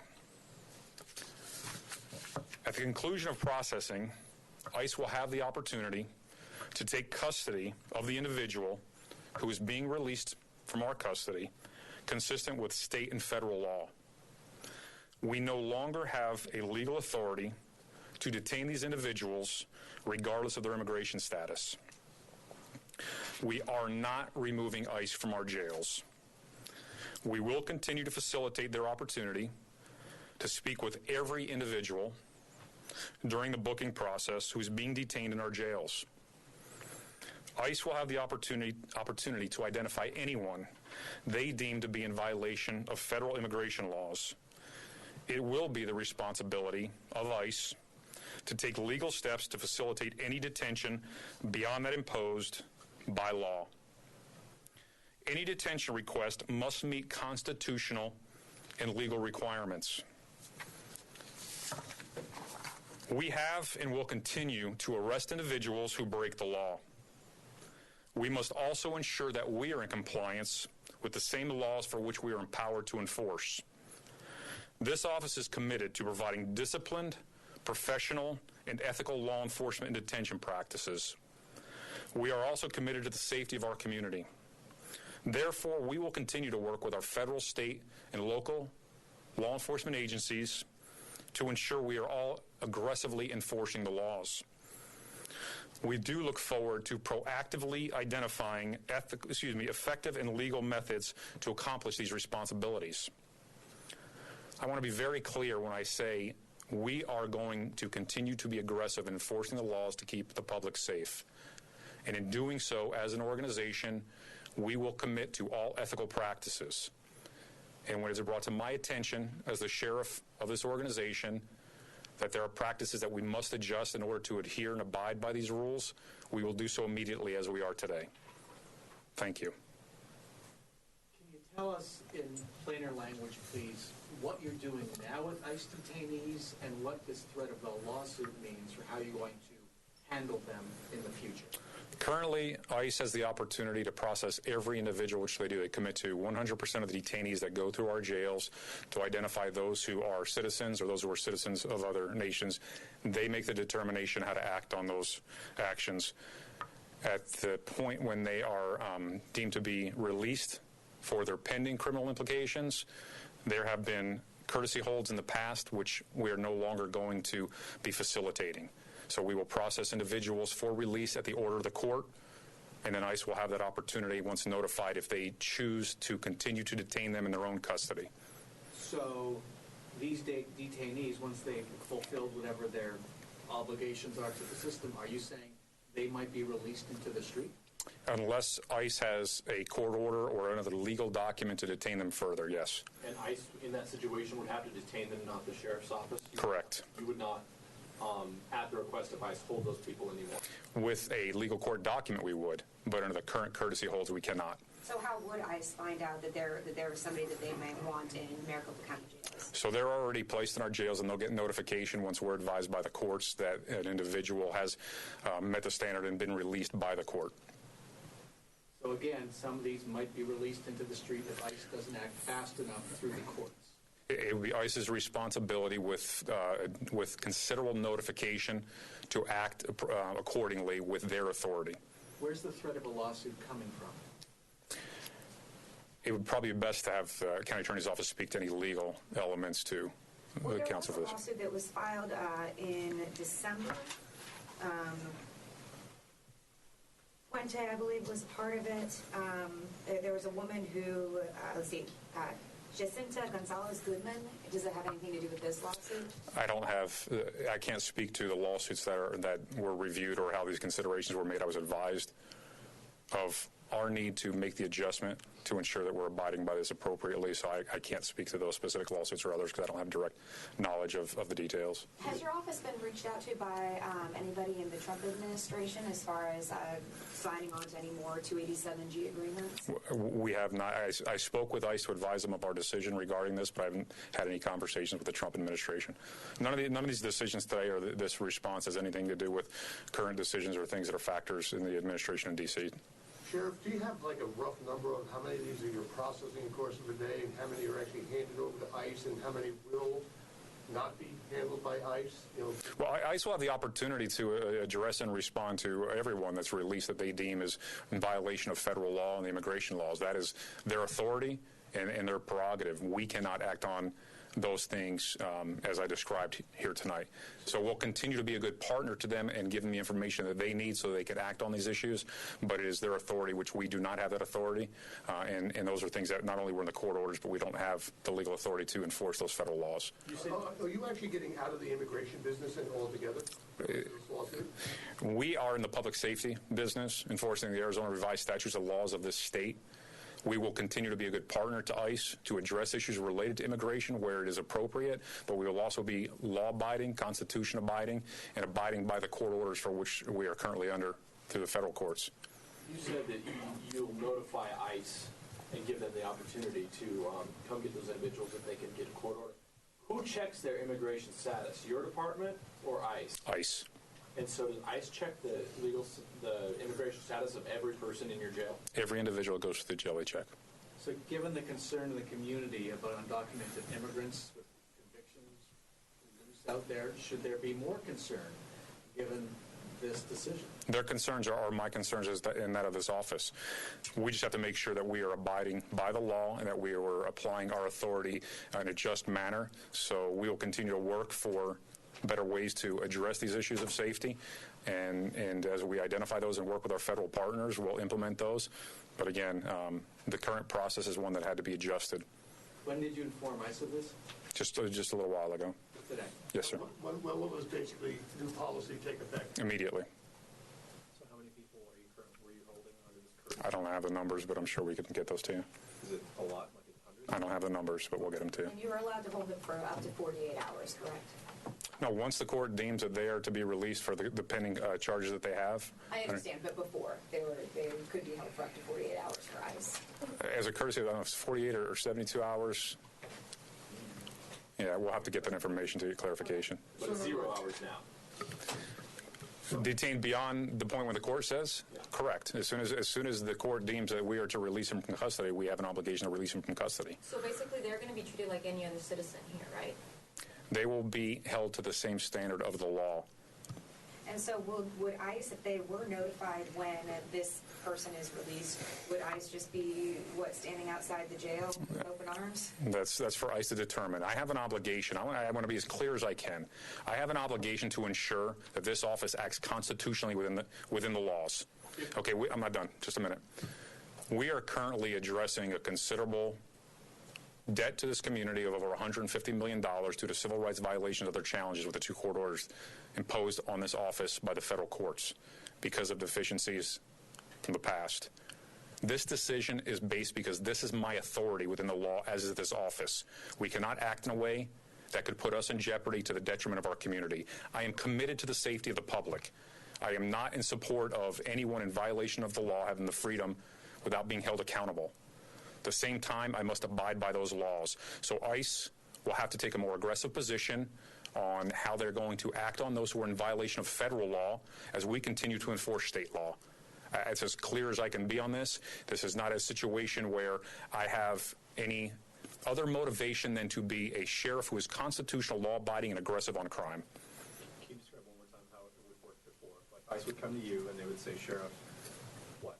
Please hold me. That's not how ICE is in our jails. Every individual who comes to our jails has the opportunity. It's not the opportunity, but ICE identifies every individual, whether or not they are citizens of this nation or of another nation. Then they go through the process of whatever their pending charges may be. At the point when the courts advise us that we have a legal obligation to release them from our custody, ICE will get the notification if it's someone that they have an interest in either speaking to further or addressing through their authority. And as we take the process to release them from our custody, ICE will have the opportunity to impose their authority on that individual. We no longer have the authority. So previously you held them for how long again? That question was asked. I don't have the answer for it. He's going to get that information. Okay. One more question and we're done. Will you be facilitating that handoff, or will that be something, like she mentioned, where they have to stand literally outside the door to the jail and take custody? I don't have the answers yet because obviously, as I told you, this just occurred now, so we're working through some logistics. When I spoke with ICE, we're going to look for ways to better partner and accomplish these things to ensure public safety. Thank you guys for coming. Appreciate you being here. Can you send at least the lawsuit that this is based on? Or I don't have them. We don't.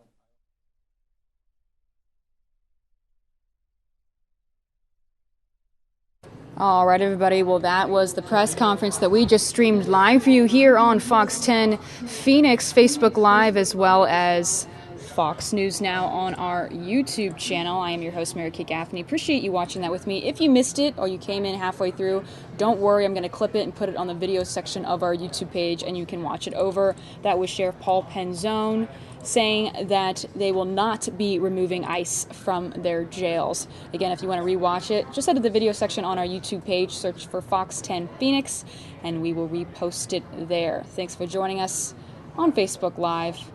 I'm going to take you guys here for a moment to a live look of the Capitol building.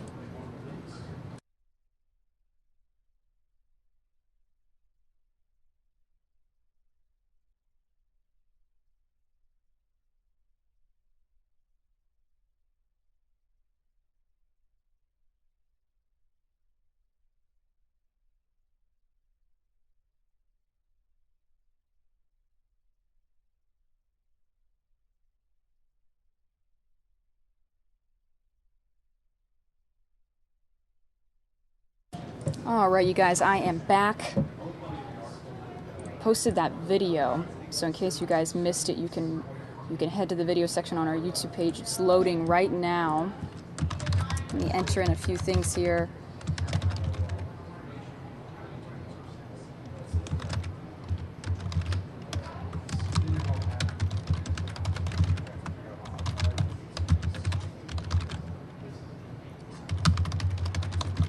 Plugging in a few things in this video so people can find it here.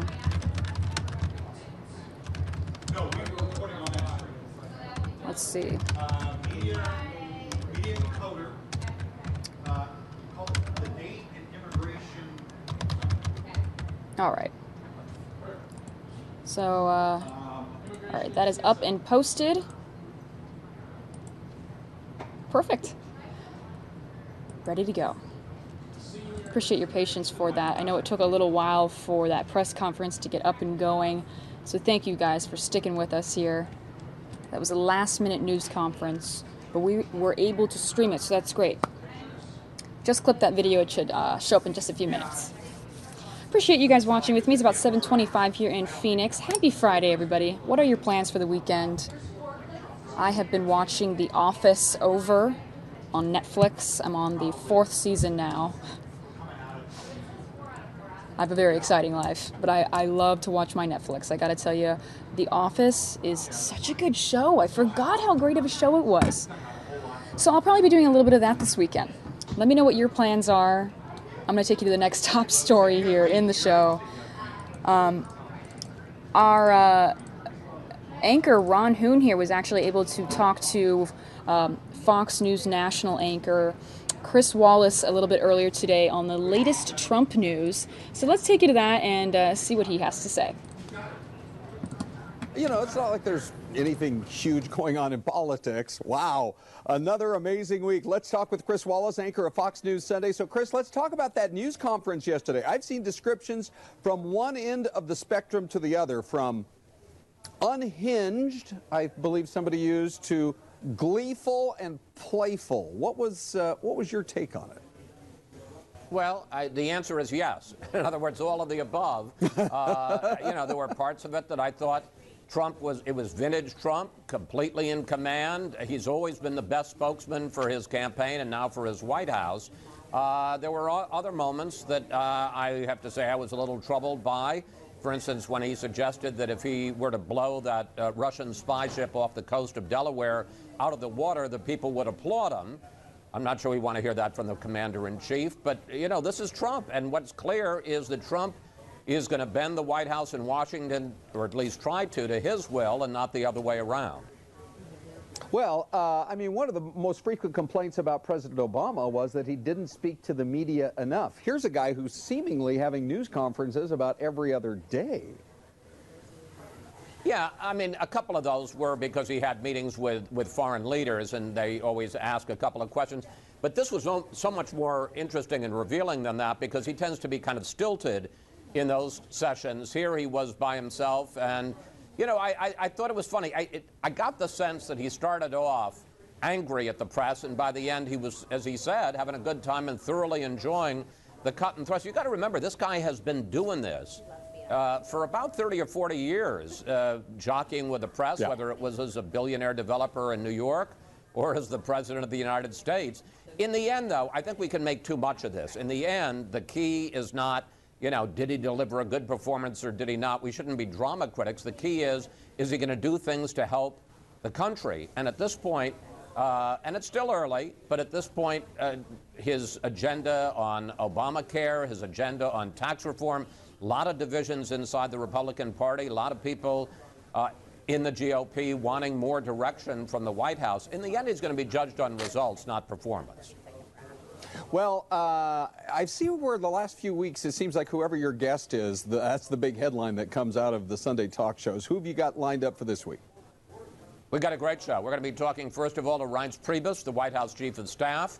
The president said yesterday that Priebus can't do his job because he's putting out so many fires from fake news. We'll talk to the Chief of Staff about that. And then we're very excited. We're going to have one of our annual interviews with Rush Limbaugh, the king of talk radio. Very rare television appearance, and you know, whatever he says, it'll be coming straight from the hip and unvarnished Rush Limbaugh. So we're very excited to have him as usual. Okay, you can't miss Chris's show anymore, that's for sure. Fox News Sunday, it's Sunday morning at 8 right here on Fox 10. Christopher, thank you, and we'll see you next week. Hey, let's go out to... All right, you guys, well, I just wanted to show you that segment. And Fox 10 weatherman Dave Muncie just handed this to me. He just got back from the Habit Burger Grill.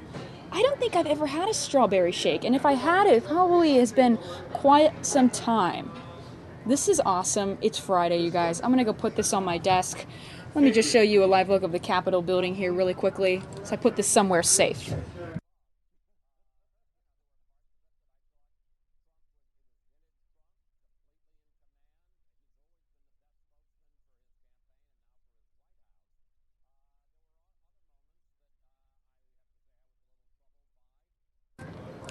All right, you guys, I'm back. I did try a little bit of it. It's delicious. Anything can happen here on the show. That's the beauty of internet streaming, you guys. I'm your host, Mary Kay Gaffney. Thank you for joining me. He brought some shakes back from a restaurant on his dinner break to everyone here in the newsroom. That's awesome, I gotta say. Strawberry shakes are not bad. I usually get the chocolate, but I like that. Give a shout out to Dave, you guys. Follow him on Twitter. Tweet at him. Let's pull up his Twitter account. Here he is. I always have him up here on my show. We talk about life stories, the weather, anything that comes to mind. There's Dave. Follow him at Fox 10 Dave. Show him some love. He's the weatherman here, and he's very good at what he does. All right, let's take you to the next top story. Let me pull up what I want to show you guys here. Are any of you entering in the Powerball? Remember we were talking about last night the girl who is suing the British lottery because she won $1 million and now she's very unhappy. Crazy story, but it made me think of this. Powerball happening, people are entering to win. I never really enter in the lottery. I don't gamble either. I don't know why. I just don't think I'm going to have that kind of luck, so I don't go for it. Maybe I should this year. But let's see the latest on the Powerball.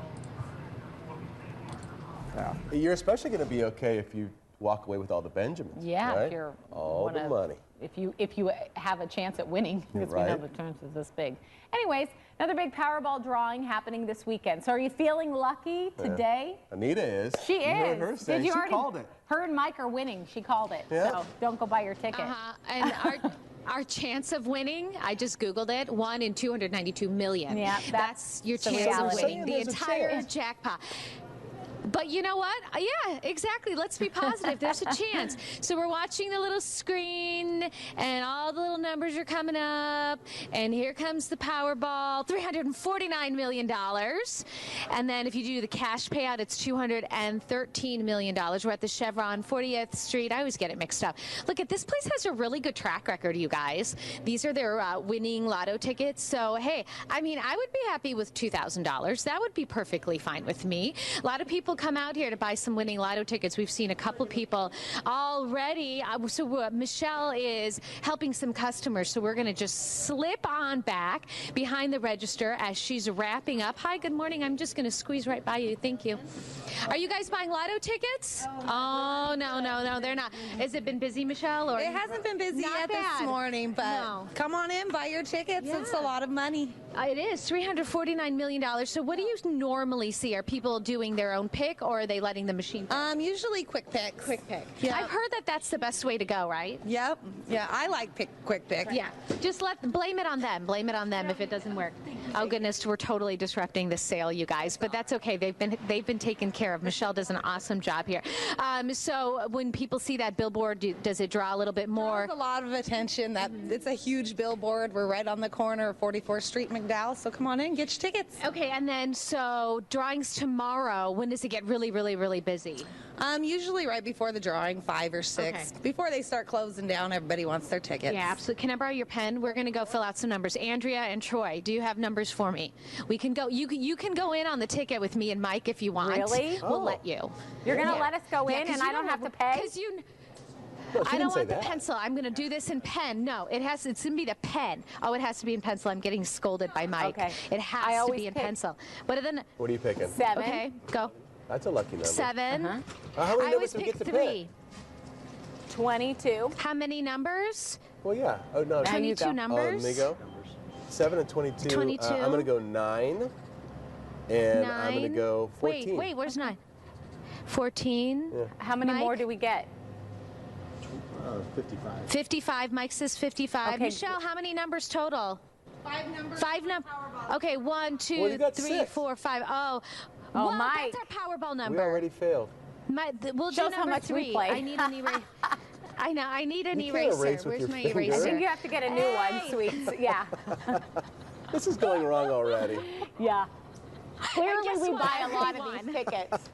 I never play the lottery. I never, ever do. Neither do I. I know. I put in $2 on the pool just because I wanted it to be like a team building thing the other day. I've done that like once, and we always lose. Of course. Well, everybody always Then loses. I'm mad that I've lost $2. And really, it did nothing for the camaraderie. We're still friends, regardless. All right, you guys. Well, that was just an update on the Powerball. Again, personally, I have never entered in. At least I don't think I've ever entered in the lottery, but maybe I should try. I could get lucky. You never know. And it's cool to hear about the stories of people who win. But again, it's crazy, that story about that girl who won the lottery and now she's suing because she's so unhappy with all the money. I guess money changes people, though. You never know. All right, you guys, let's take you to the next top story here in the show. I know I always do this to you guys. I always bring you a food segment here on the show, and I make everyone at home hungry, but you got to do it. That's probably one of the best parts about TV, right, is watching food segments. This is a pretty cool segment, all you can eat, and it's at a restaurant most of you will recognize. All you can eat appetizers coming back to this one certain restaurant, and I think you'll know it. Let's take you there. Back. Oh, how about this? Endless appetizers back at TGI Fridays. For good. Customers can now buy endless orders of appetizers like mozzarella sticks. Well, you got to be careful eating a lot of those. Well, yeah, that would those add up quickly. But here's where my weakness would be the buffalo wings. Oh, yeah. There'd just be a huge pile of bones in front of me by the end of it. How about this, though? What about some fried pickles? You can order that, too. And meatballs. Oh. Yeah, I do like meatballs. $10 for an order of all you can eat, okay? The move is part of a larger effort to escape the sinking casual dining category. Okay. With more and more of these little niche places and gluten-free and all organic. Did somebody say all you can eat for $10? All you can eat endless appetizers. Per appetizer. Where? At TGI Fridays. Really? And do they still have the huge, like, Long Island iced teas or whatever, Probably. too? That was the place to go back when I was a kid. Now, there you go. All you can drink for $10. Now that would be pretty amazing. You know, Long Island iced tea is just one of those drinks that's really dangerous because they taste good. Yeah. And they have a lot of liquor in them. I mean, like about everything. You just pour it in. I know. Don't they have like 7 different liquors in one? It's a young person's drink. Gin, vodka, rum, tequila, and a splash of iced tea. Splash iced tea, a little sweet and sour, off you go. Right. But it's the buffalo wings, Beth. That get you. Oh, you know. You're a wing guy. Well, and I've got a technique where you grab that little bony part at the back and you put your mouth like this and you just go, and it comes, and then there's just 2 bones. One fell swoop. Wow, that is that's like the caveman way to eat it. It'd be like eating with Fred Flintstone to go out with you. Right? Yeah. You eat it shirtless too, and shirtless. like a loincloth or something. I do very few things shirtless anymore. Oh, really? Me too. Right? Thank you, Beth. Yeah, I don't either. Well, I don't either. I'm not doing anything. I don't do nearly as much as I used to do shirtless. AZAM just got weird again. It's Friday. It is. Can you tell? Yay, Beth. We'll see you in a bit. All right. I've never seen someone so happy about free all-you-can-eat appetizers. Gotta love it. That's a TGI Fridays. All-you-can-eat appetizers. That sounds awesome. I love fried pickles. I love wings. I love potato skins, French fries. Yeah, I could do with all those. Those are probably my favorite. Fried pickles are so good, but you gotta like pickles. Potato skins, and I love wings. I'm a fan of wings, so if you can do all you can eat, I would definitely do that. Pretty cool stuff. It is Friday, you guys. So if you're looking for something to do this weekend, there you go. TGI Fridays is now doing all you can eat appetizers. Not bad. All right, you guys, appreciate you watching with me here live on the Fox News Now stream. I'm your host, Mary Kay Gaffney. Since we just talked to you about endless appetizers, now let's take you to a serious package about sugar and the effects of too much sugar and what it can do to you. So let's take you here.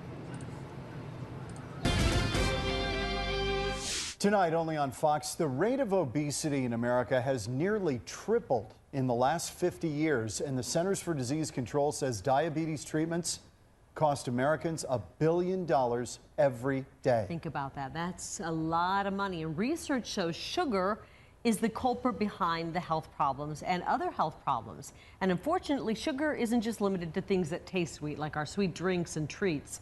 It's now in almost everything we eat.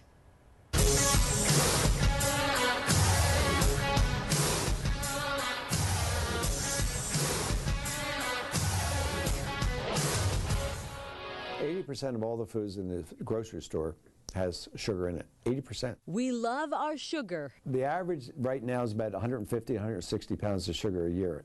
And somebody's eating my sugar because I don't. But is it killing us? Human genome has never been assaulted as viciously as this molecule to our nerves. Despite the warnings, getting people to give up sugar is a hard sell. Well, like in this century, kids are raised with sugar in their household and everything. They're not raised to have a healthy diet, so that's pretty much all they know. Because it helps everything be pretty delicious, I'd say.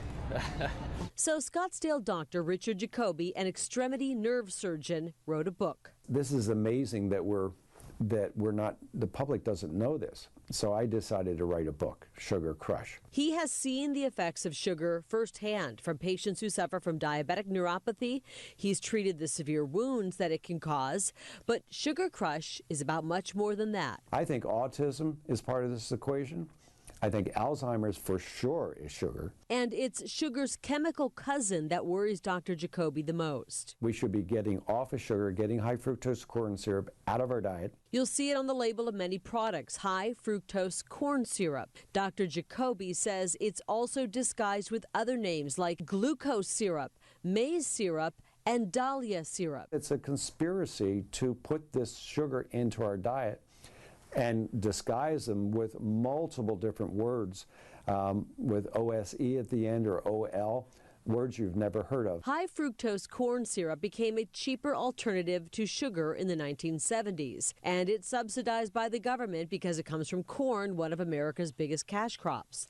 Suddenly, there was a cheaper way to make our food taste better, and high fructose corn syrup started showing up everywhere. Does it taste good? You betcha it does. It tastes great. And it's addicting. We all know there's plenty of sugar or high fructose corn syrup in soda, candy, and cookies, but it also lurks in places that you'd never suspect. Power bars, energy drinks, yogurt, certainly bread, because it's so enticing, so convenient. Don't just take Dr. Jacoby's word for it. There are other books and other studies on sugar that will keep you up at night, including one on milk. Milk is a good food. It's the perfect food. But we homogenize it, mix it together, and then, well, that's not good, so fat is bad. So you take it out. What are you left with? Sugar, water. That's all milk is without the fat. Of course, the sugar industry isn't happy about those claims. We reached out to U.S. Sugar for comment, and they did not return our calls or emails. And the evidence linking sugar to various ailments is often challenged. But Dr. Jacoby says it's there. Let's talk about autism, because that's the most controversial. Linking sugar to autism is nothing new. People with autism are encouraged to eat a sugar-free diet, but Dr. Jacoby thinks the problem lies further back, right to conception. You have two parents. Most pregnancies in the United States were probably conceived with beer and pizza. You could have a child with autism because of your diet and not knowing that. There's a doctor in town who is a fertility specialist. He has well over 800 artificial inseminations. He puts them in a perfect diet. He has not one autistic spectrum disorder. That's a very interesting concept. Is that proven? No. Speculation, but it's a very grave problem. So what should you eat instead? Dr. Jacoby quit sugar cold turkey a few years ago. He doesn't recommend that. Instead, take a gradual approach. Start with breakfast, no cereals. That's another killer. To me, bacon and eggs, perfect meal. Butter in your coffee, perfect meal. Butter in your coffee? If you do hot butter coffee, you lose a pound a day. There's no question about it. And don't think eating your fruits and vegetables will get you off the hook. A grapefruit When I was a kid, a grapefruit, you had to put sugar on it. It was so tart. Today, it is not tart. It's loaded with sugar because that's what people want. Okay, I'm trying coffee tomorrow with butter. I'll let you know how it goes. Oh, you've tried a lot of things with butter, I know. So, you're a big fan. You know what? When in doubt, use butter. I agree. So what's the connection between cancer and sugar? Dr. Jacoby explains in a video that we've posted on Fox 10 on our Facebook page, so go there and you can see it. Coffee with butter. Now that I would like to try. He said you could lose 1 pound a day if you tried coffee with butter. That's awesome. Let's all start doing that. Butter's just the best. It truly is. But that was interesting he said that. Put butter in your coffee. Something new to try, right? Appreciate you guys watching with me live here on the Fox News Now stream. I'm going to pull up the next story for you guys here that I want to show you. Let's see, where is this? Spring training and the workouts are already beginning. Let's take you to this sports segment with our reporter Corey out in the field. Spring training and working out, getting ready for baseball season. We told you that New Times Magazine said the Salt River Fields is the best spring training ballpark. Yes, right? And so why not send Corey out there? All for good reason, too, because today's the first full squad workout. Everybody's there, Corey. Yeah. They're all there. You know, a lot of the fellas are coming over to me. I've got that sort of third base coach look. Which is the most important of the base coaches, Luis, in your opinion? First or third? I would say third base coach, because he's the one that gives the signs. The first base coach kind of pats you on the rear when you get there. Okay. Well, I can't say I'm bad at that. I'm pretty good, but not that I'm going to practice now. Oh, look here. Derek Hall is with us as well. Good morning, you guys. And Luis was just giving me some base coach pointers. And what does he know about that? Well, he started off strong with you ever see the how butt many patting. bases he had? Yeah, all he ever did was shake the third base coach's hand when he was trotting by. That's a good way to live, I'll say. He had a lot of doubles, though. Yeah, he did. Yeah. Well, congrats on another great opening. You got your whole squad out here. This is the first full day. What were your feelings coming into the first full squad day when you were playing? Well, let me just say this. We're having the first day of workout because it's Derek's birthday today. So oh, this that's is right. That's right. Well, you know, it comes up on my Google calendar. There you go. It slipped my mind. No, it's exciting for a lot of the guys because everybody hopes this is the year, and it's no different for us here this year. 30 teams, and we want to be that team standing at the top at the end. We got a lot of new manager, new general manager, and everybody's ready to go this year. Yeah, well, we're always excited. Now, Derek, if you don't mind, for the first timer, I mean, you get so many fans out here at Salt River Fields. Well, I always ask, what advice do you have for the family who's coming out for the first time? They've never been here before. What can they see? What's their experience going to be like? The beauty and the uniqueness, Corey, of Salt River Fields is the interaction and access that they have to the fields. You can see that the fans can walk right up to every single field, walk right up to the cage, watch.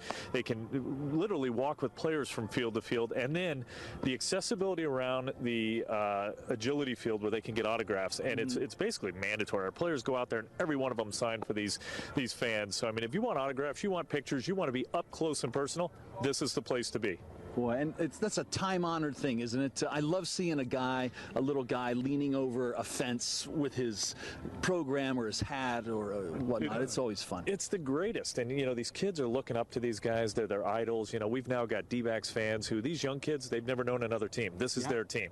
So, you know, today when we talked to the players, as we did in the first meeting this morning, you know, my message, one of them was, get out there and sign autographs. You know, don't ever let it be a pain. You know, just be honored to be able to do so. Take time like this guy, like Gonzo did. Sign autographs, take pictures, interact, be good to these fans. Yeah. Well, I know that Luis has been acting as sort of a stadium food consultant here, and you've concocted a couple of sharp-looking sandwiches here. This is your namesake, though. Yes, Tell me about it. It is. It's one of my favorites. Actually, I created this with Derek Hall's son because he's a professional eater like I am too.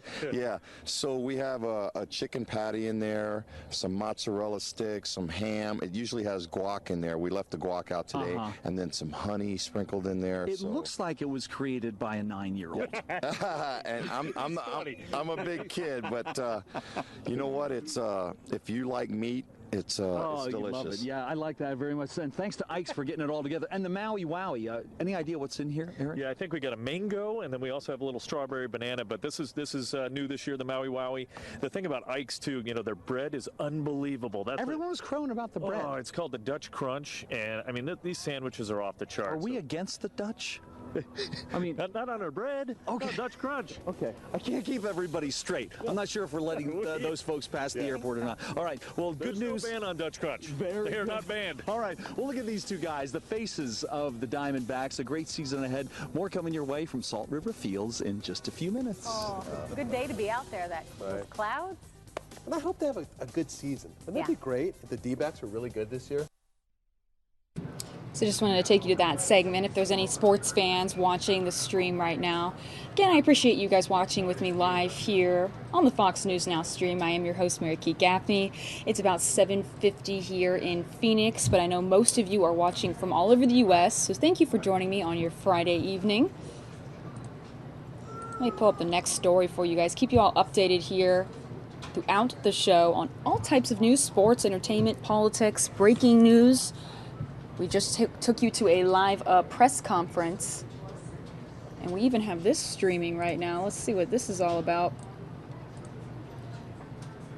Let's see. Here it is. Huh, I'm unable to see that in the stream right now. I'm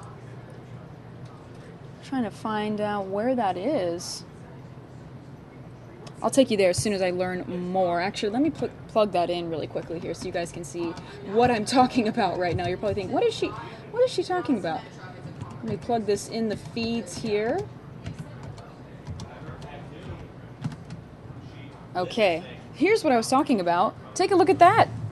If that doesn't say Friday, I don't know what does. Ferris wheel lighting up for Friday, everybody.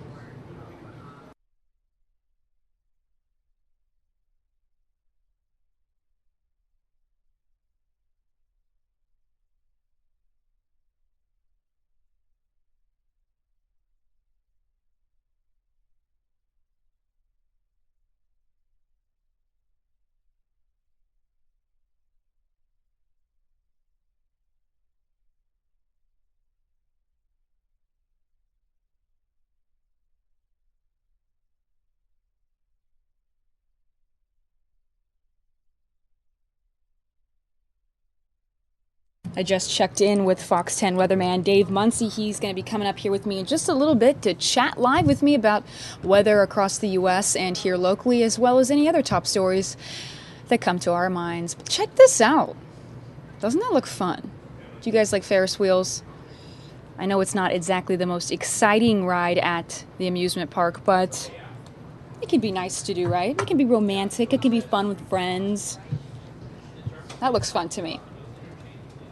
It's the weekend, everybody. You gotta have a Ferris wheel live here on the show. I mean, just look at that.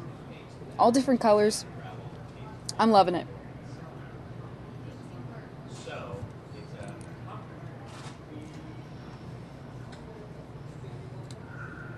All right, you guys, let's take you to the next top story.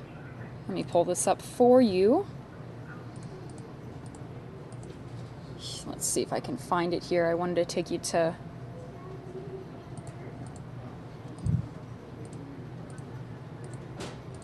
this story here.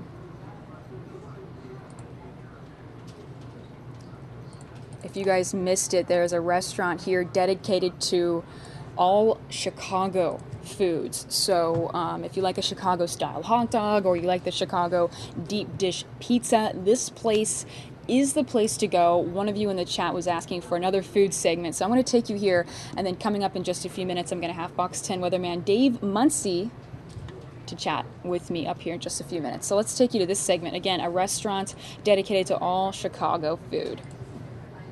Sandwiches and hot dogs. Oh my gosh. Portillo's. This is the Portillo's experience. And look, here's the Portillo's team that makes it all happen. Yeah, that's right. When you come here, you get a Jacqueline and a Shannon and a Corey and a Mary. And Nate's our manager. Nate, how do you describe this team? They're the best, man. They always do a good job every day. Come in, work hard. I love them. Very good. You sound like the Cubs manager. Yeah, well done. And by the way, this was the mystery beauty that we were talking about. Now, would you mind, it's a well, right? Yes. Please explain what we're looking at here. Well, we have Italian beef. It's our first famous food. Yeah, it is. And we have with the sweet peppers and hot peppers and mozzarella, which is the best things ever. Oh, I really love it. Yeah. Everybody Who doesn't love it? I know. Now, Erica, tell me one more time how you can make somebody happy for spring training. For spring training, we're doing competition until March 10th, February 20th through March 10th, where 10 winners get 2 tickets each to come to the spring training game against Cleveland Indians. I'll hold this. Oh, no. sorry. Oh. Nobody takes the mic. Oh my God. How do you enter? So you enter with, you're going to get these either on your tray, or if you go through the drive-thru, they'll be stuffed in your bag. Just fill it out, name, number, email, address, and donate, or you put it in the drop box, either by the cash register. Every time you come in, you can enter. So the more times you come in, the more entries you get. Love that. No purchase necessary. And you'll end up on the field for photos. Yes. You get to watch batting practice. Yes. And 2 tickets to the Indians game. And you get a whole tour of Sloan Park as well. Love that. Yeah. And the game is March 24th? Correct. All right. Yeah. Well, Sloan Park's the place. Portillo's is your port of entry, so to speak. And there you go, the classic Italian beef. But we've got hot dogs, we've got salads, we've got the grilled vegetable sandwich. Yeah. What are the favorites? Pasta and ribs? Pasta and ribs. What's your favorite? Mine is the beef combo. Mine's a hot dog and a beef. Oh, yeah. How about you? Heidi? Mine's the hot dogs. Yeah, how about you? The beef. Yeah. The combo all day. Oh, tell me about the combo. The combo is an Italian sausage and Italian beef together. Yeah, what suburb are you from? Huh? What suburb are you from? Where'd you grow up? Berwyn. Ah, there we go. I did Berwyn, yeah. I'm not saying there's mobsters in Berwyn. That's for the cops to say. No, I'm sure those are the old days, right? You know. All right, wave it out, you guys. Thanks so much for hosting us today at Portillo's, home of the famous Chicago dog. We'll see you guys. Corey's making. I think that looks pretty good. Let me take you to a, I see Dave Muncy coming over here. Hey. Hello. Let me pull up actually a lower third here real quick so people know who they're watching. It's me, Dave. Dave, hey, that shake is really good. Did you you got a lot of shakes from Habits. Well, we do that occasionally on Friday night. You know, we leave here, a lot of us, to go to dinner, and we leave a lot of people behind. You know, in this business, not everybody gets to go out and have a dinner, go to a restaurant, go home in between. A lot of people are stuck at their desks. So there are a few of us that on Friday night especially, when we're out to dinner, we like to do something like bring something back for the folks that can't get out. That is so nice of you. I haven't had a strawberry shake Yeah, it's kind of fun, isn't it? To have you don't know it's coming, and then all of a sudden, so it's kind of fun. Guys. Yeah, it's fun to do, and I know the people enjoy it. But you know, they're kind of stuck in here, and there are some of us that have a little more freedom where we're out running around and doing different things. So it's kind of fun on a Friday night. That was good. We don't do it every Friday night, but we do it on a few of them. I love shakes that come with whipped cream on top. Yeah, yeah. They always say to me, "Do you want whipped cream on that?" I said, "I believe everybody does." Yes. Yes. Come on. Who So doesn't we want just whipped go cream? for it. All right. I think I have pulled up. I think that radar is the California right one. here. This. Wait a minute. Let me see. You want? I need to pull up. I guess. Yeah, I don't graphics see mine up here. I think 1. mine will have some fronts on it. You're right. This is a different computer over here than the one I'm using. Correct. Okay, not that one. I should be on graphics too. Try graphics 2. Let me see here. Graphics 2. Huh. That's all I'm getting right now. Oh, let's oh, see. and that's okay. yeah, So that that's works? okay. I see. Let me advance that. Yeah, you know why you're getting that? Because my tower cam, it's blank right now. Oh, okay. That's okay. why you okay, got good. that. I'm glad Yeah, we got it. My fault. I wasn't paying attention. Okay, we're going to start out with what things are looking like right now. This is the front. that's coming in. This is the low pressure system that's coming in. That's going to make a lot of change. We have a 100% chance of rain tomorrow. That doesn't mean that it's going to rain all day long, sun up to sunset. It just means that it's going to rain tomorrow. And we're going to get probably some pretty good rain through the day tomorrow. And there's something I want to show you as you look at this system right here that's moving in. Take a look at this. Yeah, there's more out there. Another one. That's a lot. And there's one behind that as well. Now you can see that moisture coming into Los Angeles. They were expecting 4 inches of rain in Los Angeles. I don't know how much they got. And that's not normal, we right? haven't seen. That's a lot of rain. We haven't seen the numbers yet. But I think they're going to get pretty close to that, if not in Los Angeles, in some of the surrounding areas. Because look at that. I mean, it's just pouring in there. That's right where that low is sitting right now. So getting a lot of attention in California. Now, with that in mind, look at the warnings, the watches, the advisories, all through the state. We start out with a flash flood watch. And you can see Los Angeles is involved in that. Then we go to a winter storm warning. That goes to a little bit higher elevation in the area. And then we go to a high wind warning. So they have a mixed bag of just about everything that makes your weather inclement. And that is, they've got it all there. Now we open the door to the Futurecast here. And you can see where we are. We're at Friday at 8:15. We put the Futurecast into motion, and you see that moisture just stays right in there. There's Saturday morning at about 9:35. That's when they get their first break from the rain. And then take a look. There's something else moving in. Whoa, look at that guy coming in. That comes in late Sunday into Monday. So that's that second storm we were looking at. And then you can see a lot more off to the west. Another little splash of moisture off to the west there that we're looking at into Monday. So that could be quite a day over in Los Angeles for those folks. Now we turn our attention to Arizona. You can see all of the moisture once again in Los Angeles and in the San Diego area. So then we now are dealing with a lot of these same problems. So first off, we're going to deal with a flash flood watch, and that of course involves Maricopa County and a few other counties. We also go to a winter storm warning. That's down in the Cochise, Graham, Greenlee, Pima areas, and will affect the city of Bisbee. And then we go to a winter weather advisory, and that's until Sunday at 5 p.m., and that's in Cochise County. And then we have more winter weather advisories to the north, and that's all through the north. You can see Flagstaff, Pine, Topside, Show Low, and White River, and Apache and Coconino, Navajo counties involved in that one. So a lot going on there. We open the door to the Futurecast, and we watch it roll in Saturday. This is about 12:30 in the afternoon, and then we put the map into motion again. We get to 3 o'clock in the afternoon. Again, we put the map in motion. We get to 9:50. Have you seen a break? No, you didn't see a break in all of that. It was just moisture all the way through. We put the map in motion again. We get to 1:40 a.m. We are continuing to see rain. We put the map in motion again, and voila, Sunday.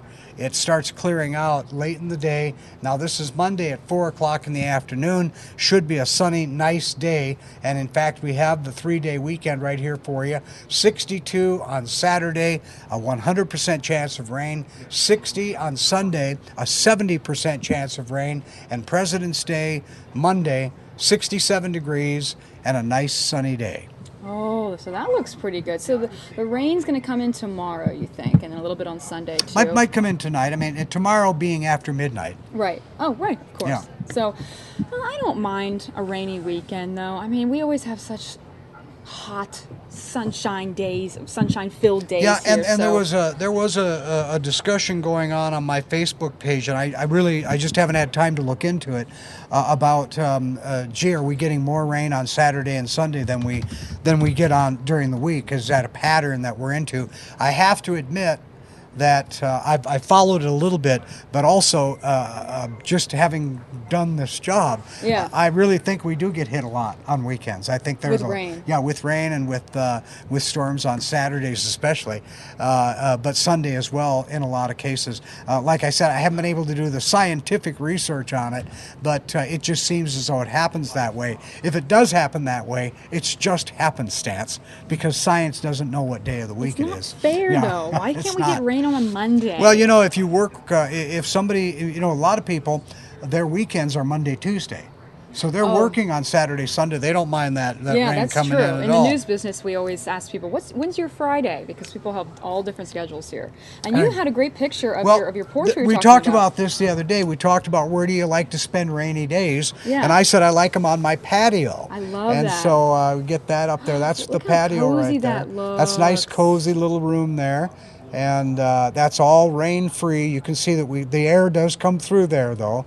And get it. And that is a gas fireplace. I always say that because there are a lot of people that do not like wood fireplaces. Oh right. And you guys built? Did you guys build that? Was it an addition onto your house, or when you bought your house, it was like that? We added the patio was already there. We just added onto the patio and we added the fireplace. That was a good idea. To it as well. Yeah.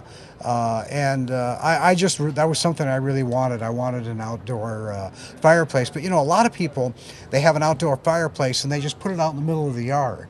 And like I didn't, a fire pit or something? And just a big fire pit out there. I didn't want to do that. I wanted it to actually kind of be part of the house. That's smart. And that's how we ended up with it on the patio like we did. So I like that. As you walk out the French doors in my home, you walk right into that patio. Yeah. So it's a real nice.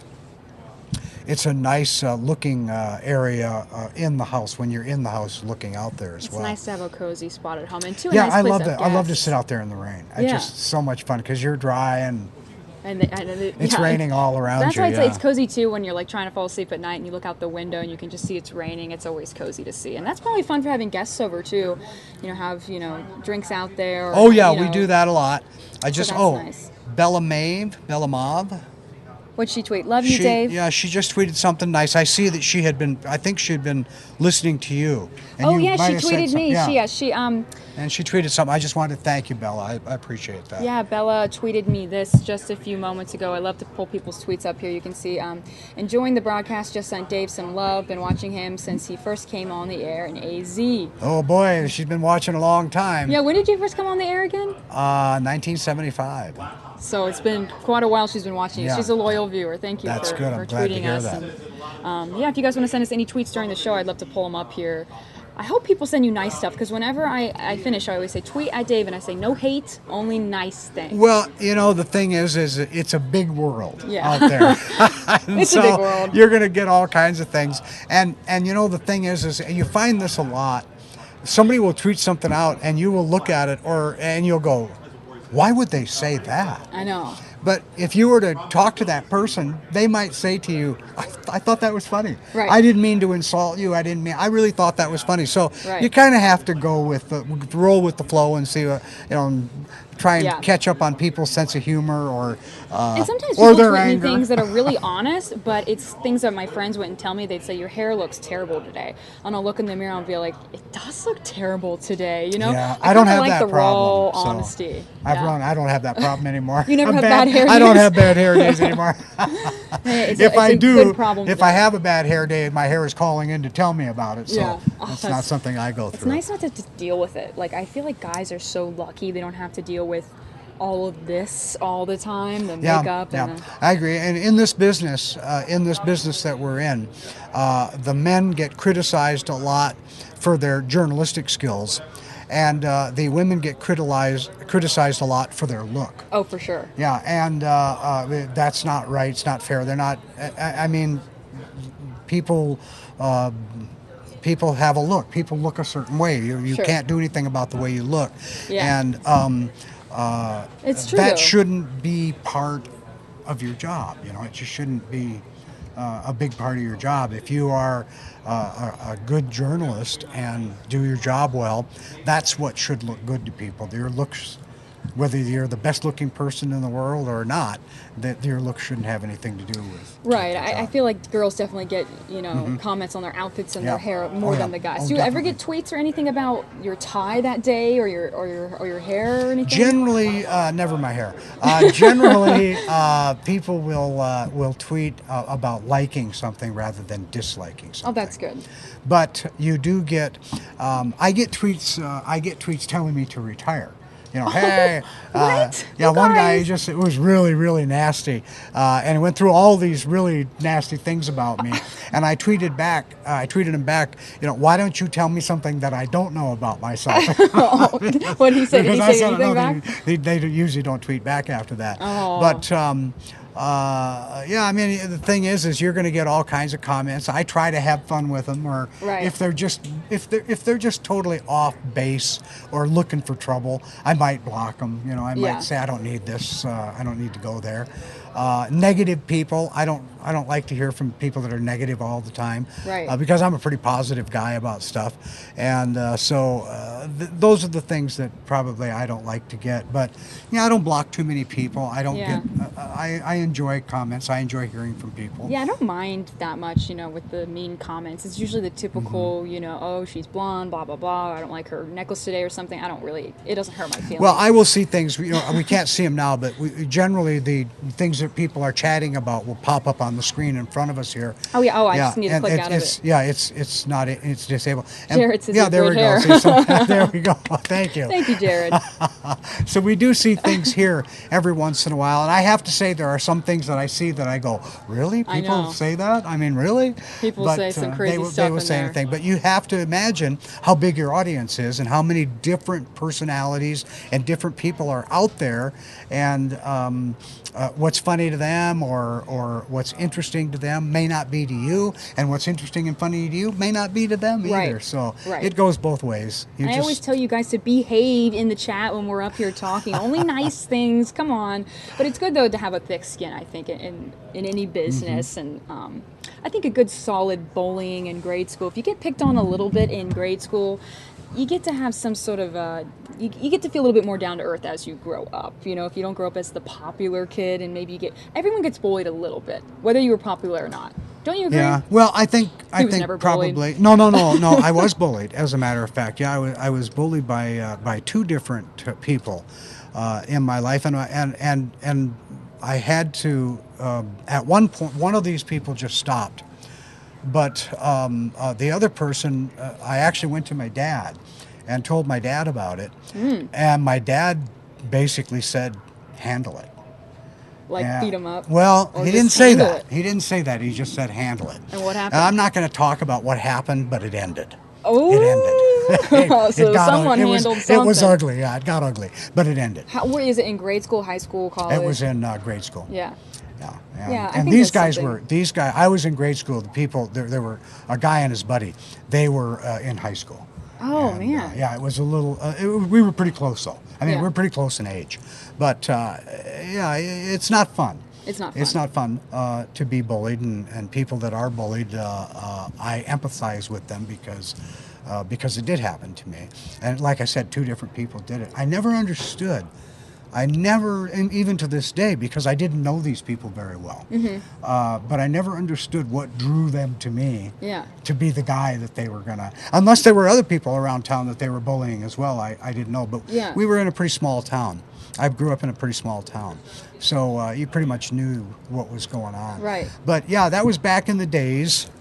To where my dad wasn't looking for a feel-good moment, He just said, handle it, Dave. He just said, that was the word. I told him the situation, and he looked at me and he went, handle it. And what did you feel when he said that? Were you sort of upset in the moment? Like, what am I supposed to do? No, I felt as he had given me the green light for something. Oh, you're like, yes, okay. Yeah, you need a little bit of permission to do whatever you needed to do. Yeah. So, but I think it's good though. And let's not. And let's mention what this is. This is 50 years ago. So it's not in the modern age. Right. It's not what... You didn't go out and it's not the way they handle stuff. things these days. He might have said something different to me if he were a more modern dad, but my dad was came from old school. And that's just the way things were. Yeah, that's just the way things were. And I think, too, being a bully. I mean, I got a lot of spankings growing up. Oh, yeah. There was not. That's the traditional Nobody way. held back on that. In my dad had. Kids had today very don't get strict rules. punished like that anymore. It's My like, dad went to PTA once a year. And true story. My dad went to PTA once a year, and he would tell all of the teachers, if he gives you any trouble, well, he had 9 of them, so it wasn't just me. 9 kids, yeah. If they give you any trouble, kick their butt, send them home, and I'll kick it again.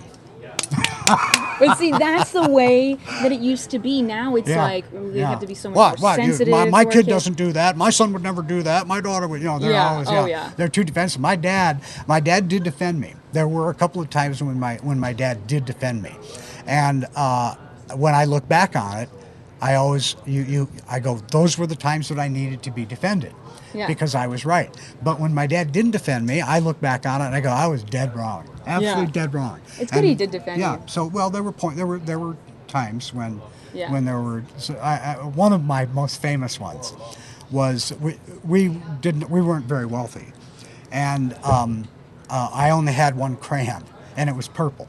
Yeah. And so we were doing a drawing thing in school one day, and it was a pumpkin. And so I drew the pumpkin purple. And I stayed in the lines. I was like 3rd grade, 4th grade, somewhere in there. And I got a D on it because it was purple. That's the only crayon you had. It was the only crayon I had. So I took it home and showed it to my dad. I remember he was in the bathtub. He was in the bathtub, and I went in and showed it to him. And I was crying. And I told him I couldn't understand why I got a D. I'll never forget, he flew out of that tub, he put his clothes on, he grabbed me, we went down to the school, he got that teacher, and he said, tell me what's wrong with this other than the color. Yeah. And then he went on to explain, it's the only crayon the kid has. And they changed the grade. That's amazing. I was real proud of my dad. It wasn't a big deal, it was over a color, but I was a little kid. I was a little kid. But I remember that, I remember every moment of that. At the time, we were like, no, I don't want to go back to school. No. I was all for it. I was like, oh, right, Dad, let's go. Come on. I was holding the door for him at the car, you know, let's go. What a good dad. Yeah, no, he was a good guy like that. But once again, my dad was not one of these oversensitive guys that coddled you. We have a lot of coddling now, I think. No, there was no coddling in our house. My mom did that. Yeah. Moms always do. Yeah. Moms coddle, but I think too, growing up a little bit, suffering from a little bit of bullying can be okay for you. As you get older, then you can sympathize with people and be a little bit more down to earth. Well, just a little. Yeah, I don't know. Having been bullied, I'm not really sure that's a good idea. I grew up in Catholic school. I was bullied hard too. Yeah, I went to Catholic school schools too. where the bullying that's happens. Right. Yeah, I went to Catholic school as well. Yeah. Yeah. They always say public schools my are sex rough, but education consisted of the fact that the birds and the bees were both Catholic. Yeah, I mean, we had chastity class. Like, it was tough in Catholic school. You had to really learn what not to say, what not to do, and that's where a lot of the bullying happened, I felt. Yeah. I was by no means a popular kid either, and I was bullied too. And our school was, it was a small town, very poor. Driver's ed and sex ed was taught in the same car. So. Oh God. That's what the small town people do. I have all my little small town jokes. Okay, wait. I really like that. I'm going to repeat that later. The sex ed and the driver's ed were held in the same car. They recycle cars there in the small town. That's funny. I like that. Well, that's but in a small town, even in big towns, there's something about growing up in Catholic school. The bullying is more extreme. Are you guys bullying us right now in the chat? No. Catholic schoolgirls always bad. No, we're not bad. I know what he means by that. Yeah, but you know what? That was what everybody thought. What everyone thought. Our friends at the public school said, "Oh, we'd like to be over there with those Catholic girls," and we don't know why. Why? What are you the talking uniform about? skirts or something like that. I don't know what it is. I think there was a story there, something I don't know. But I'm glad that my parents put me in that, because I feel like it did teach me to treat people well, and I think a little bit of bullying taught me to bring myself down to earth and know that I should never talk to people like that, because it really can hurt your feelings. I think being bullied certainly assured that I was not ever a bully. Yeah. That was one thing, but it may have there may have been a little bravado that went along with that. I don't know that that's the way to get bravado or not, though. Yeah, I don't encourage anyone going out and trying to get bullied. Yeah. But if you have been, don't feel bad about yourself, because you can grow up to be cool like me and Dave. I mean, check us out. We're on TV. So, I mean, and also I think it teaches you how to treat people like you said. You know you're not the bully, and you know you wouldn't bully anybody. So, I mean, even when I'm out driving on the road, I can tell who was a bully in high school and who wasn't. With the people that are super aggressive and yell out their window at you, I think I have a feeling you were a bully when you were younger. Are you the type of driver that, or do you yell out your window? I fall back. You fall back? Yeah, I slow down. I don't. If somebody gets aggressive around me, I'm the first guy out of the mix. Really? I'm the first guy gone. You know, Yeah. go. You want to go? Go. Yeah. You want to jump in front of that car? Jump in front of that car. 9 times out of 10, if not more, you're going to get to the same destination at the same time anyway. It doesn't make any difference how fast you're going or what cut you're taking, or if you're going to zoom around this car, zoom around that car. When you get to the final destination, you're probably 3 cars apart. So it really doesn't make make a lot of sense. I think it's more inside the person than it is an opportunity to try to get somewhere. It's more inside the person. They're anxious. They need to be somewhere. They are anxious themselves. They're hyper. They're whatever, and that comes through their driving. I don't know that people that drive like that are actually really trying to get somewhere in a hurry. I think they just want to be everywhere in a hurry. Yeah. You know. Now there are people that might be going to the hospital, or True. they might have a very good reason for being out there, which is another reason to back off. Yeah. You know, and just let them go if they have a reason. But the last thing I'm going to do is get involved in their hurry. Sure. Yeah, I've had people who have tried to roll their windows down to me to yell at me, and I just keep my window up and I keep going. Like, why would I willingly roll down my window to listen? Excuse me, would you say that again? I didn't hold on, get I'm it. almost Yes. done. What did you Text say? me. You hate me? Oh, okay. You don't like the way I drive? I mean, I used to roll my window down when I was younger, thinking, okay, I should listen to her. I made a mistake. Now I'm like, I don't need to listen. I know. You just want to take your foot off the gas and fall back in traffic when that happens. Yeah, I want to just be passive. If anything, I'll use my horn if I feel like someone's going to come in my lane or something, but I don't yell at people. What are you guys saying? The best I'm saying this one. I like that when that happens. What did he say? Think a Little says, last time I Somebody encountered... you read that one, yeah. Yeah, last time I encountered an aggressive driver, I was passed, and a state trooper turned around and went after the guy. I passed the guy while he was getting a ticket while grinning at him. Oh. Well, another example, and this is a horrible situation. It just happened the other day. We had it on the news. That was somebody going down the street, and I'm not absolutely positive if they were being aggressive or overly aggressive, but they wanted to get around a truck. And so apparently at a good rate of speed and very quickly, they went to the right of that truck, and there was a flatbed truck parked there. Oh. And they are now gone. They are no longer with us. Oh. And it happened in an instant. And we just had it on the air the other day. That flatbed truck went halfway through that car. And that was just a guy, I can't imagine what went through his head just before the truck hit. Yeah. Because it had to have been, whoops, I mean, oh no, or whatever. But yeah, he had no time to really even react to it. Yeah. So, that's one thing that aggressive driving will get you right there. It's definitely better to just sort of take your time. And my dad's always lecturing me about no texting either. Yeah, and I'm not a saint. There are times when I'm buzzing in and out. I get a little late, or I get something that needs to go. We all get a little aggressive now and then.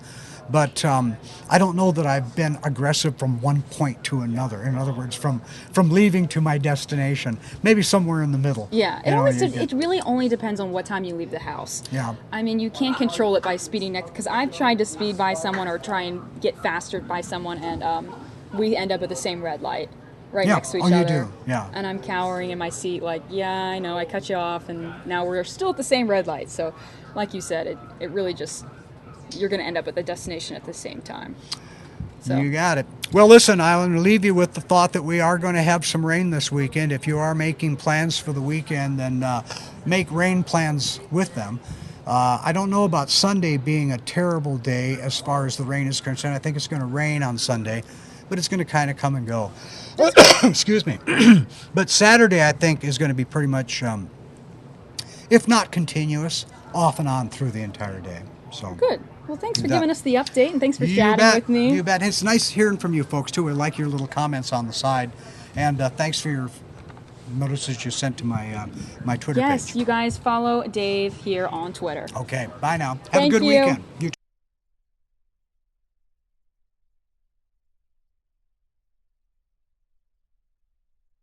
All right, you guys, follow Dave, tweet at him. Only nice comments, no hate. Fox 10 Dave. There's his Twitter account. He does the weather here at Fox 10 Phoenix. He's so nice, and he's great to talk to. Appreciate you guys sharing some nice comments here in the chat. Love to hear what you guys think. We were talking about driving a little bit earlier. Jared, I think in the chat, said he saw my texting and driving segment. Yeah, I was not very good at the whole texting and driving thing. Mind you, I was driving a van that did not belong to me. It was for the segment, and I'm not great at driving vans either. So the mixing of the texting and the driving of a van that I'm not used to just caused for a big disaster. If you guys haven't seen it, you can just head to my Instagram page. It's MKGAFF, MKGAFF. And scroll down a little bit. There's a video I did on the news of the dangers of texting and driving, and they put me in a van, and I tried to text and drive on the air, and it's difficult when you're driving a car you're not used to and being filmed and trying to text, and it just didn't go that well. But it proved the point that texting and driving is not good. It's not as easy as you think, and if other people are watching you while you do it, they're able to show you just how much you're not truly paying attention, and that you're swerving and you're not looking around and you're not seeing what's around you. So pretty cool stuff. Thanks for joining me here live on the Fox News Now stream. Appreciate you guys watching with me. It's about 8:25 here in Phoenix, Arizona. We just had Fox 10 weatherman Dave Muncie up here. I'm going to take you to the next top story here. Let me pull this up for you guys.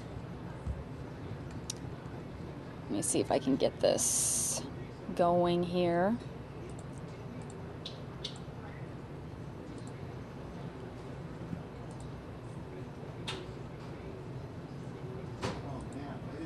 Let me see. I've got this segment I want to take you to. Bear with me here, you guys. I'm just finding the video I want to show you.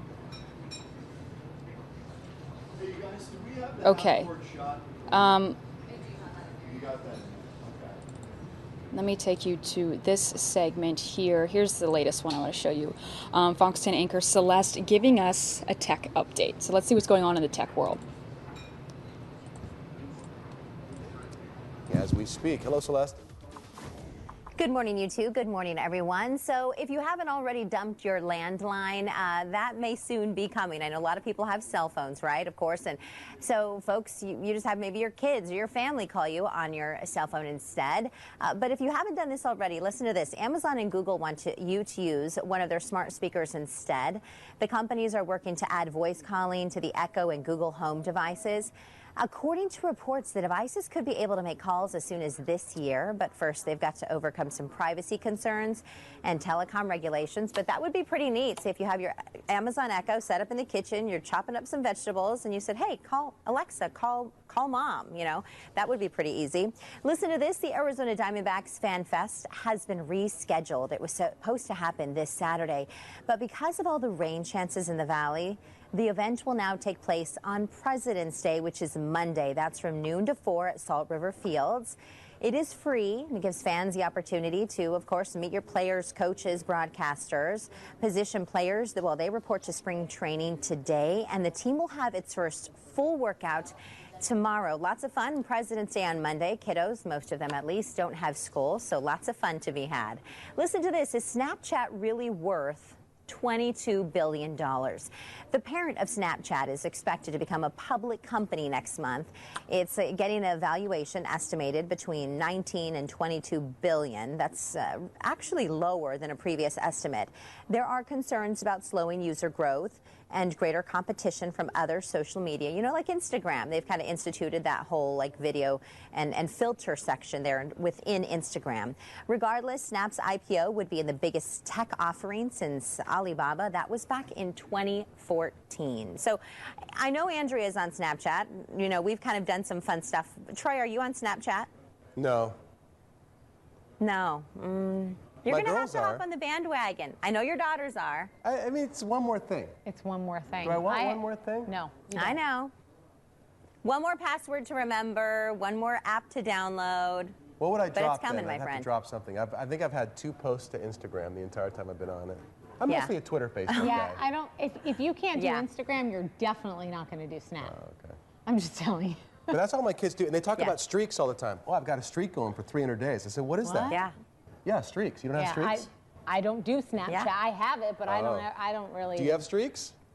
So you have to Snapchat somebody. And I say, well, what do you Snapchat? And I see what Ashley does. She does it. I'm far away, but just, she takes a shot of her face with like her eyes looking this way. Oh, okay. Right. That's what they do. Over to the side. Yeah. All those cool filters. Celeste and I just like the cool filters, the funny ones that make you look. Yeah, we do. They have a Hello Kitty one up this morning. Oh, okay. Oh. I'll meet you in the newsroom for that one. Oh, I'll have to post that one. Yeah. Put that up. Or Troy. No. That would be cool for Troy, too. Hello, Kitty. All right, you guys, just giving you the latest tech update here. That is Fox 10 anchor Celeste, who was giving us that report earlier this morning. Thanks for watching with me live here on the Fox News Now stream. Happy Friday, everybody. Let me pull up the next segment here for you guys, get you all updated. I want to take you to some of the moments. Let me pull this up. Give you some President Trump updates here. And actually, let's pull up his Twitter too, just in case he's tweeted anything. He is in Florida. He just landed in Palm Beach a few hours ago. We streamed that live for you here. He's going to be holding a rally in Orlando tomorrow. So let's see. And he'll probably speak about the media again and defend himself and say some of the things he might not have gotten the chance to say during his news conference earlier this week. So let's see, actually, if I can show you.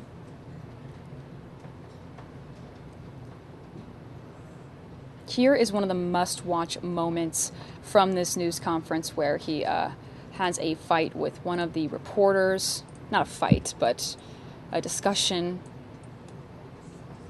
So let's take you to this and let me know what you guys think. Are you a friendly reporter? Watch how friendly he is. Wait, watch how friendly he is. Go. Where are you from? BBC. Okay. Here's another beauty. Okay, sit down. I understand the rest of your question. Oh, this is going to be a bad question, but that's okay. Good, because I enjoy watching you on television. Go ahead. Well, thank you so much. Okay. No, that's how I won. I won with news conference and probably speeches. I certainly didn't win by people listening to you people. That's for sure. Go ahead. Just one more follow-up. Should I let him have a little bit more? What do you think, Peter?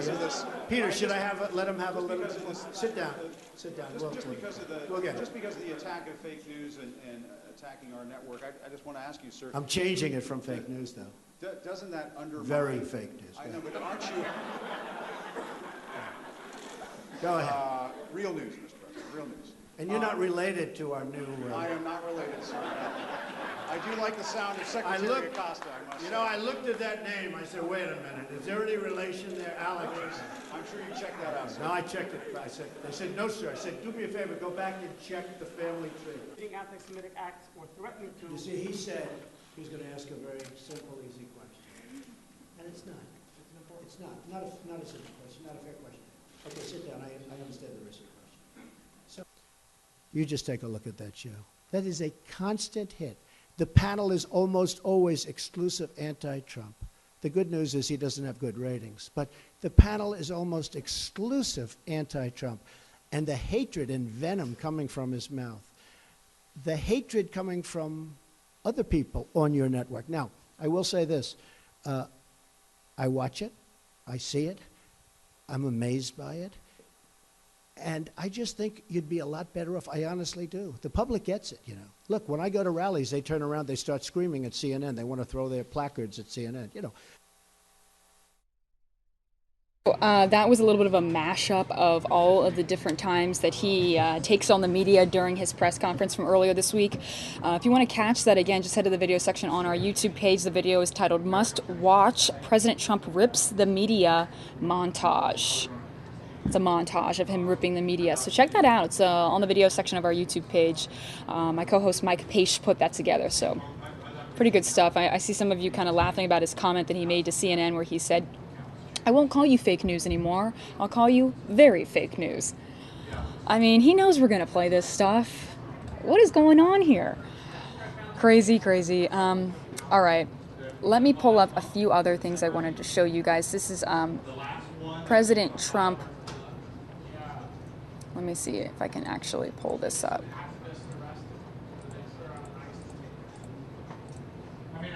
So President Trump landed in Charleston, South Carolina earlier today.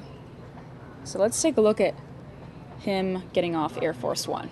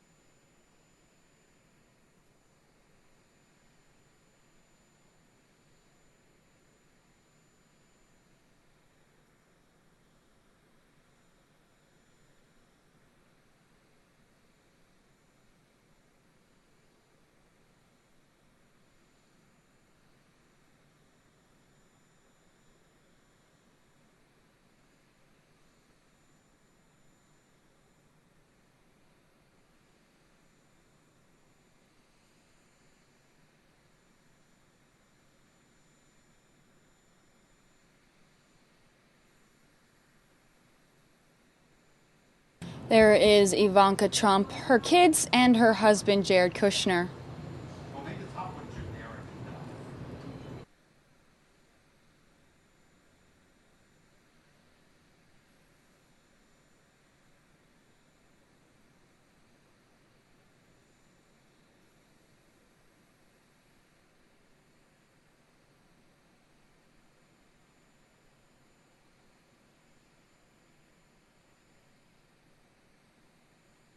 Take a look at that plane, you guys. Air Force One. This is footage from earlier today when President Trump heads to Charleston, South Carolina.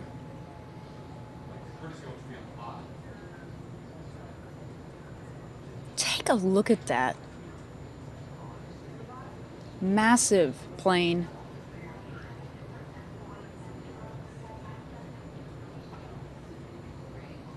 Appreciate you guys watching with me here on the stream. It's pretty incredible that we get to watch this stuff live on the show. Always appreciate you guys joining me here on the show, sending me your tweets, sharing your comments, opinions. It's been a pretty crazy year.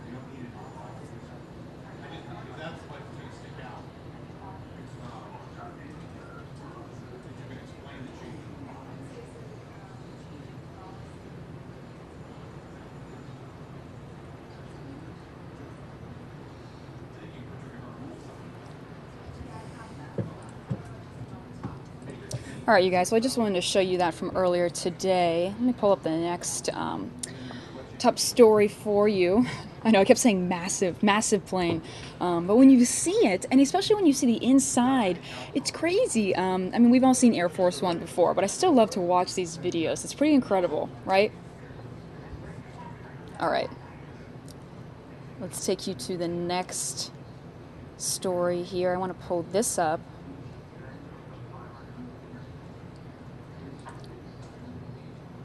Here it is. So this is another clip. This isn't the montage, but this is President Trump when he speaks with a CNN reporter. It's at the same news conference, but this is the actual discussion between him and a CNN reporter. So let me take this for you guys. All right, let's take you there. Okay. Ask Jeff Zucker how he got his job. Well, if I may follow up on some of the questions that have taken place so far here, sir. Well, not too many. You do have other people. You do have other people, and your ratings aren't as good as some of the other people that are waiting. Okay. Go ahead, Jim. If I may ask, sir, you said earlier that WikiLeaks was revealing information about the Hillary Clinton campaign during the election cycle. You welcomed that at one. I was okay with it. You said you loved WikiLeaks. At another campaign press conference, you called on the Russians to find the missing 30,000 emails.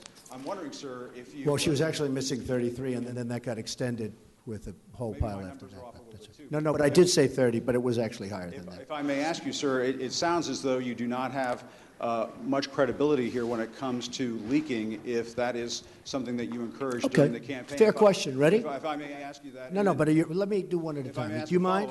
Yes, sir. All right. So, in one case, you're talking about highly classified information. In the other case, you're talking about John Podesta saying bad things about the boss. I will say this. If John Podesta said that about me and he was working for me, I would have fired him so fast your head would have spun. He said terrible things about her. But it wasn't classified information. But in one case, you're talking about classified. Regardless, if you look at the RNC, we had a very strong, at my suggestion, and I give Reince great credit for this, at my suggestion, because I know something about this world, I said I want a very strong defensive mechanism. I don't want to be hacked. And we did that. And you have seen that they tried to hack us and they failed. The DNC did not do that.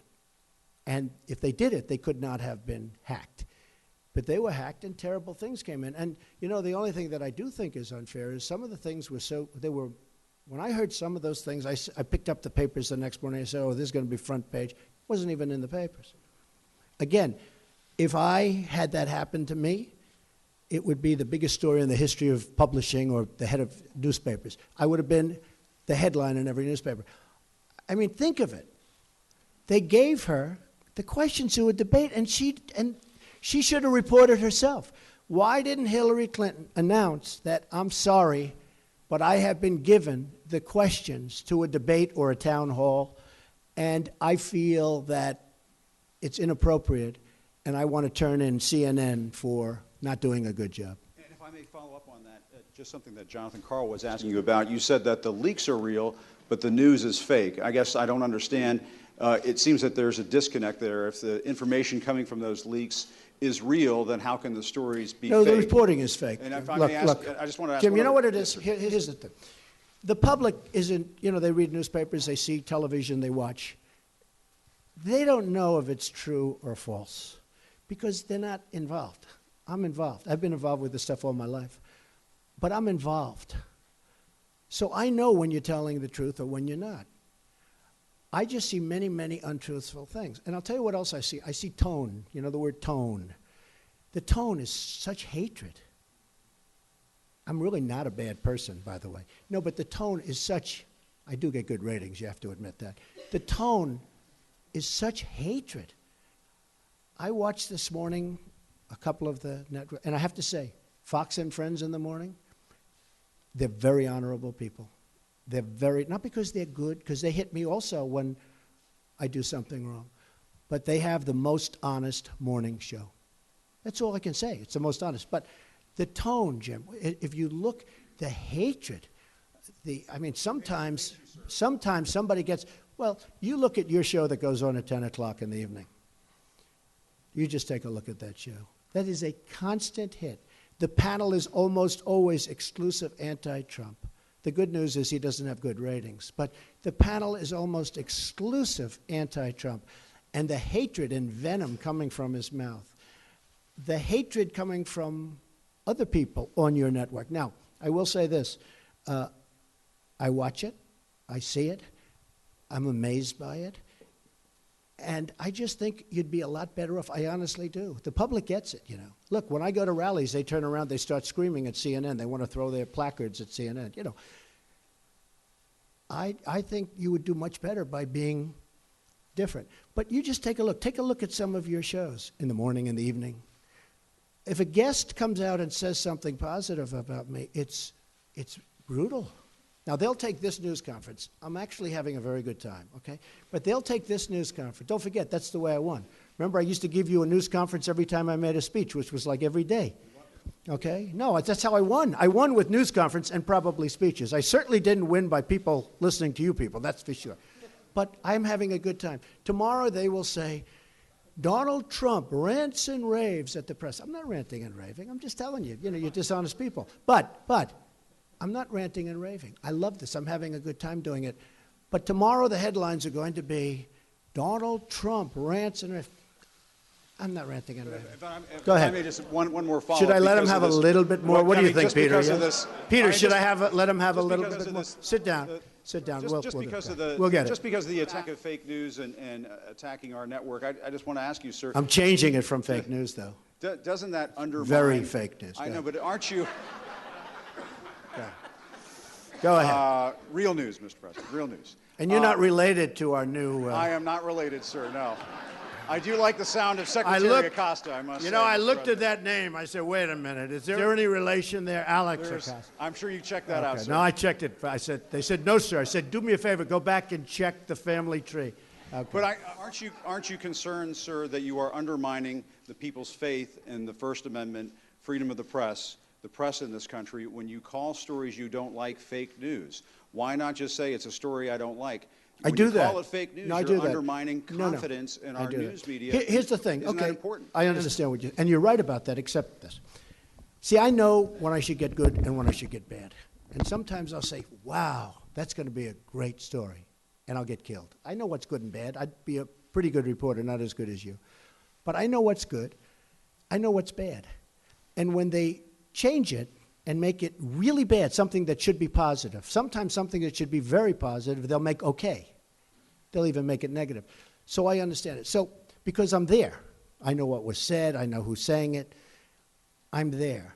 So it's very important to me. Look, I want to see an honest press. When I started off today by saying that it's so important to the public to get an honest press. The public doesn't believe you people anymore. Now, maybe I had something to do with that. I don't know. But they don't believe you. If you were straight and really told it like it is, as Howard Cosell used to say, right? Of course, he had some questions also. But if you were straight, I would be your biggest booster. I would be your biggest fan in the world, including bad stories about me. But if you go, as an example, you're CNN, I mean, it's story after story after story is bad. I won. And the other thing, chaos. There's zero chaos. We are running, this is a fine-tuned machine. And Reince happens to be doing a good job, but half of his job is putting out lies by the press. You know, I said to him yesterday, this whole Russia scam that you guys are building so that you don't talk about the real subject, which is illegal leaks. But I watched him yesterday working so hard to try and get that story proper. And I'm saying, here's my chief of staff, a really good guy, did a phenomenal job at RNC. I mean, he won the election, right? Won the presidency. We got some senators. We got some all over the country. You take a look. He's done a great job. And I said to myself, and I said to somebody that was in there, I said, you take a look at Reince. He's working so hard just putting out fires that are fake fires. I mean, they're fake. They're not true. And isn't that a shame? Because he'd rather be working on health care. He'd rather be working on tax reform, Jim. I mean that. I would be your biggest fan in the world if you treated me right. Now, I sort of understand there's a certain bias, maybe by Jeff or somebody, for whatever reason. And I understand that. But you've got to be at least a little bit fair. And that's why the public sees it. They see it. They see it's not fair. You take a look at some of your shows, and you see the bias and the hatred. And the public is smart. They understand it. So that is just part of the news conference I wanted to show you guys, where he's taking on a CNN reporter there. I love how he says, I'd probably make a really good reporter, probably not as good as you. I just love how he throws that in there. And then I started to imagine what Donald Trump would be like as a reporter out in the field. So I love just, I mean, you gotta admit, love him or hate him, it's entertaining. We can say that much, right? Appreciate you guys watching with me live here on the Fox News Now stream. It's about 8:50 here in Phoenix, Arizona. Let's check his Twitter out. Okay, so the last tweet that President Trump, we're just stalking at this point, aren't we? I mean, he is the president, so we're allowed to see. This is the last tweet he sent out. Looking forward to the Florida rally tomorrow. Big crowd expected. Yeah, he's going to be in Orlando tomorrow, you guys, holding a rally, and I'm sure he'll talk more about the media there and his feelings, and I think that's a place that he feels more comfortable. I think on the campaign trail he really liked holding the rallies. I think he feels comfortable speaking in front of, you know, a crowd of supporters for sure. I mean, who wouldn't love taking a stage of people cheering their name, right? So he likes that, and that's what he's going to do this weekend, and we'll see what he has to say. We're going to give you all the updates and the details on that next week. So yeah, that's the latest tweet from him. We did show you guys earlier in the stream. We streamed live President Trump landing in Palm Beach, Florida. Palm Beach, Florida is so beautiful, you guys. It's very fancy, if you've ever been. It's definitely a good place to vacation, and that's where his Mar-a-Lago estate is. We've got to call it an estate because it's massive. We'll call it that. But just take a look at Palm Beach. I mean, gorgeous. It's just gorgeous. Look at that. Can you imagine spending a weekend there? That looks nice. So that's where he is right now, and then tomorrow he'll be going to Orlando, Florida for the rally. Let me pull up a few other, I want to pull this up.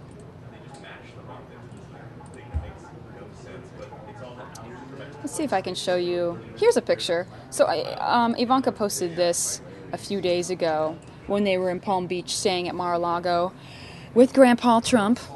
And take a look at the view. I mean, gorgeous. She posted that with the status heart emojis. First comment here says, Ivanka, thank you for being a wonderful role model for our young girls. And then, of course, the next comment is, you can see Russia. So everyone always has something different to say, but pretty cute picture of Ivanka and, well, not of Ivanka, but of Ivanka's 3 children there in Palm Beach, Florida. She posted that a few days ago. Let's keep going here. Let's see what else is on the Instagram here. You know, 6 days ago she posted this. It's such a surreal moment descending the steps of Air Force One for the first time with my family. Ooh, she posted this picture. Taking a call in the White House with my personal assistant, Theodore. Very cute.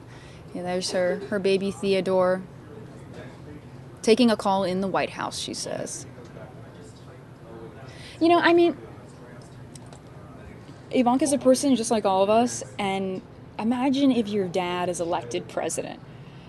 You know, she's probably thinking what any kid of their dad would think is, oh my gosh, this is so cool. Take some pictures of me in there. Let me post them on my Instagram. You know, she's excited. So I can see why she enjoys posting those photos. And then, of course, you get the bad comments too, which everyone's entitled to their opinion, but you know, just like anybody would be, I think they'd be excited if their parent was elected president, because to her it's just dad. All right, let me take a look real quickly here. Okay, we did show you that latest tweet from President Trump. Appreciate you guys watching with me here live on Fox News Now. I'm going to pull up one last clip for you guys. Let me show you.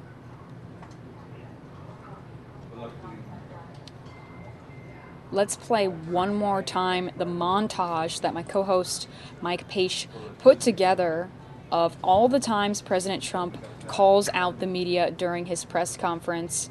It's a montage, as I just said. So it's just clips put together of all the times that he calls out the media during his news conference. It's quite funny. So let's take you there. Guys, well, I've got Fox 10 reporter Steve Kraft. That's not the correct video. That was Steve Kraft and I having a discussion about that news conference. Let me take you to the correct video.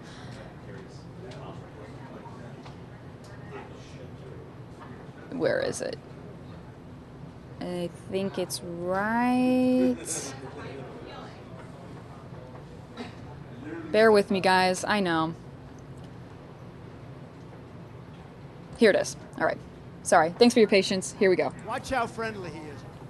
Wait. Watch how friendly he is. Go. Where are you from? BBC. Okay. Here's another beauty. Okay, sit down. I understand the rest of your question. Oh, this is going to be a bad question, but that's okay. Good, because I enjoy watching you on television. Go ahead. Well, thank you so much. Okay. No, that's how I won. I won with news conference and probably speeches. I certainly didn't win by people listening to you people. That's for sure. Go ahead. Just one more follow-up. Should I let him have a little bit more? What do you think, Peter? Peter, should I let him have a little bit more? Sit down. Sit down. Just because of the attack of fake news and attacking our network, I just want to ask you, sir. I'm changing it from fake news, though. Doesn't that undermine? Very fake news. I know, but aren't you? Go ahead. Real news, Mr. President. Real news. And you're not related to our new... I am not related, sir. I do like the sound of Secretary Acosta, I must say. I looked at that name. I said, wait a minute. Is there any relation there? Alex? I'm sure you checked that out, sir. No, I checked it. They said, no, sir. I said, do me a favor. Go back and check the family tree. Anti-Semitic acts or threatening to... You see, he said he's going to ask a very simple, easy question. And it's not. It's not. Not a simple question. Not a fair question. Okay, sit down. I understand the rest of the question. So, you just take a look at that show. That is a constant hit. The panel is almost always exclusive anti-Trump.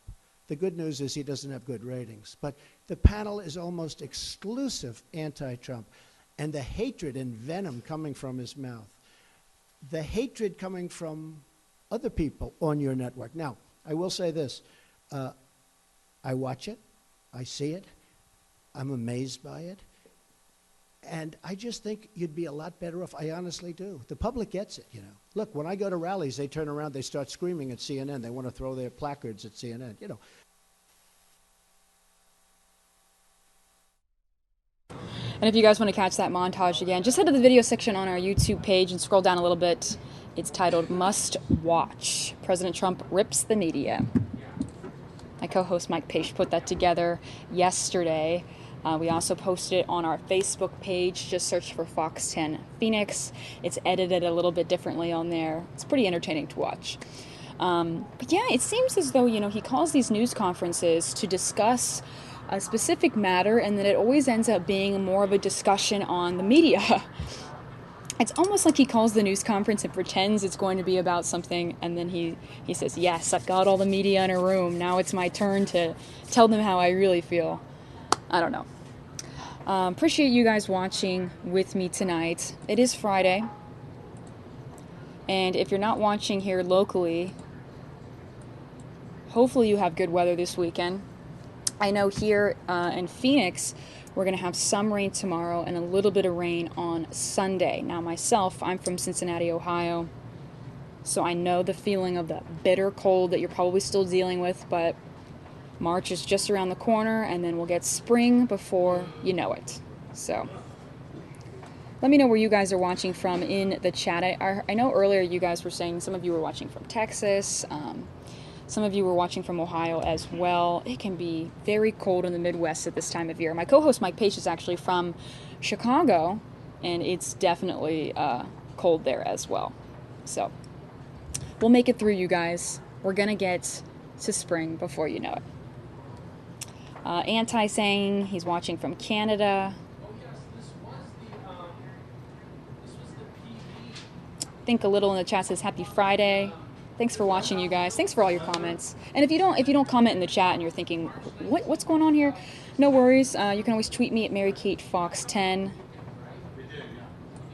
And in fact, you can do that now if you want to continue the conversation, because that is the end of tonight's Fox News Now stream. So I am shutting down here, but if you want to continue the conversation, feel free to tweet me at MaryKateFox10. Appreciate you guys watching tonight. I will see you guys on Monday. Have a good weekend.